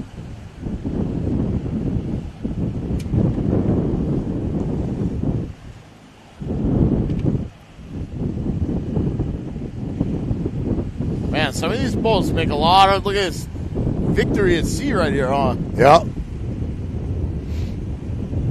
Yeah, you got one way coming at you.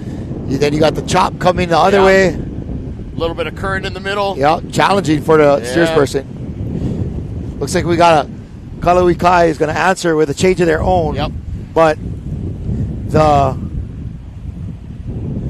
that Tahiti crew has got a couple more guys in, and they're now starting to catch and walk away from Kalahui Kai. This is it right here. I think this is it. This is. Hey,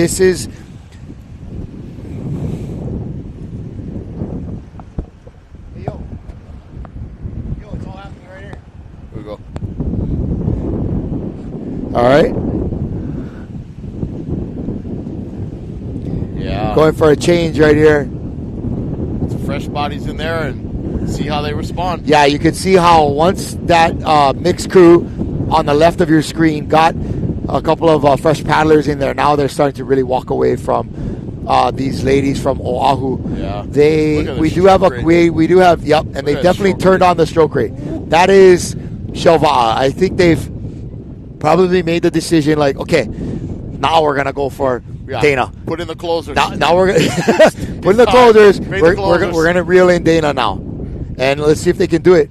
Nice change by those Kalahui Kai women, but if we were to zoom out a little bit, I don't think they're going to be able to respond to that gap that was just put on them in that last change. Real valiant effort over the last probably 5 minutes, would you say? Maybe a little more off of that last change to answer. But right now we are going to be having that we're going to see if this mixed crew from Newport is able to catch that Dana Point crew that you're seeing on your screen right now. Dana right now on the drone. And it's looking really smooth up there, comfortable. They know they're in the lead. Yeah, man, but this mixed crew has just picked up the intensity. Barring catastrophe, they're gonna close this out. Yeah. Awesome. That's where it's happening. I know. Tell him go over there. Yeah, it looks like this mixed crew has put their hammers back in. This is where the race is really happening right now. This is where the drama is. They've walked away from Kalahui Kai women, and we're going to see if in this short period of time, after they put in their hammers, they've picked up the stroke rate, and now they're able to close the gap on this lead canoe. And as far as this front portion of the race, that's where the drama is happening. Yeah. Dana Point, what you're seeing here with their Stingray paddles, looks like they're working hard, they're being smooth, they're pulling along, but I don't know if they realize they got assassins following them right here, and these guys are going for it right now. You want to bring drama to long distance outrigger canoe paddling? This is it right here, brother. Yeah, I agree. It's awesome. You say got a couple miles left to see how much they can close this up. Yeah, but look at the stroke rate of these guys. Yeah.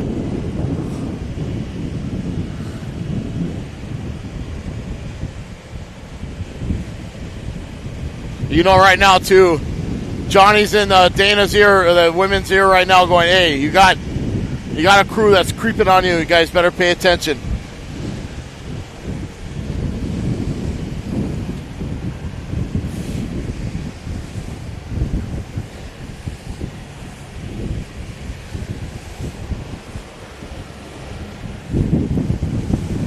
Look at these guys. Oh yeah, this crew from this mixed crew of Tahitians running out of Newport, they are creeping on this Dana Point crew. In the last 3 minutes, they have opened up a 6-canoe lead on Kalawui Kai. Yep. And it's not that Kalawui Kai let up. No. This crew turned it on. And guess what, Justin? They've got 2 guys sitting on that escort boat, resting and ready to come in.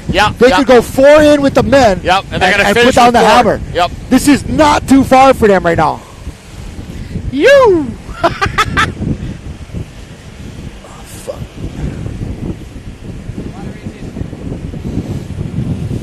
You! Get in the shower. We're getting dosed up here with the weather.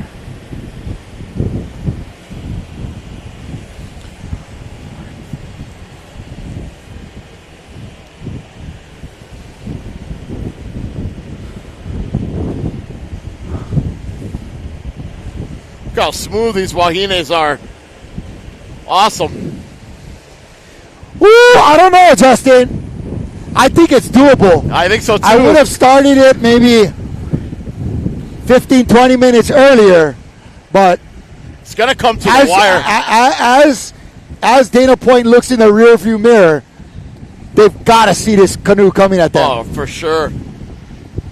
I'm not sure that there's enough. In the coach boat, all the women are looking back. Yeah, I'm not sure there's enough real estate. I don't know. But you know what's in their head, right? Yeah. They know this is in the bag. As far as winning this race in their division, this is in the bag, right? Right. But in the bag.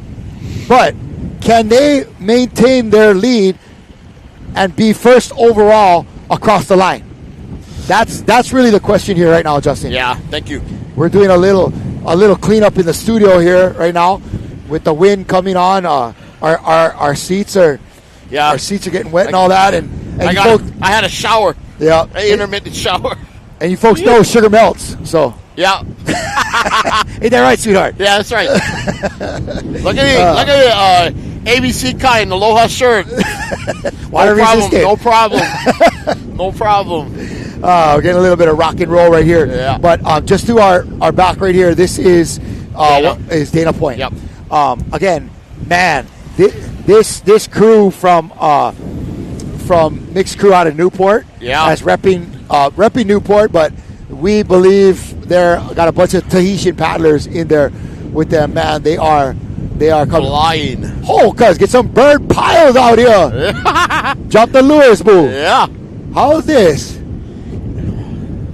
Okay, we're going to interrupt our coverage to go fishing right now. We're going to have to do a quick fishing report. The bluefin are running right now, and right off of Avalon Harbor. I mean, literally, we're a couple miles outside the harbor, and the bird piles are just bombing over there.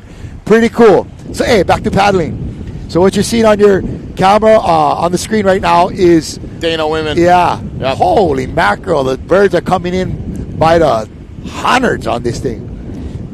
Dana Point, but man, wow, there's some drama out here, that's for sure. Some drama, mama. This I don't know. I'm going with. I don't know they're going to make it. I don't know. Yeah.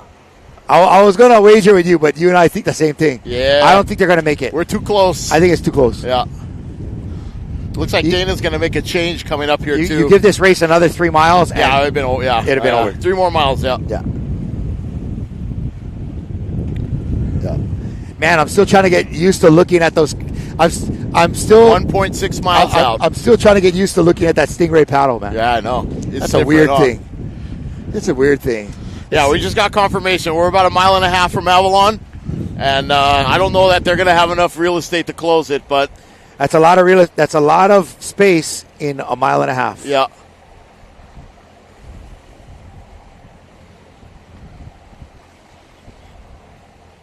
Wow, awesome. Yeah. Here goes Dana for the change. We expect a sizable gap between these top finishing crews and the rest of the field. Yeah.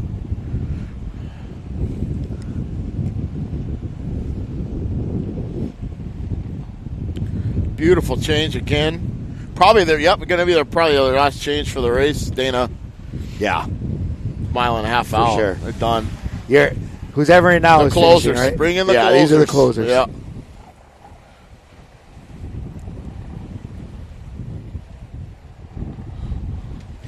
They haven't really changed much, though. No. Haven't made much of a change. Not really increasing their stroke rate. It's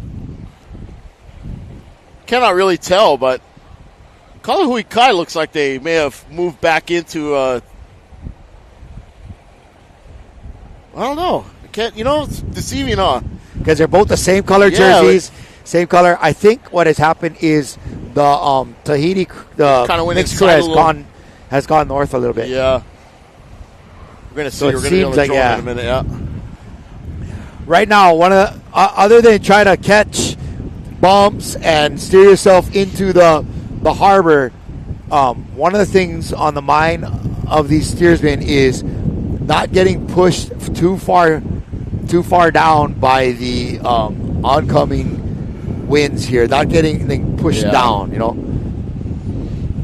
So, I think what's on the mind of a lot of these paddlers is Lua Larry's after the race. Is that the spot, Val? Yeah. They get them kind of my ties, right? They get you going. They put you in the ground. Yeah.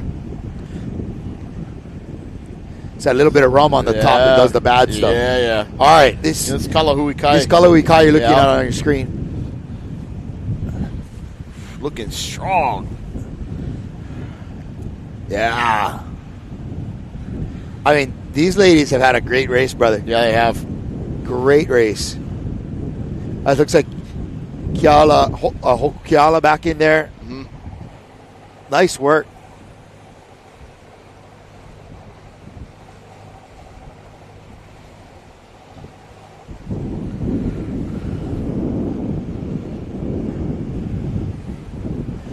Beautiful shot. Look how smooth they are. How much in unison they are. Great shot back here.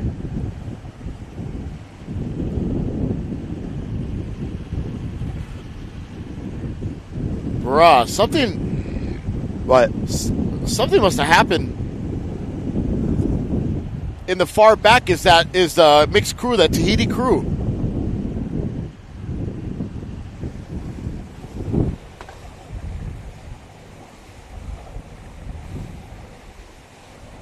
Yeah.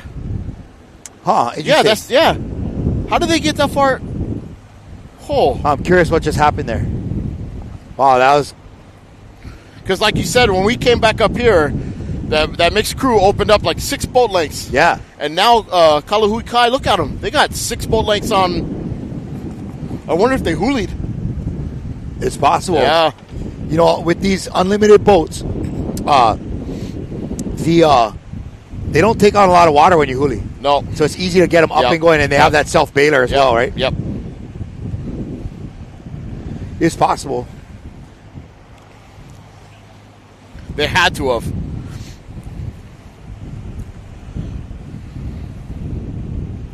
Wow. What a turn of events there.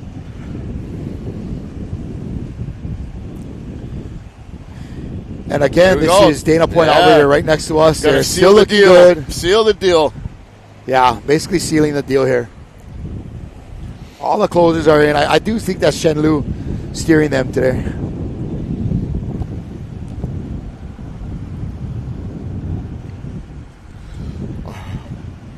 Right down to about the last mile here. Looking good, ladies. What an awesome race for the Dana women today. Congratulations.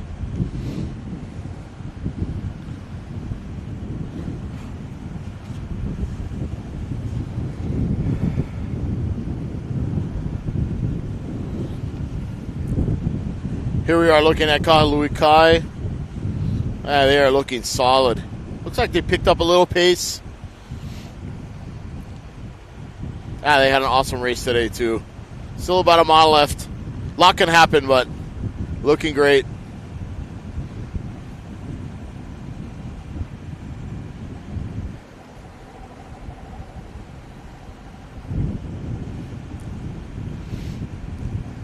Beautiful Avalon there in the background. You guys can see on the screen. What an awesome day. Beautiful day.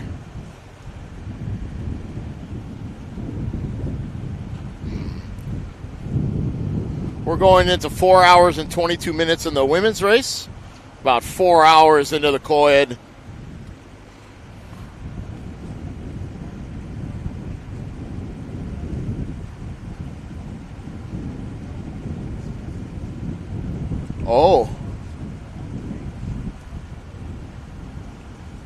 Oh, really? Wow, so we do have a little bit of issues on the course. Sounds like we might have some canoes that are taking on some water. And one of our crew boats had to go help and help take care of them, it looks like. Wow. Yeah. Oh. Interesting. Well, safety number one. Yep. Hey, everyone can look at us for a little while. It'll be okay. Hey, we'll keep you occupied while everybody else does the heroics. Yeah. Ruggedly handsome. Yes, you are. Thank you. Yeah. Yes, you are. Oh, man. It's been a fun day. Yeah, Thanks thank for you so joining us, much. man. This is cool. Right on. This is cool. It's good awesome to be getting like a little bit different perspective on things. Although when it comes just down to the good old fashioned paddling, it seems like we're looking at things the same way, bro. Yeah. Thanks, brother. Yeah. But shucks, Catalina looks beautiful today. Right. Sunshine, that classic Southern California look. And speaking of classic Southern California look, man, how used to seeing Dana Point in the lead are you by this point? Wow. Honestly, I mean, I would say, there's just no surprise right now. It's like they've been dominant for so many years, and even when Teva from Tahiti would come over and they won the channel, the crossing a couple times, Dana was always right on top of them. So Dana's always been a staple in this thing for, right, you go back and look at the historic record since 2010, 2011, Lana Keela had some strong years, but Dana Wahines and the Dana women's crew have always been right there. Yep. Here we are with the drone again, that little battle going on between. Yeah. So something must have happened there. Yep. Yeah, I'm not quite sure what it was. Huh. Here comes the change. Oh, we're going to do one last change here. Yep. Last change for Dana. Probably inside a mile to finish. Yep. Bring in the closers. These are the closers. All right. Yep. So less than a mile. Mm-hmm. 2-4 change. Yep. Perfect. Nice. Finish them. Ice the beer. That's what you're saying right now. Ice the beer. Guarantee it's on ice already. Yeah. Okay, this is Kalahui Kai still, right here? No, that's the Newport mixed crew. Okay, thank you. They're neck to neck right now with Kalahui Kai again. Wow. Yeah, something happened. Yeah.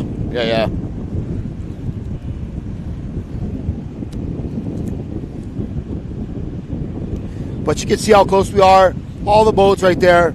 Less than a mile to go to the finish for these top crews, including this, our leading canoe in the mixed division out of Newport.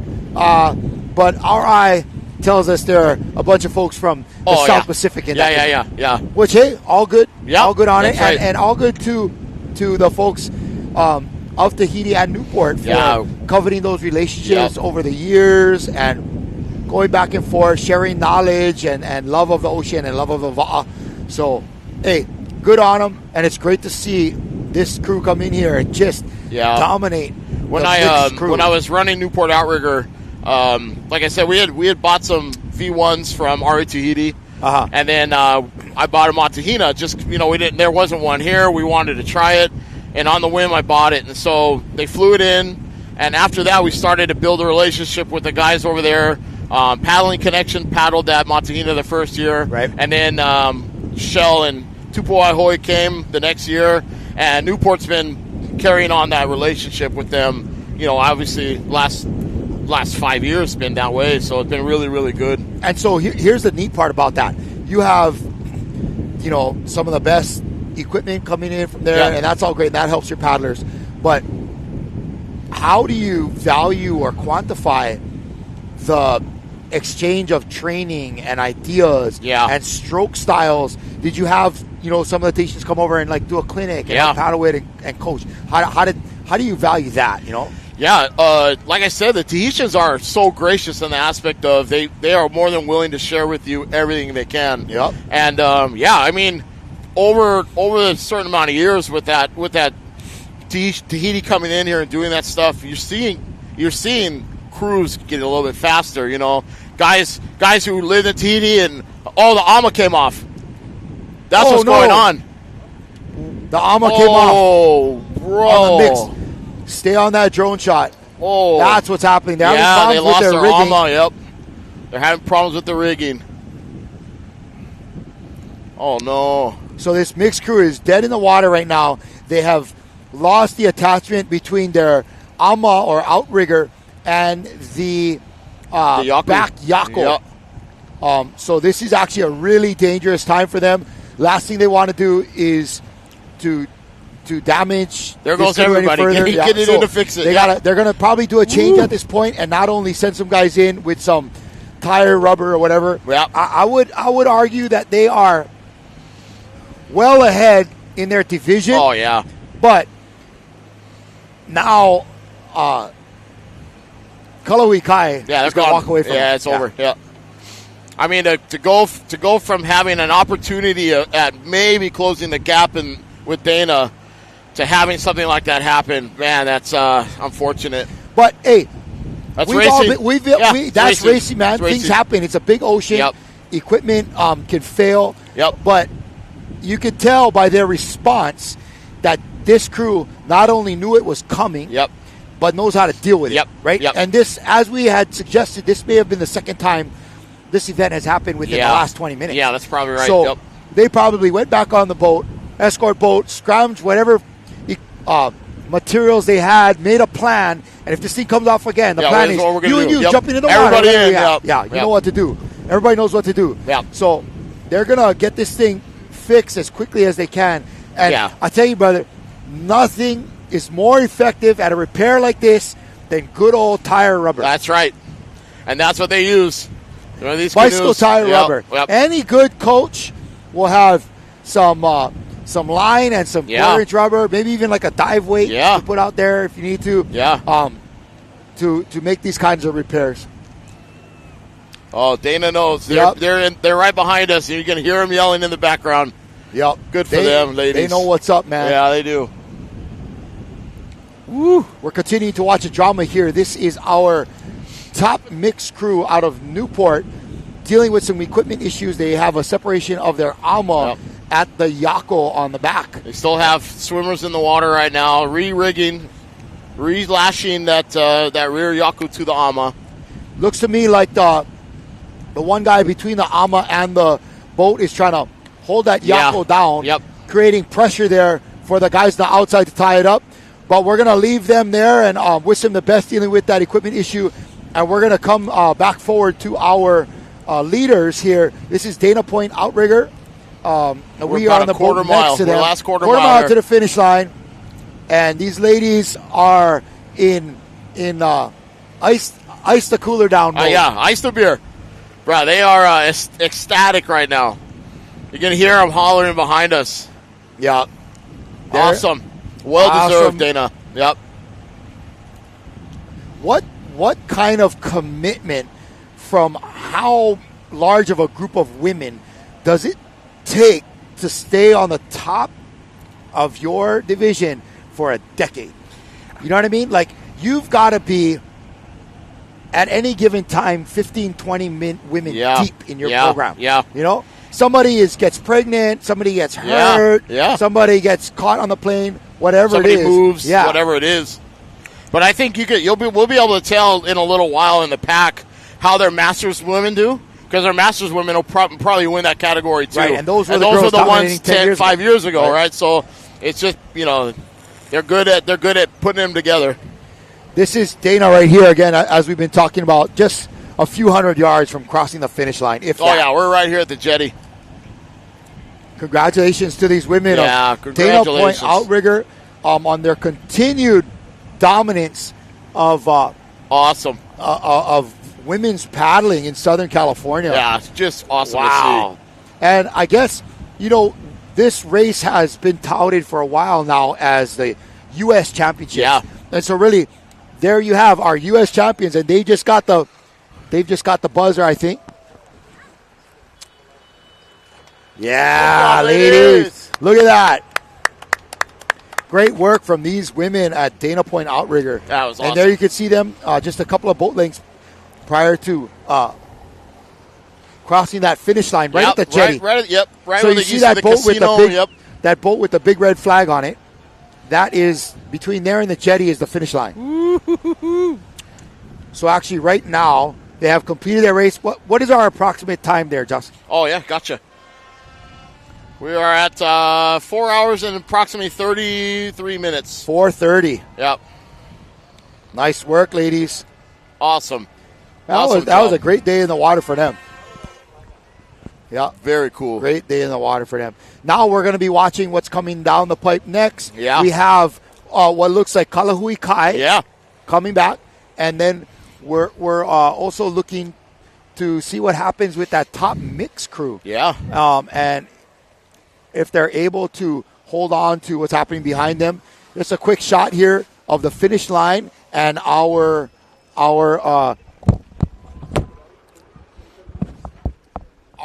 top finishing crews of the different divisions. Beautiful.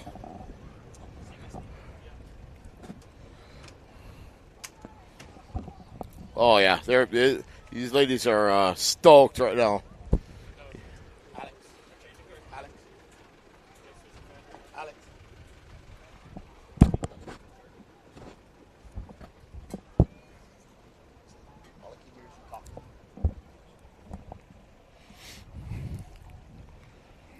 Right on, Dana. Good job, ladies. Dana getting some congrats over here from the rest of the gang.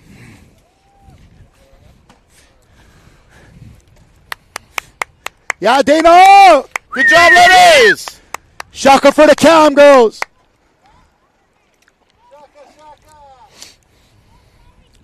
We're trying to get them to come over here by us, and maybe we can pull up close and get you a shot of our winners here.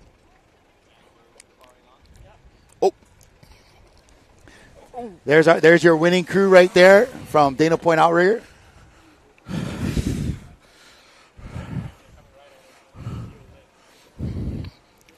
Nice work. We're going to be seeing Kalahui Kai here in a minute.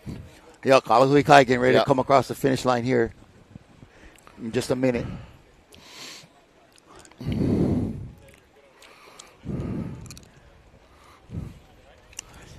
Yep, that's Kalahui Kai coming into the finish line here. You see them in that red boat there. Looking good. Looking good.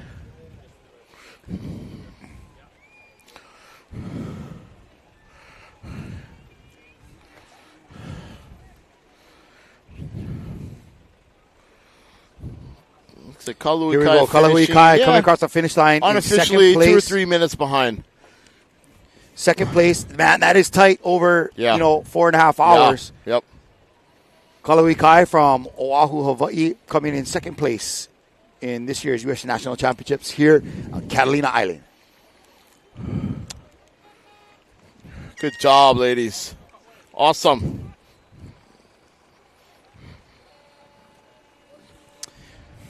Awesome. Yup. Is it going to be that mixed crew coming in? Yeah. It looks like it's going to be that mixed co-ed crew coming in. They were able to put it they're together. able to get it back and together. Finish out over there. Yep.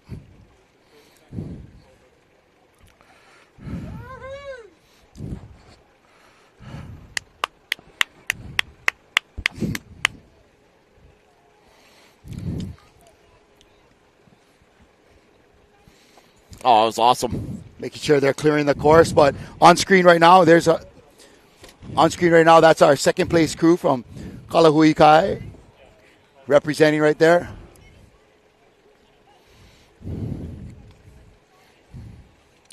Great race by these ladies today. Jessie Ames, Donna Kahakui, great work. Angie Dolan, Rachel Brunch, finishing up over there.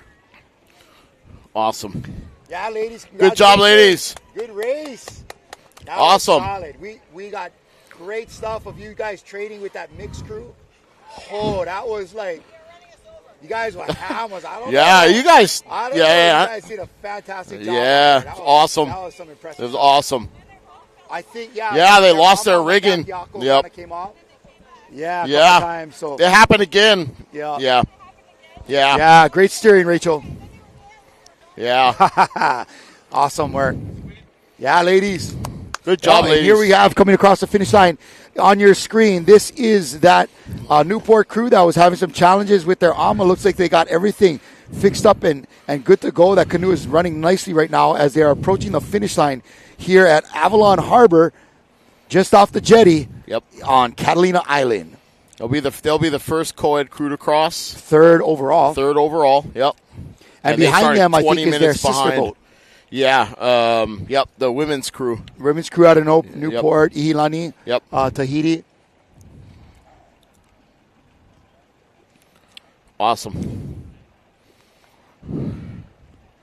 How wild is that? You have like two issues in the water like that. You fix them, still going to finish third over the line, first in your division, huh? Well, you got to do that work, get out ahead so that something like that happens. Yeah.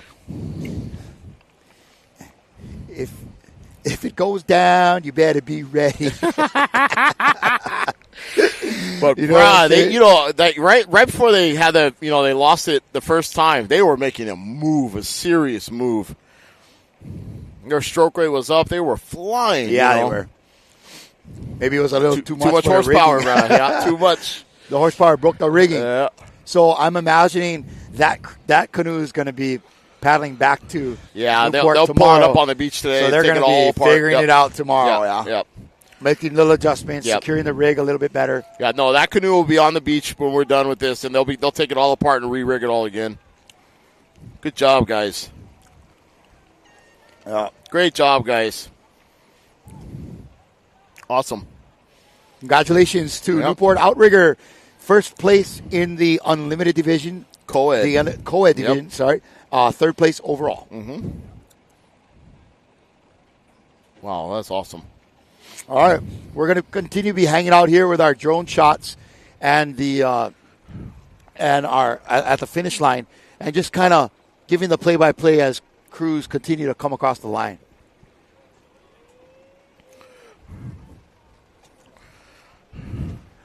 Yeah, these guys from Tahiti are tripping right now. What just happened with the rigging?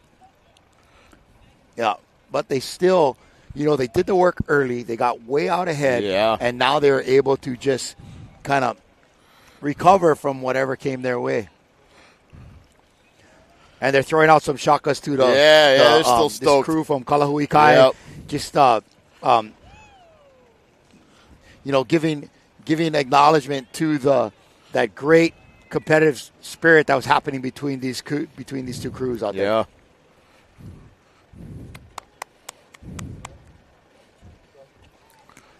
Here we go at drone shot. Good job.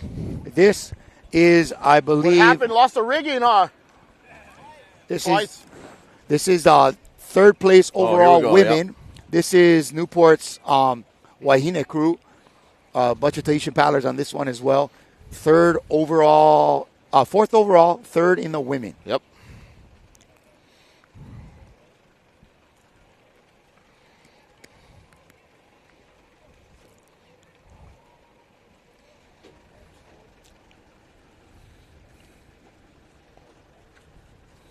Coming in on the drone here.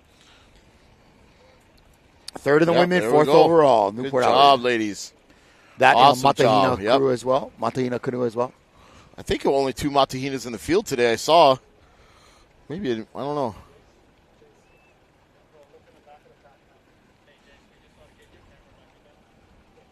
Here we go. All right. Hey, All right, here we go. I know. Right on. What the heck? So we got some good action here at the end of the, like first 4 crews. Pretty awesome. That's wild stuff. You know, there's nothing like a little, drama to make a canoe race exciting. So that's cool. Yeah. It was unfortunate that they had to deal with that. Yeah. But it was cool to see them address it so quickly. Yeah. Be able Just to get get it back done. on their game. Yep. And really having had gotten so far ahead initially, it was like a non-issue. Right. Right? Well, It really became a non-issue. all right. Right on. Man, we are getting cooked out here, brother. Yeah, I started to feel the heat now, huh? It is hot. This is the thing about tomorrow. Tomorrow is It's going to be real cooking hot because the tomorrow. race starts about 2 hours later. You know? A beautiful shot of Avalon, if everybody can see. It's Look a at good that. sized harbor. Yeah, awesome place. A lot of boats. A lot of gold in them there hills. Yeah. You know what they have a lot of here? Suzuki Samurais. Oh, Bro, yeah, the all little over the trucks. place. Yeah. And golf carts. Yeah, golf carts, the Suzuki Samurais. Little razors. There's a casino in the shot right there. Beautiful.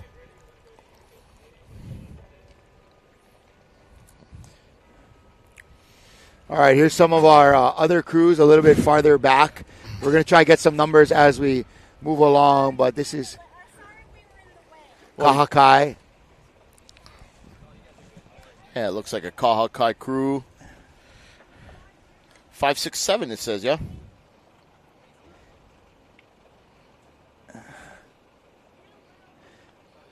Nice shot. That's Kahakai Unlimited Women.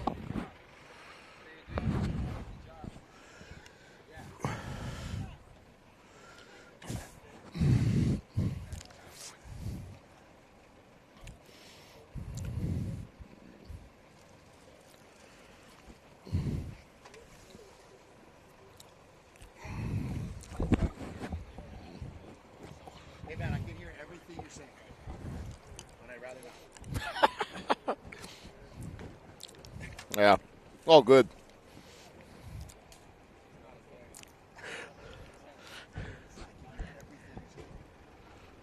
Turn it off.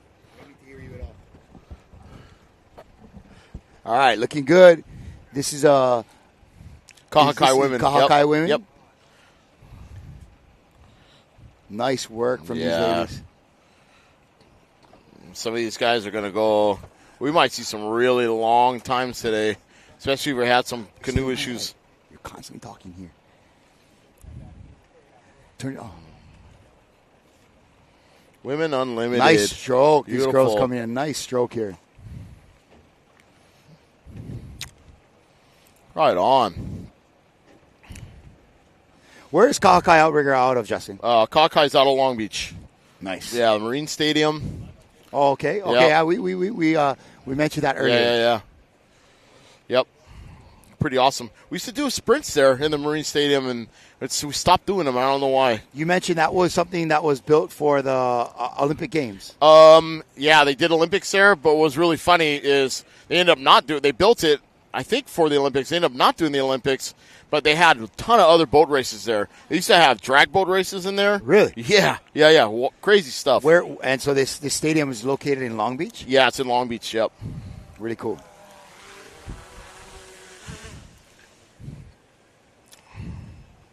Bro, that drone gives a nice breeze.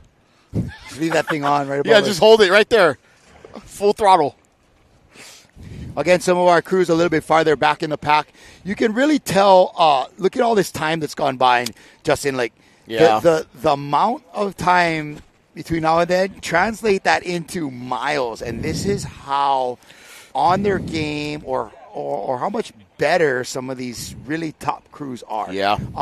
And it's really not a matter of, are these people better athletes? Yeah, or they got these kind of paddles or whatever. I really think it's a matter of time dedicated to the sport, but especially when you were younger. If you're bringing like an education in paddling from when you were really young to what you're doing, it's night and day. It's like watching people that, picked up a basketball the first time when they were 40 years old. Yeah. It's just, you're not going to have the smoothness, the moves. And for something like this, for paddling, man, it really is about having those body mechanics so ingrained in you and those smaller muscles and tendon strengths developed over time that you can build upon that as you get into your 40s, you made a 50s, good 60s. You made a good kind of similar comparison to golf, right? It's repetitive, mastering repetitive motion and executing it the same every time. Paddling is one of those things. Ton of time and repetition, and the more years you do it, the more you understand it. Comes second nature, and then you can train to it and execute it. But the amount of discipline some of these guys, like especially the Wahines, the amount of discipline they have to commitment to training and to nutrition and all that kind of stuff. And all that they may not have a training day, but they're even on their rest day. They're over there they're doing something. Yoga. They're stretching out. They're working on their body. They're doing mental reps. Sometimes, that's a thing nowadays. They have, like, mental training. Yeah.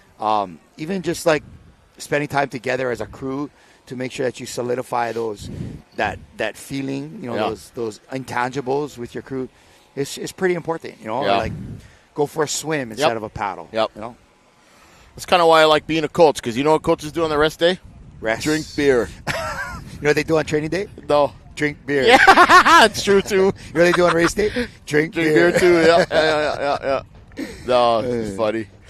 But, yeah, it's something, it's admirable. You see them compete like this, and then they show, like you say, they peak at the right time. They execute what their plan is. I mean, it's really cool to watch front to back, 4.5 hours of it, so awesome. Yeah. And what time did you have on our top finishing crew? Like 4:33. And where are we at right now? We are at 4:49.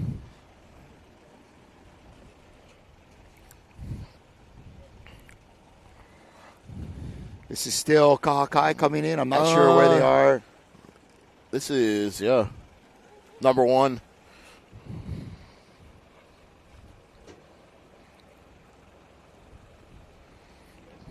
This is Dana Outrigger's Women's Masters, and probably the first place Women's Masters. All right, we have one crew coming across the line here. Oh, yeah, Lanakila. That's the Lanakila boat. Here we go. We got them live up right now on the drone. Lanakila coming across. That looks like Lanakila, yep. That's the one Ryland was coaching.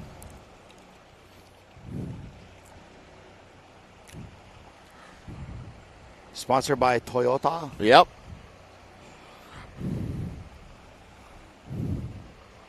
We're going to head back out a little bit in the harbor here to be able to come around again and check out what's going on. This will be their first crew across the line, it looks like.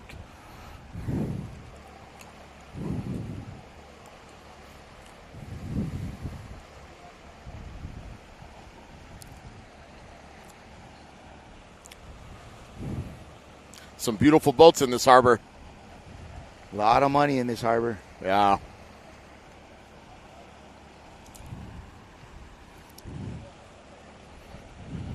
Good job, Lanakila. Awesome. So that was a Women's Unlimited. But was it a open? Open, yeah. Open. Mm-hmm. Their fourth. I forgot the number, but I remember we saw it when we were out there. 4th in the women, but 5th overall. Yep. This is 135. Hard to tell who it is. Canoe number 135, and that is Newport Aquatic Center. Oh, that's NAC? NAC. Oh, I'm sorry. 135 is Marina Del Rey. I'm sorry. Marina Del Rey's women. Open.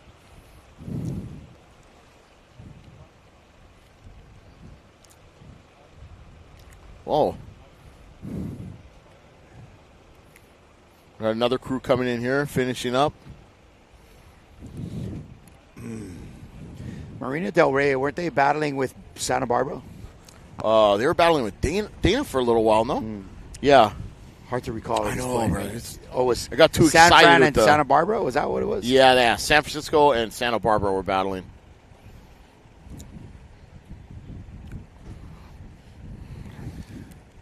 I got too excited with all the action that happened right there at the end. That was pretty exciting, man. Yeah. That was kind of cool that they were able to, like, hold them off for a little period of time. That was... And how they dealt with that AMA and all that. The guy was saying that it happened twice, right? Yeah. Rough. Yeah. But that's racing, like we said. Yeah. I've been on a crew where that was an issue before. Yep.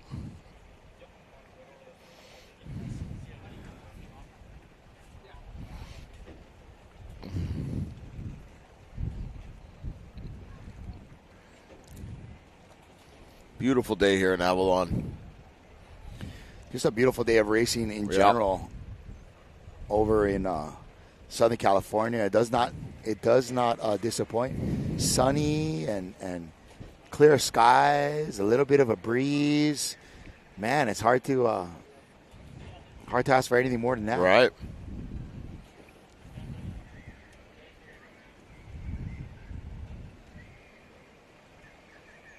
Man, this is a busy harbor. There's all kind of little boats coming in and out. There's a cool beach here. Yeah, a lot of people out today.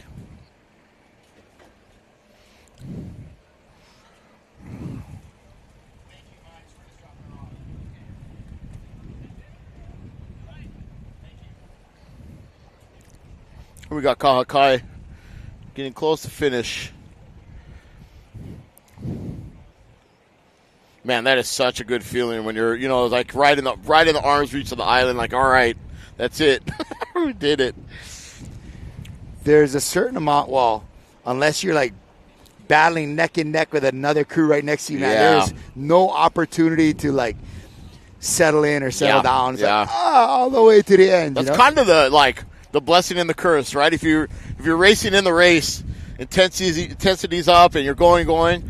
And sometimes, like, if there's no one around you and you're racing your own race, you can settle in, relax, enjoy it a little bit, and I don't know, it's, but I'd rather be racing in the race, I think it's good to have those little races within the race in like nice pieces. Mm-hmm. Like, hey, I'm gonna do that for 10 minutes or what, Let's hang with them for a little while. Man, the whole time it's pretty rugged. That can really take a lot out of you, right? But I guess hey, that's the thing. When you're out there racing, man, you're there to give it all. Yep, that's right. And that's what I think a lot of crews would rather have that encouragement or that intensity of racing another crew right next to you. Yeah. Here's that pink San Francisco OCC canoe.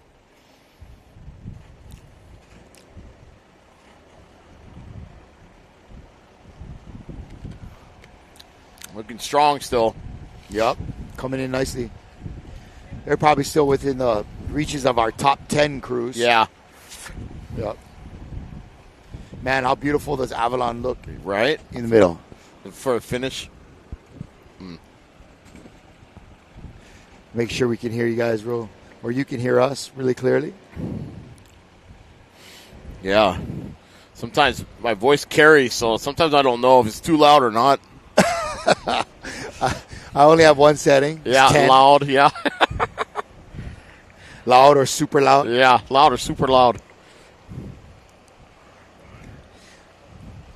Again, following this crew, I believe you saying this is a Santa Barbara crew? San Francisco. San Francisco. Yeah, I think the Santa Barbara crew finished when we were kind of idling in a little bit. I think I saw them kind of ducking behind one of these boats over here. So it looks like. This is a busy harbor. These canoes have got to finish at the finish line, hook up with their escort boat. A lot of them are transferring personnel over, and other people are coming out just to help to paddle the canoe in. Then these canoes have to make it into the beach, where they're going to grab a position and stow their boat for the night, with the hopes that another men's crew races it back tomorrow. Now, there's been a lot of situations in the past where the crew racing back, there wasn't as many men's crews as women's crews. Yeah, and so that situation's happening here. Yeah, well, they'll be towing a bunch back. And that in itself brings a challenge. I've had to tow back before, and normally if we know we're going to tow back, we try and tow back early. Right. But sometimes you get hung up a little bit, and if you got to battle this kind of chop halfway across, like you got to stop, bail the boat. Oh yeah. And then start again. And what a pain. Yeah.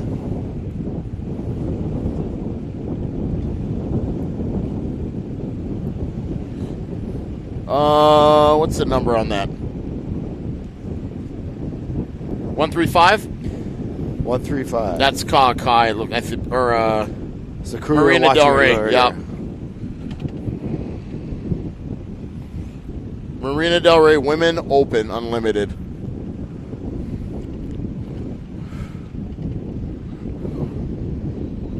This is Kai. This is Kai. Yeah.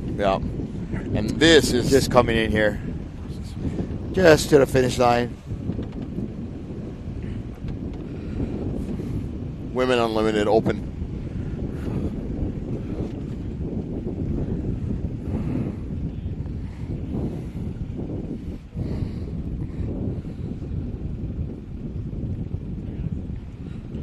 So we're heading into about 5 hours right now. Ooh, that's a lot of paddling. A lot of those women out there that are still in the race are the age group ones. Yeah. And those are a little bit more experienced ladies, should we say. Yep. And they're having, they are doing the hard work right now in this hot part of the day. Yep. Battling some, the 5 wind hours. picking up. And, Ooh, it's about lunchtime, brother. I know, right? I bet you we see a couple crews in the 6 hour range. Oh, yeah. We're going to hang with you for a bit more. Continue to bring you coverage of crews just slightly back from our leaders as they finish up here at the U.S. National Championships Catalina race from Newport Jetty to Avalon Harbor here on Catalina Island. This is roughly 27 miles. Yep. This is our women's and co-ed cruise today. This could be Dana Masters right here.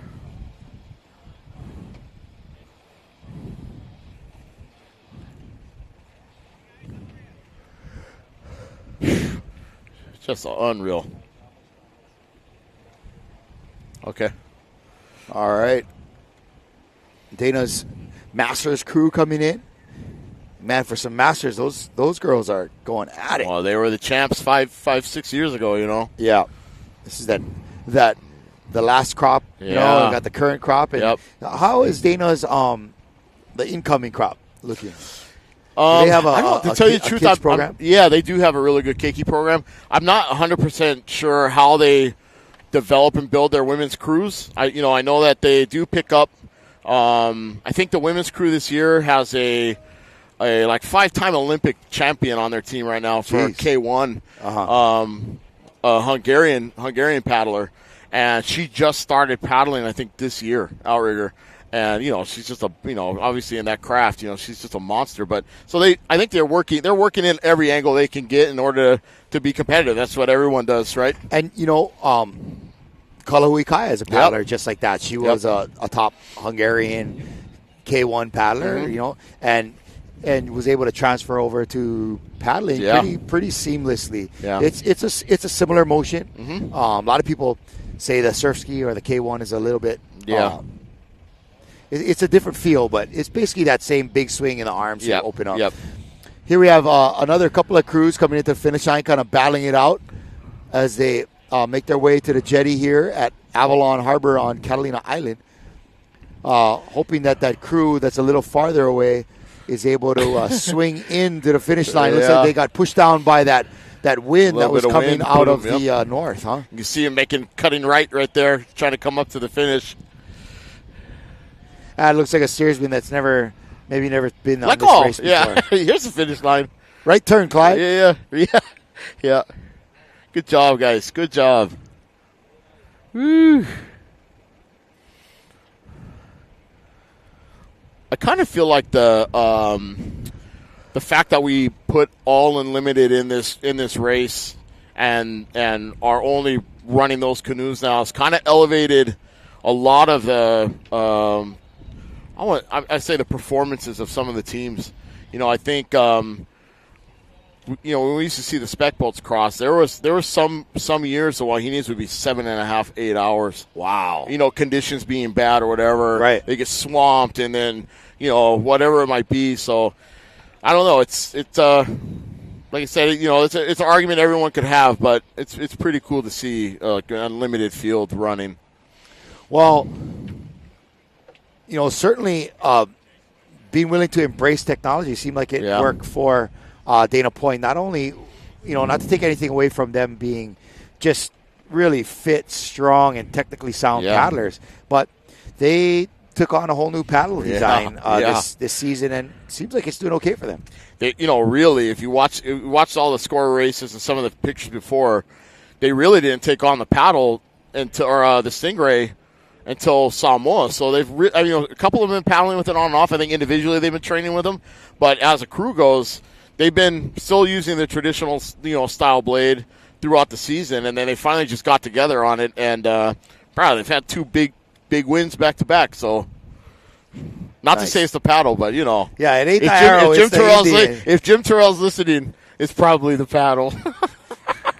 Yeah. And Justin's address is? Yeah, exactly. Can I get a discount on one, please? Yeah. I'll take one in the mail. Yeah. Free plugs. Yeah, pretty awesome, though. But like I said, it's totally unorthodox, We have a couple more crews coming in here trying to make a race out of it into the finish line. We're going to hopefully get some coverage on them as we kind of start to wrap some things up over here in Avalon.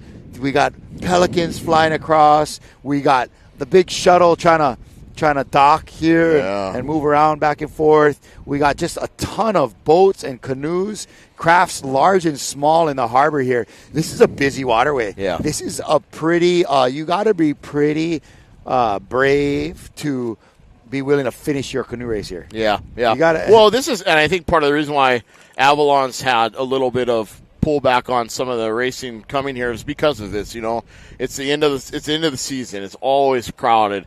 It's a lot of extra people and a lot of vessels. Just 60 canoes, which in our mind doesn't sound like a lot, but they're 45 feet long. And where do you put them? We got to swim down moorings and tie off moorings for them all, and it's just a lot of work involved and things like that. So there's a lot of moving parts, and like you see the harbor, there's just a lot of moving things happening as well. So it is.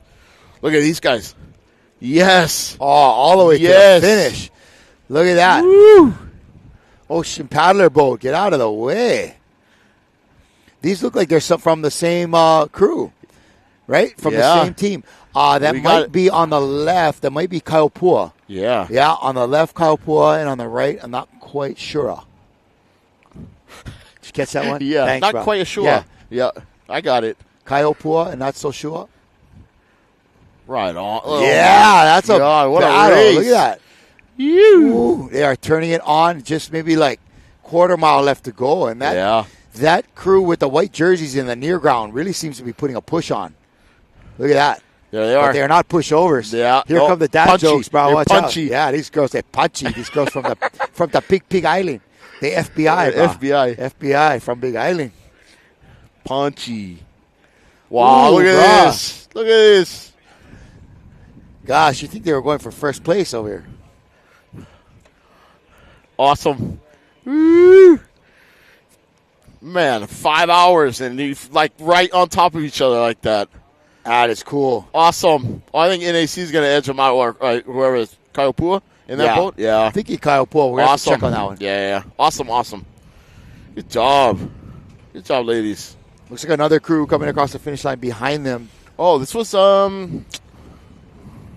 Oh, Helani's crew coming across. This is a Masters crew, 40 and over.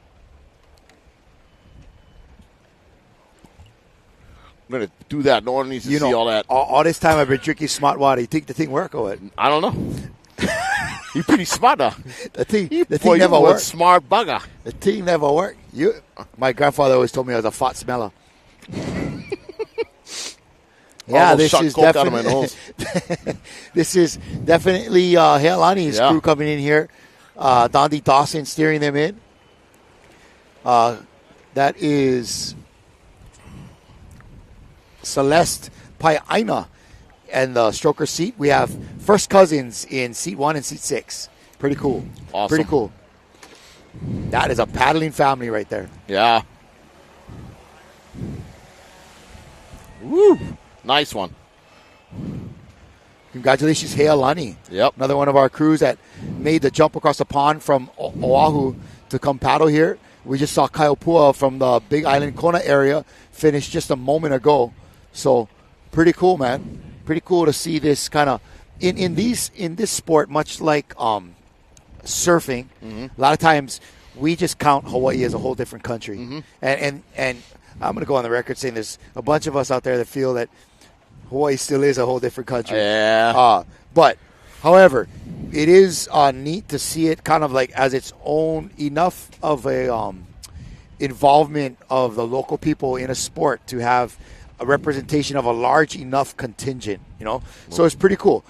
We really had some great international participation today, not only from crews like Canada came here. Who else do we have? Tahiti was here. From the Pacific Northwest. Yep, Tahiti's here. Crews from Hawaii. All up and down this California coast. Yeah, all up and down California. Arizona got hooked up the trailer and got out here today. Yeah. That was number 30 that just finished there. Let's see. We'll get a number on them, but we're just so thankful for all of you that Dana's Women Unlimited second crew. Dana's second crew finishing there. We're just stoked to be able to have brought you this live broadcast today. Awesome. Right here from beautiful. I don't know, what is this body of water called? The Catalina Channel? Yeah, or whatever? Catalina Channel. See how we just, it's pretty obvious. Yeah. Just call it like you see it. All the way from Newport, we made our way across over here with these ladies and co-ed crews paddling today. Pretty special. Yeah.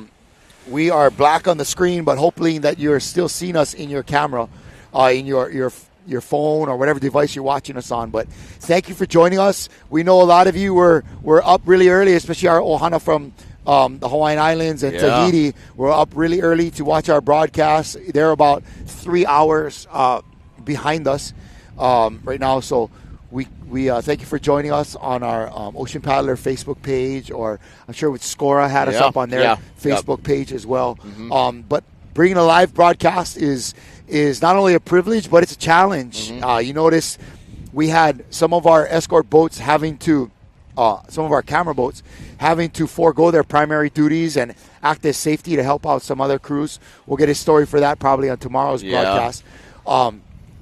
And just the challenges that you bring together when you have salt spray and electronic equipment. Yeah, that's right. That's always fun. Oh, and things work and don't work so well, but we feel we pulled it off here, and a big kudos out to our crew here.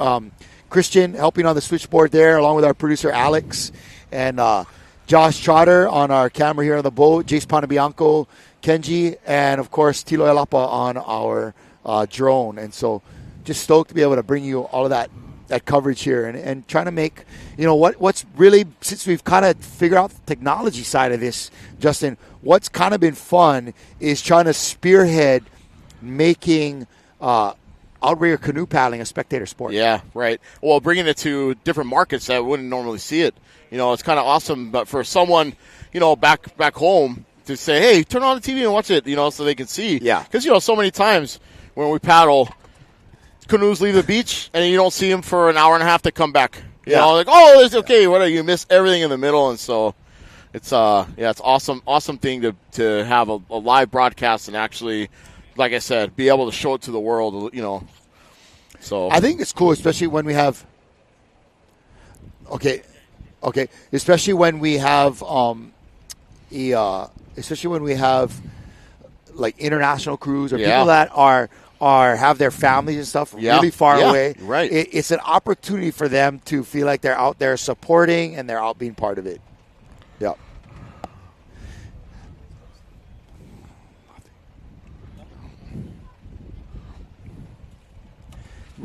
Again, as we were just talking about, technical difficulties. Small kind. Everything's okay. Maybe we need a new battery or something like that. But yeah. It's okay. But again, while we're waiting for the new battery, this is a great moment for shameless plugs about your podcast. Yeah. The Broadcast brought us. Yeah, Broadcast brought us. We're on YouTube. You guys can find us. Justin. And Joe Naholova. My brother from Naholova. My brother from Manatama. Yeah, right. Yeah, here we go. And so that must be pretty cool to be doing that. You guys have just kind of started up this last year. Yeah, we just started. Just a couple months ago, bro. You know, we're lucky because you being here. You're like a seasoned professional, bro. Nah. You know what? I not afraid of a camera. So you know. The camera better be afraid of you. Yeah, no, right. But hey, if you either got the gift of gab or you don't, right? Yeah, that's true. We have another crew coming in at the finish line here. We'll try to identify them based upon their number. Actually, a few crews coming up. Yeah. A lot of kilo boat right there. Yeah. That looks like a mix, huh? It could be. We're going to be seeing a lot of mixed crews coming here. Yeah, this is about the time when a lot of the top mixed crews are going to start coming in.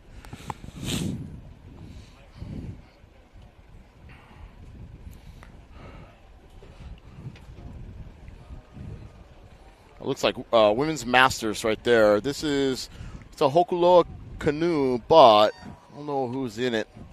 Like I said, it's tough to know because, it's hard to remember the numbers and all that. So, again, everybody's like, we want to know who the crews are. We're doing our best. Yeah. It's not like we can really I said, it's hard because if you look at the canoe list, 50% of the clubs that are here are from somewhere else borrowing our canoes, so we could make the assumption that that's Lanakila, but it may not be. Right. It's a Lanakila canoe. Yeah, that's right. As you said, you kind of know all of these crews just by their boats.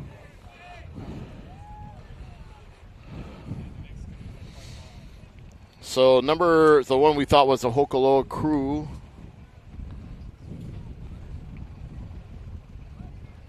Crew number 38, which is Hokuloa. So that's Koei. That was one of the Koei Unlimiteds. That Lanakila boat 416, that is going to be Women's Masters Unlimited. Congratulations, you guys. Congratulations, Masters Women. That being 40 and over.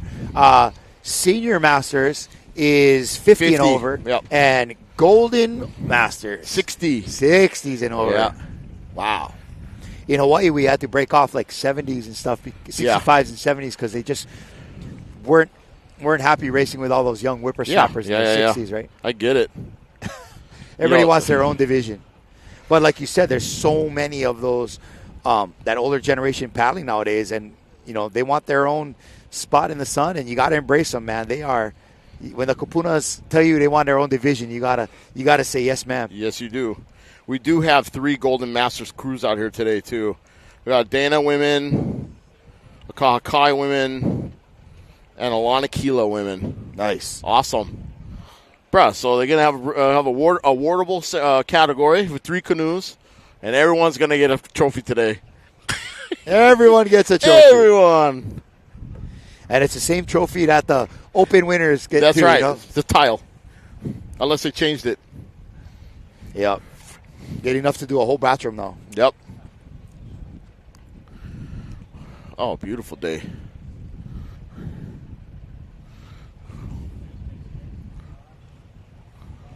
Yeah, we got a little bit of a gap here before the next canoe comes in, it looks like.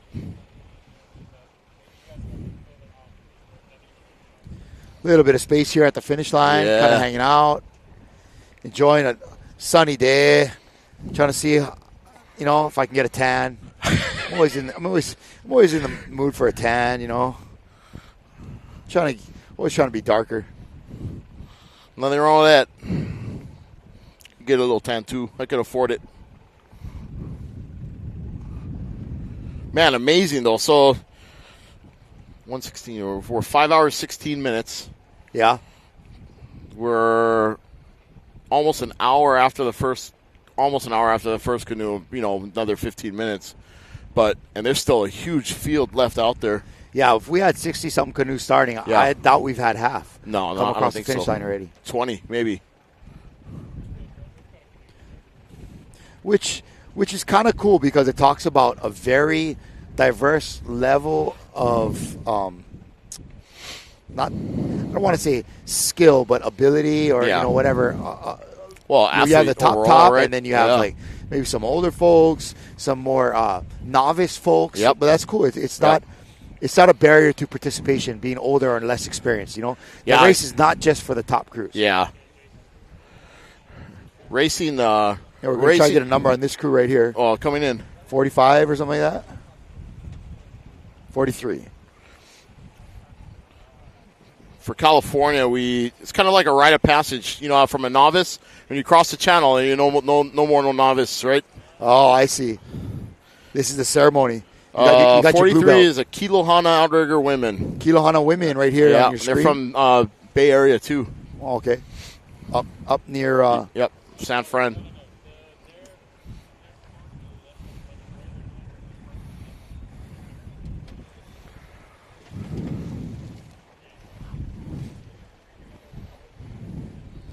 Kilohana outrigger coming to the finish line here.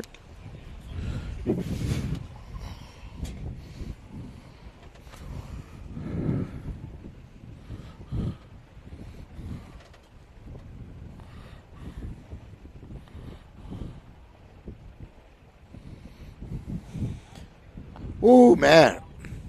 Tell you what. It's hard to believe 5 hours have gone by already. Yeah. That's like a Molokai Hoi. Goes by fast, That's long.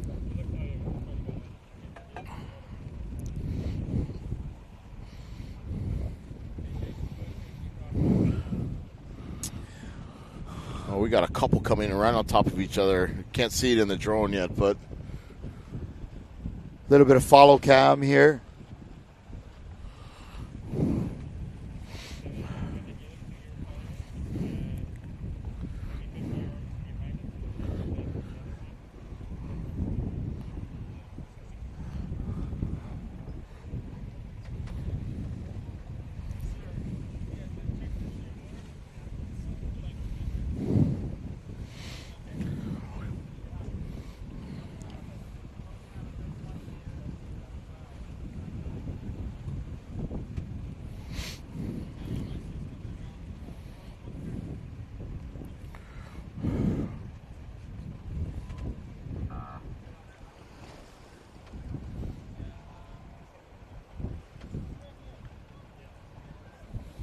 Oh.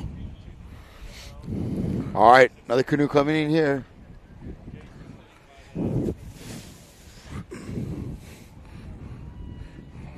Yep. Yeah. All right, number 30 coming across the line as well. We got number 43, which is Kilohana right here. Kilohana just finishing up, and Finishing behind up. them is going to be number 30, I believe.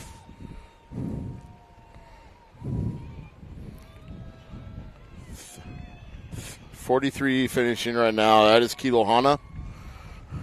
This is 22, which is Tahoe Waterman. All right, Yep. Tahoe. Tahoe Va'a. Yep. Nice work. 22. Yep, Yep. Tahoe- That's Tahoe. Tahoe Waterman. Man, they look good for not paddling the ocean. They get strong, they train at elevation. Oh, yeah, they that's get right. strong crews. Nice.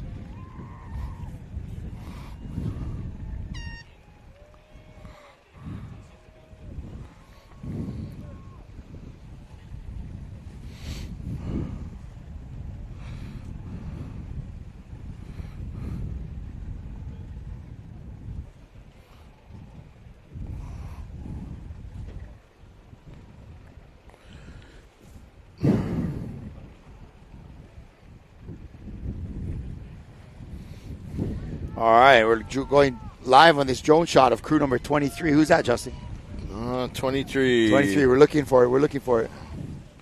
That is Dana Outrigger, Koya Juniors.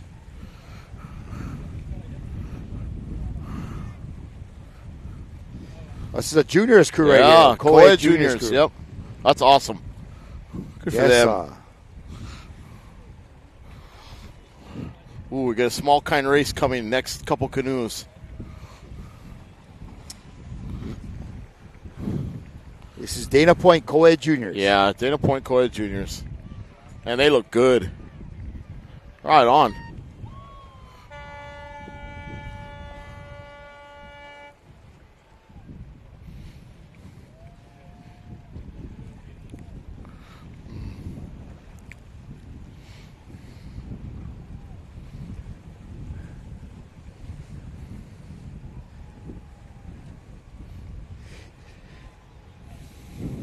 We got a cool little battle coming in here to the finish line between these two canoes. We're going to try to get you an update on who they are. NAC women's crew, it looks like. And that's San Diego, it looks like, next to him. But when we get the numbers, we'll figure out exactly what confirm they that. are. Yeah, so NAC, you're thinking is red, white, and blue? Or No, that's San Diego, red, white, and blue. San Diego, red, white, and blue. Number 6. 146. 146. Yeah, 420, that's NAC women. And 146.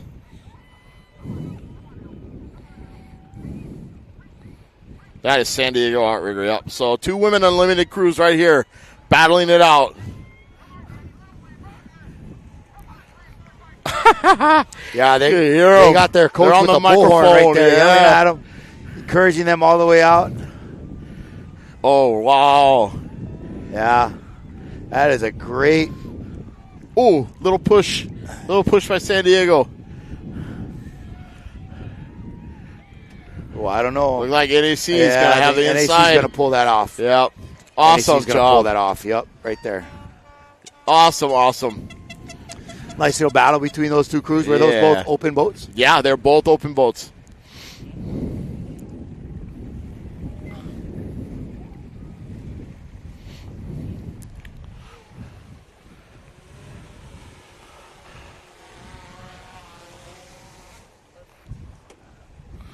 Right. Okay, we have... Yep. We're going to have a little break in the action here while we wait for the rest of the crews to come.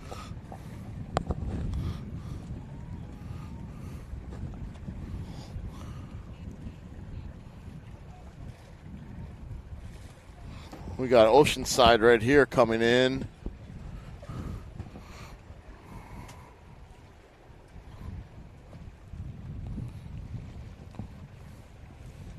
Canoe 190? Yeah, 190 might be coming in here, Oceanside. You can see that right there in red. That's one of the harbor police boats. There's quite a high level of enforcement out here in Avalon Harbor. That is Oceanside Outrigger, Women Unlimited. Oceanside Outrigger, Women Unlimited. Good job.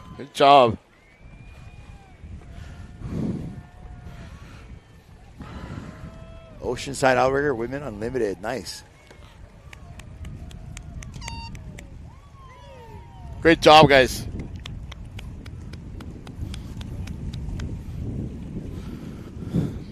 '83. Wow, 83. Nice finish here with this crew, man. They are pulling it out. Getting after is it. This, who is this? I'm going to find him right now. This might be Kyle Pua again, huh?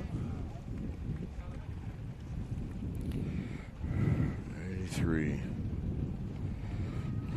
Nice This finish. is Kyle Pua. Yep. Women Unlimited. Yeah, Kyle Pua brought 2 crews from the Big Island for this race here. Nice work, ladies. Good effort there at the end. Yeah. Real good, strong effort at the end. Awesome. Yeah, Kyle Pua's got... Here's another one. Looks like Newport Aquatic crew right here on our screen. Trying to get a number off of this crew as they fade through your viewfinder. 88. That. Number Just 88. coming into the finish here. Yep. That is Newport Aquatic Center Women's Senior Masters. Yeah. See, those ladies 50s. are going Yeah, at it, huh? yeah. They had a good stroke going on right there. Yeah. For Senior Masters, man, they were moving that thing. Yeah. I bet the first that's across. 50s and over.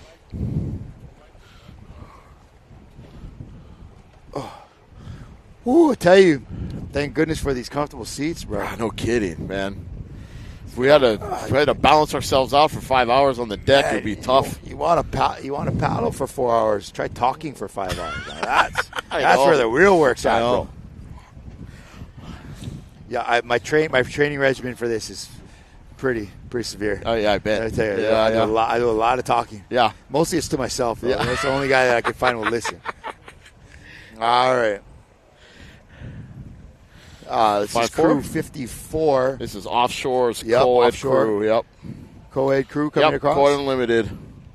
Good job. Offshore Canoe Club. Yep. They're coming in. Not a lot of competition in front of or behind them. They're kind of cruising into the finish line here. Keeping it solid, giving a nice push all the way in.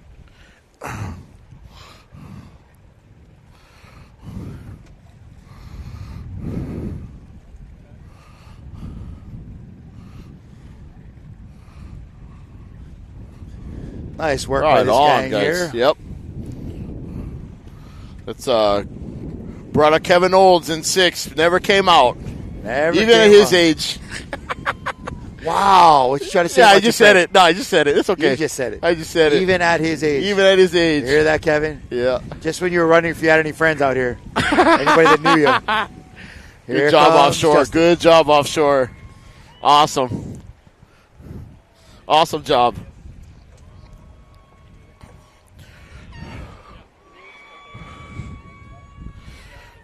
Yeah, we got a whole bunch of people out there on the rocks. Yeah, it's kind of encouraging everybody. And just in case you were wondering, all that white stuff on the top of those black rocks, that's not snow. No. That is not salt. Yeah. It's not salt either. A lot of birds. A lot of birds in this area.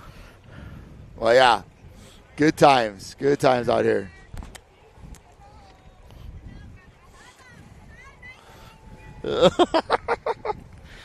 Good job today.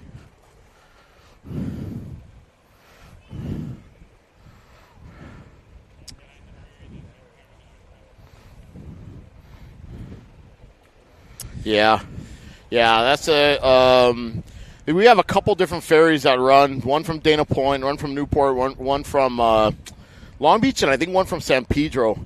And the big flyer that is in Newport is actually up north right now, getting in a dry dock, getting work done. Uh-oh. So they've been moving the flyers around a little bit and the ferries around a little bit. So yeah, we chartered. I think Scora chartered a couple to take people off the island tonight to go back across. Nice. Yeah.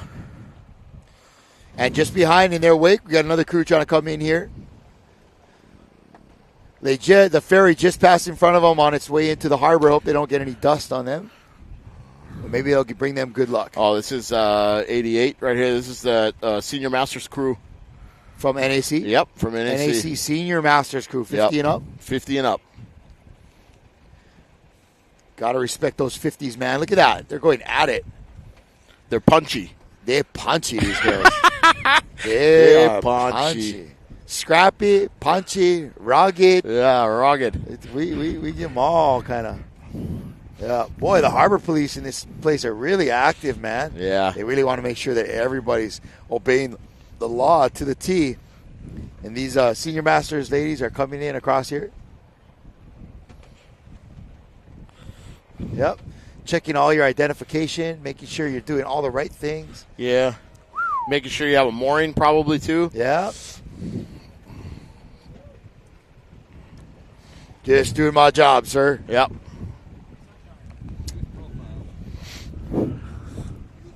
Yeah. Yeah. That's why Catalina needs to put on the towel. It's a little too dark. Yeah, bro. No, it is. Like, hey, check that boat over there. Check that boat over there. That's some. Do they have paperwork for that guy? Some Polynesians. They allowed over here? Not really. Right. All right. Good job, NAC. NAC Senior Masters coming in. That's them right there. Nice work, ladies. What kind of time are we looking at for the? They are at 5:31. 5:31. Woo, that's awesome. A long day across Canada. Yeah, it is. roughly about an hour after our top finishing cruise. Huh? Right about 1 hour over. Yep. Awesome.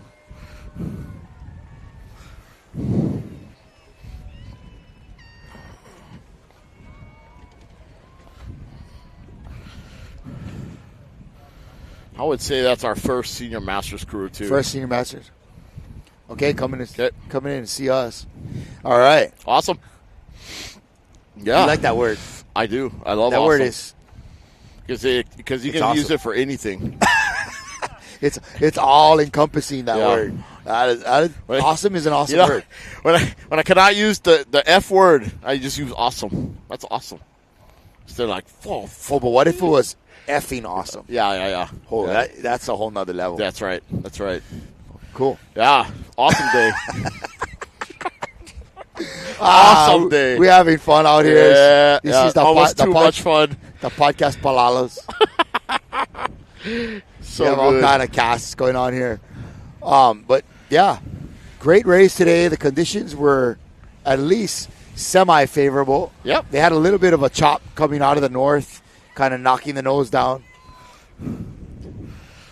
Always keeping the fan base strong. Yeah. Justin, that's what it's all about. Yep. But we enjoyed bringing the broadcast to you folks again. It's not always easiest from a boat, as you can tell by that shot right there. Yeah. And coordinating all of those crews together, it's a challenge. Well, the amount of equipment, and everything involved is it's a lot. Yeah, it's cool. I was gonna say awesome, but now I'm gonna have to mix it up. Yeah, amazing. And now I got a complex. I think that. Yeah, you gave me a I think there was one complex. Molokai Hoi. I used the word amazing. Amazing. Amazing and unbelievable interchangeably for like 30 times. Yeah. Yeah, man. After 5 hours of talking, you get into a rut. You know, there are only so many adjectives. Like amazing. Yeah. Yep. Yeah. Cruise 7-Eleven. Yeah, this is Lokahi. That's where I got my coffee this morning. This is Lokahi coming in. Lokahi Canoe Club. Yeah, they are Co-Ed Unlimited. Nice co-ed crew coming in here from Lokahi.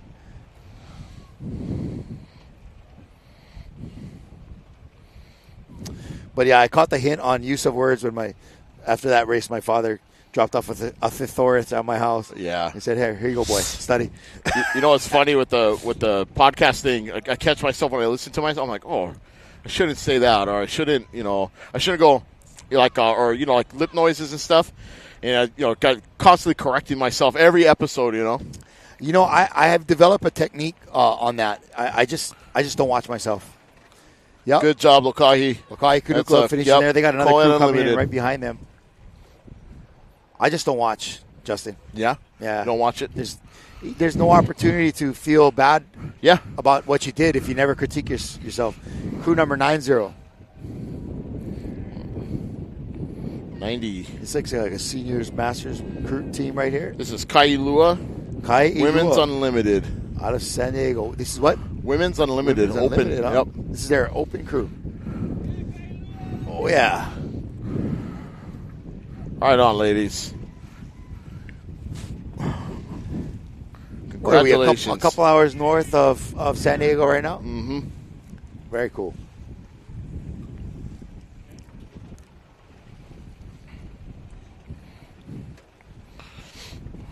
Coming to the finish line, that's Kailua Open Women's Crew. They're pretty stoked. 324 here, crew 324. 324.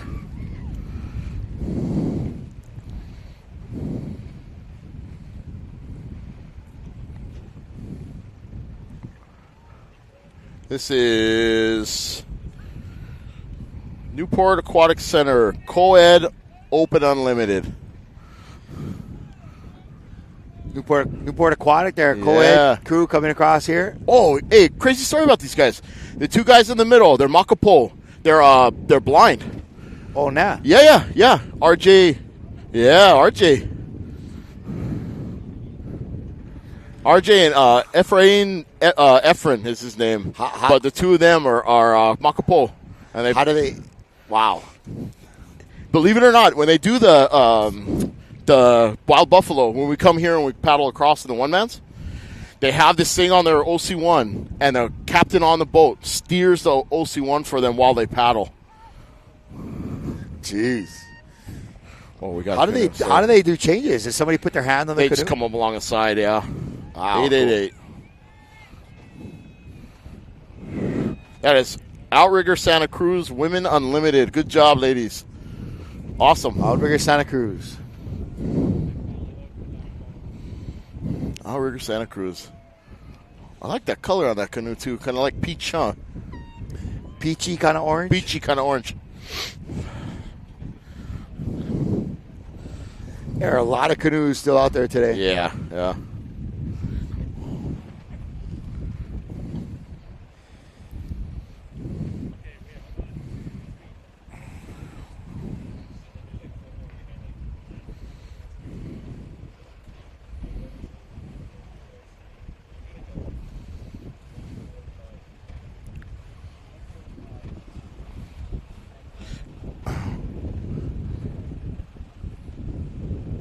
$145. That is San Francisco Outrigger Canoe Club Women's Golden Masters. So these will be our first Golden Masters crew, it looks like. All right.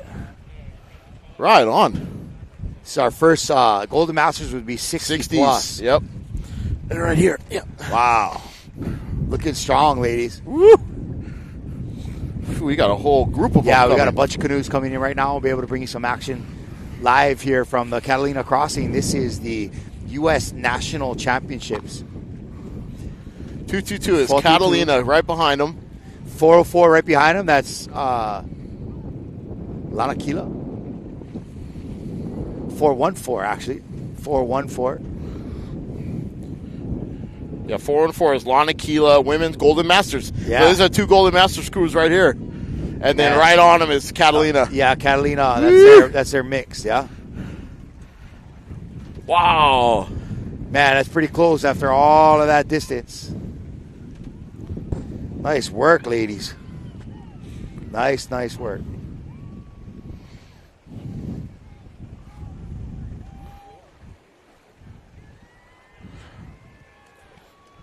Awesome. That's so great.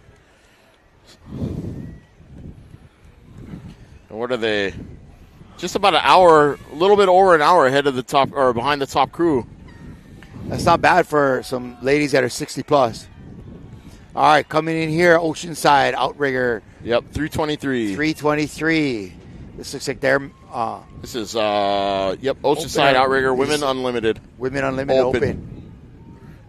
Yep. Yep, 323. Crew, Open Unlimited Women. Oceanside Outrigger. Oceanside. Great job, ladies. 410. Looks like another Lanakila crew coming across here. Yep. Crew 410. Oh, this is Haleiwa. Nice, Haleiwa Canoe Club. This is Haleiwa Canoe Club Women's Masters. Two clubs out there in the Haleiwa area, Manuokekai and Haleiwa. This is women's masters, like 40 and over. Yeah. Yep. Yeah. Haleiwa Women's Masters.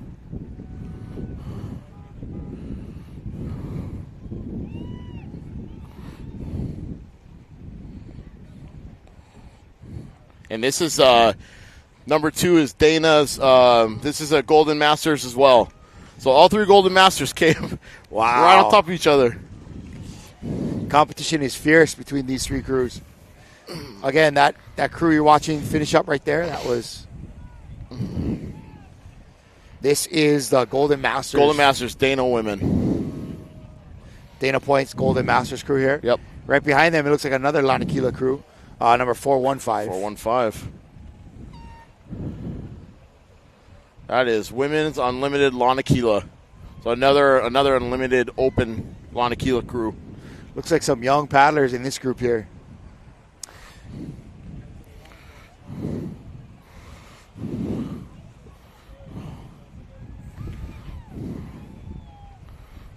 Right on. Nice job, shot, ladies. Almost got taken out by a pelican. By Pelican, yeah.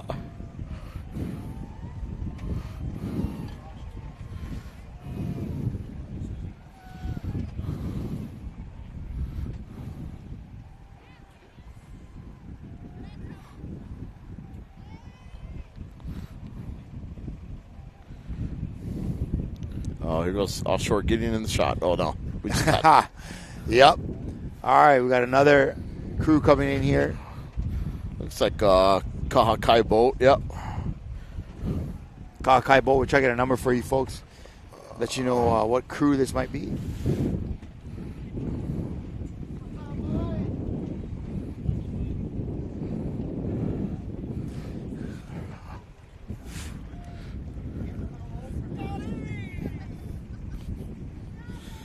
Crew 566 Kahakai. 566. We got a mixed crew coming in here. Yep.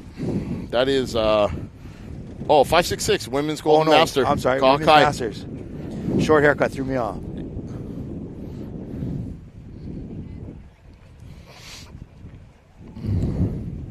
Yeah, right on. Another golden masters. So 4 of them. I thought it kind of 3, but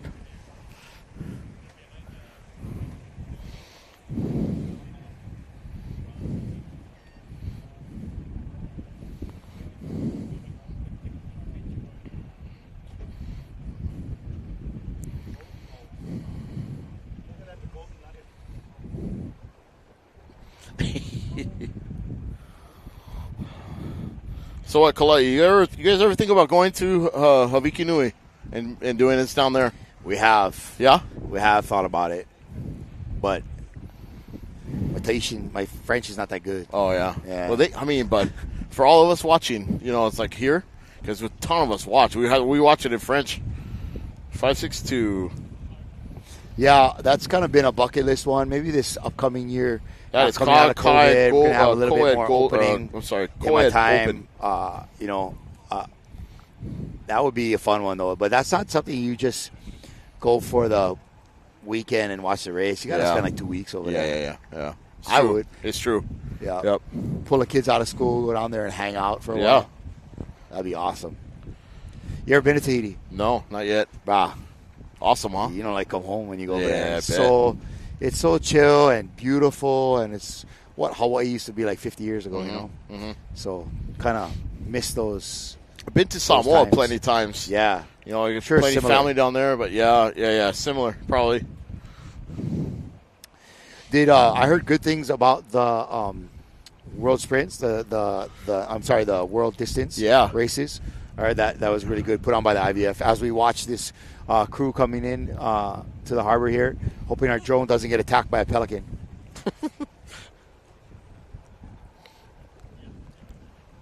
But you heard good things about the world distance? Yeah. My family hosted the USA Orca men's teams down there. So the Open, the Masters, and the Senior Masters men's put like 16 guys in one house. Wow. And they brought them food every day and shuttled them all over the place, and wow. My family got plenty of stuff down there. So resources, Yeah. it was cool. They had a great time. Everybody I talked to came back and said they had a great time. The race format was good. Everyone loved it. Cool. Yeah. That's a success. Well, hopefully they like Hilo for the sprints next year. Oh, I love it. Let's get another Kahakai boat coming here. Co-ed 562. Unlimited. Yep, another Co-ed Unlimited. 562.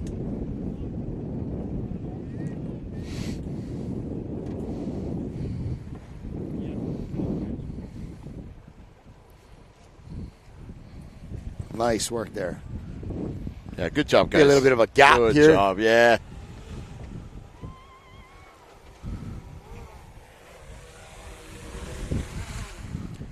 A little bit of a gap in the action.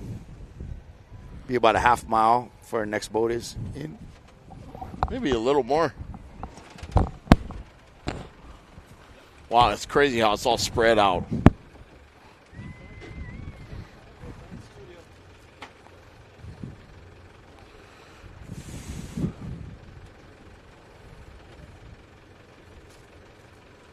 Okay. We got a beautiful shot of Avalon there, that's for sure. Man,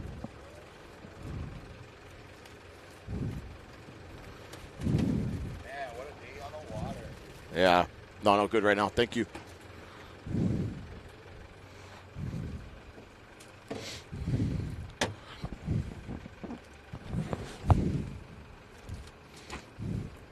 Coming to studio.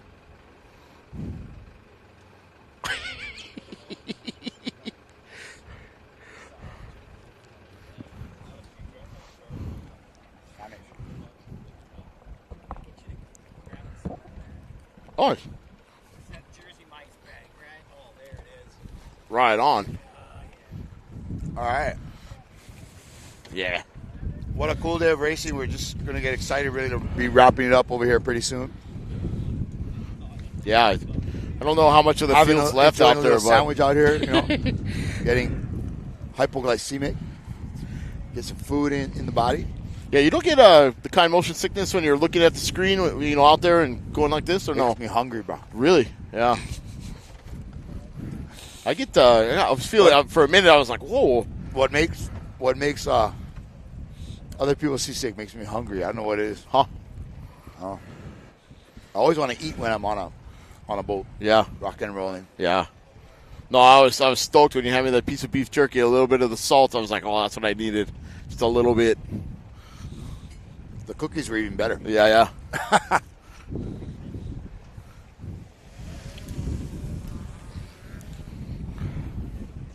you guys can see in the background behind us, beautiful shot of Avalon over our shoulder here. It's a beautiful day here in Catalina. Super stoked to be out here today.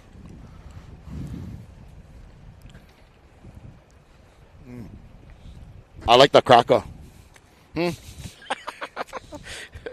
like the cracker. You like the cracker? Heard any good jokes lately? No.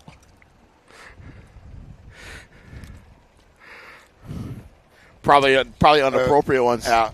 I got a good boat one here, so the German Coast Guard is out there. And they pull up next to this boat. Looks like it's taking on water. And the German Coast Guard says to the other guy in the boat, he goes, "Are you having a problem?" and the guy in the boat goes, I'm sinking. And the German Coast Guard goes, "What are you thinking about?" Oh man! So I have a kapuna that I have a kapuna that paddles for me. His name's Gerhard, and he's from Austria. Yeah, super strong accent. Uh-huh. I'm going to tell him that joke when I get back. Yeah. If he's not watching right now. Yeah, 150. Yeah, always good to have a good German joke, because I'm Portuguese, and our producer is German, and he's always teasing me, and I tell him, Germans are just Portuguese with math. This is Polly Kai, number 150 right here. So Women's Senior Masters Unlimited. Good job, ladies. It's 150. They are coming to the finish line. Herr Reinprick. Oh, man. That's a nice camera angle. Keep it good and tight.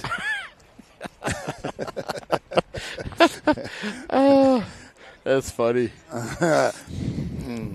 Yep. I'm actually part German too myself. Are you? Yeah. My original last name was Müller. Müller? They changed it to Miller to sound more American. Yeah. My great grandfather's German guy. Hermann Karl Müller was his name. That was your grandfather? Yeah, it's pretty German, man. Wow. Yeah. Well, yep. All right, we got another crew coming across the line here. This really cool yellow boat, yellow jerseys, yellow hat. I'm wondering what their favorite color is right now.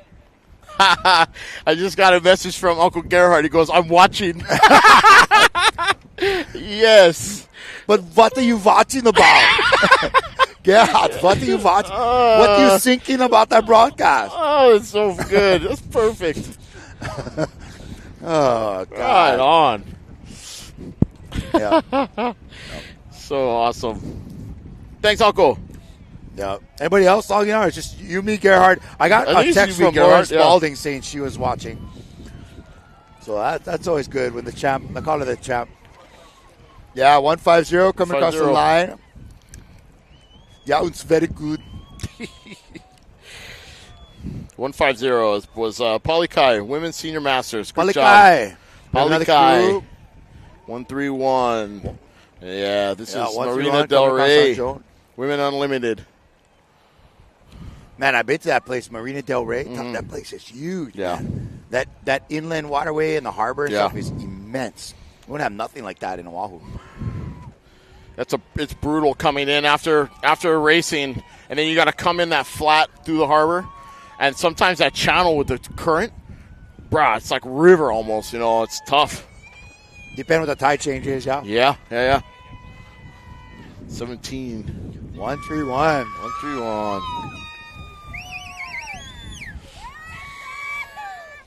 These days are pretty stoked to be finishing up. Good job, here. ladies. Marina Del Rey. 1-7 coming across on the screen. 1-7 coming. That is Dana Outrigger, Women Unlimited. Dana Point, Women Unlimited. Yep.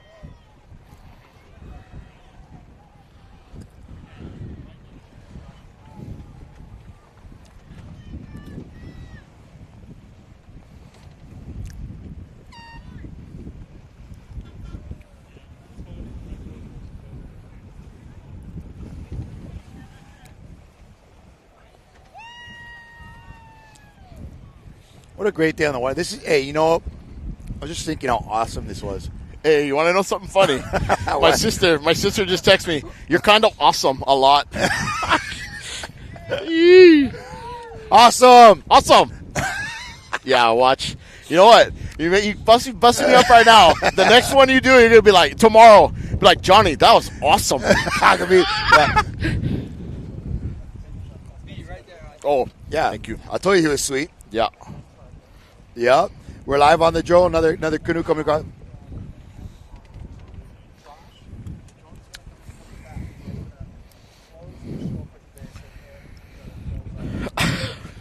Ice the beer. 9 what? 9 what? Okay.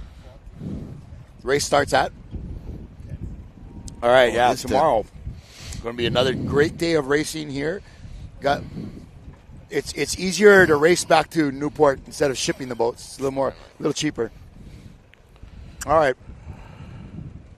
Another canoe we're going to follow in here. Hano Women's Seniors Masters. But again, Hano Women's Senior Masters. This is a 50 and over. But again, what a great day of racing here out on the Catalina Channel, the Catalina Crossing, the U.S. National Championships. Yeah. Here, great day of racing, good conditions. Yeah, great conditions. There was a little bit of drama we were able to capture out there, which was kind of fun watching that. But I think everybody had a really fun day on the water. And what's neat about this race is that, the women bring the all the way here. They've accomplished their goal. They get a chance to really cut loose and enjoy the rest of the day.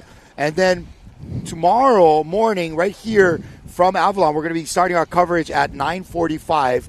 They force the men to race in the heat of the day, forcing the men to suffer as we always do. And this is just like typical racing stuff. We let the girls go early, and then the men come back and race in the blistering heat of the midday. Part of it, too, for that. kind of waiting, kind of hoping for conditions, to see, Oh, man. Hey, well, brother. You're ruining my storyline. Sorry.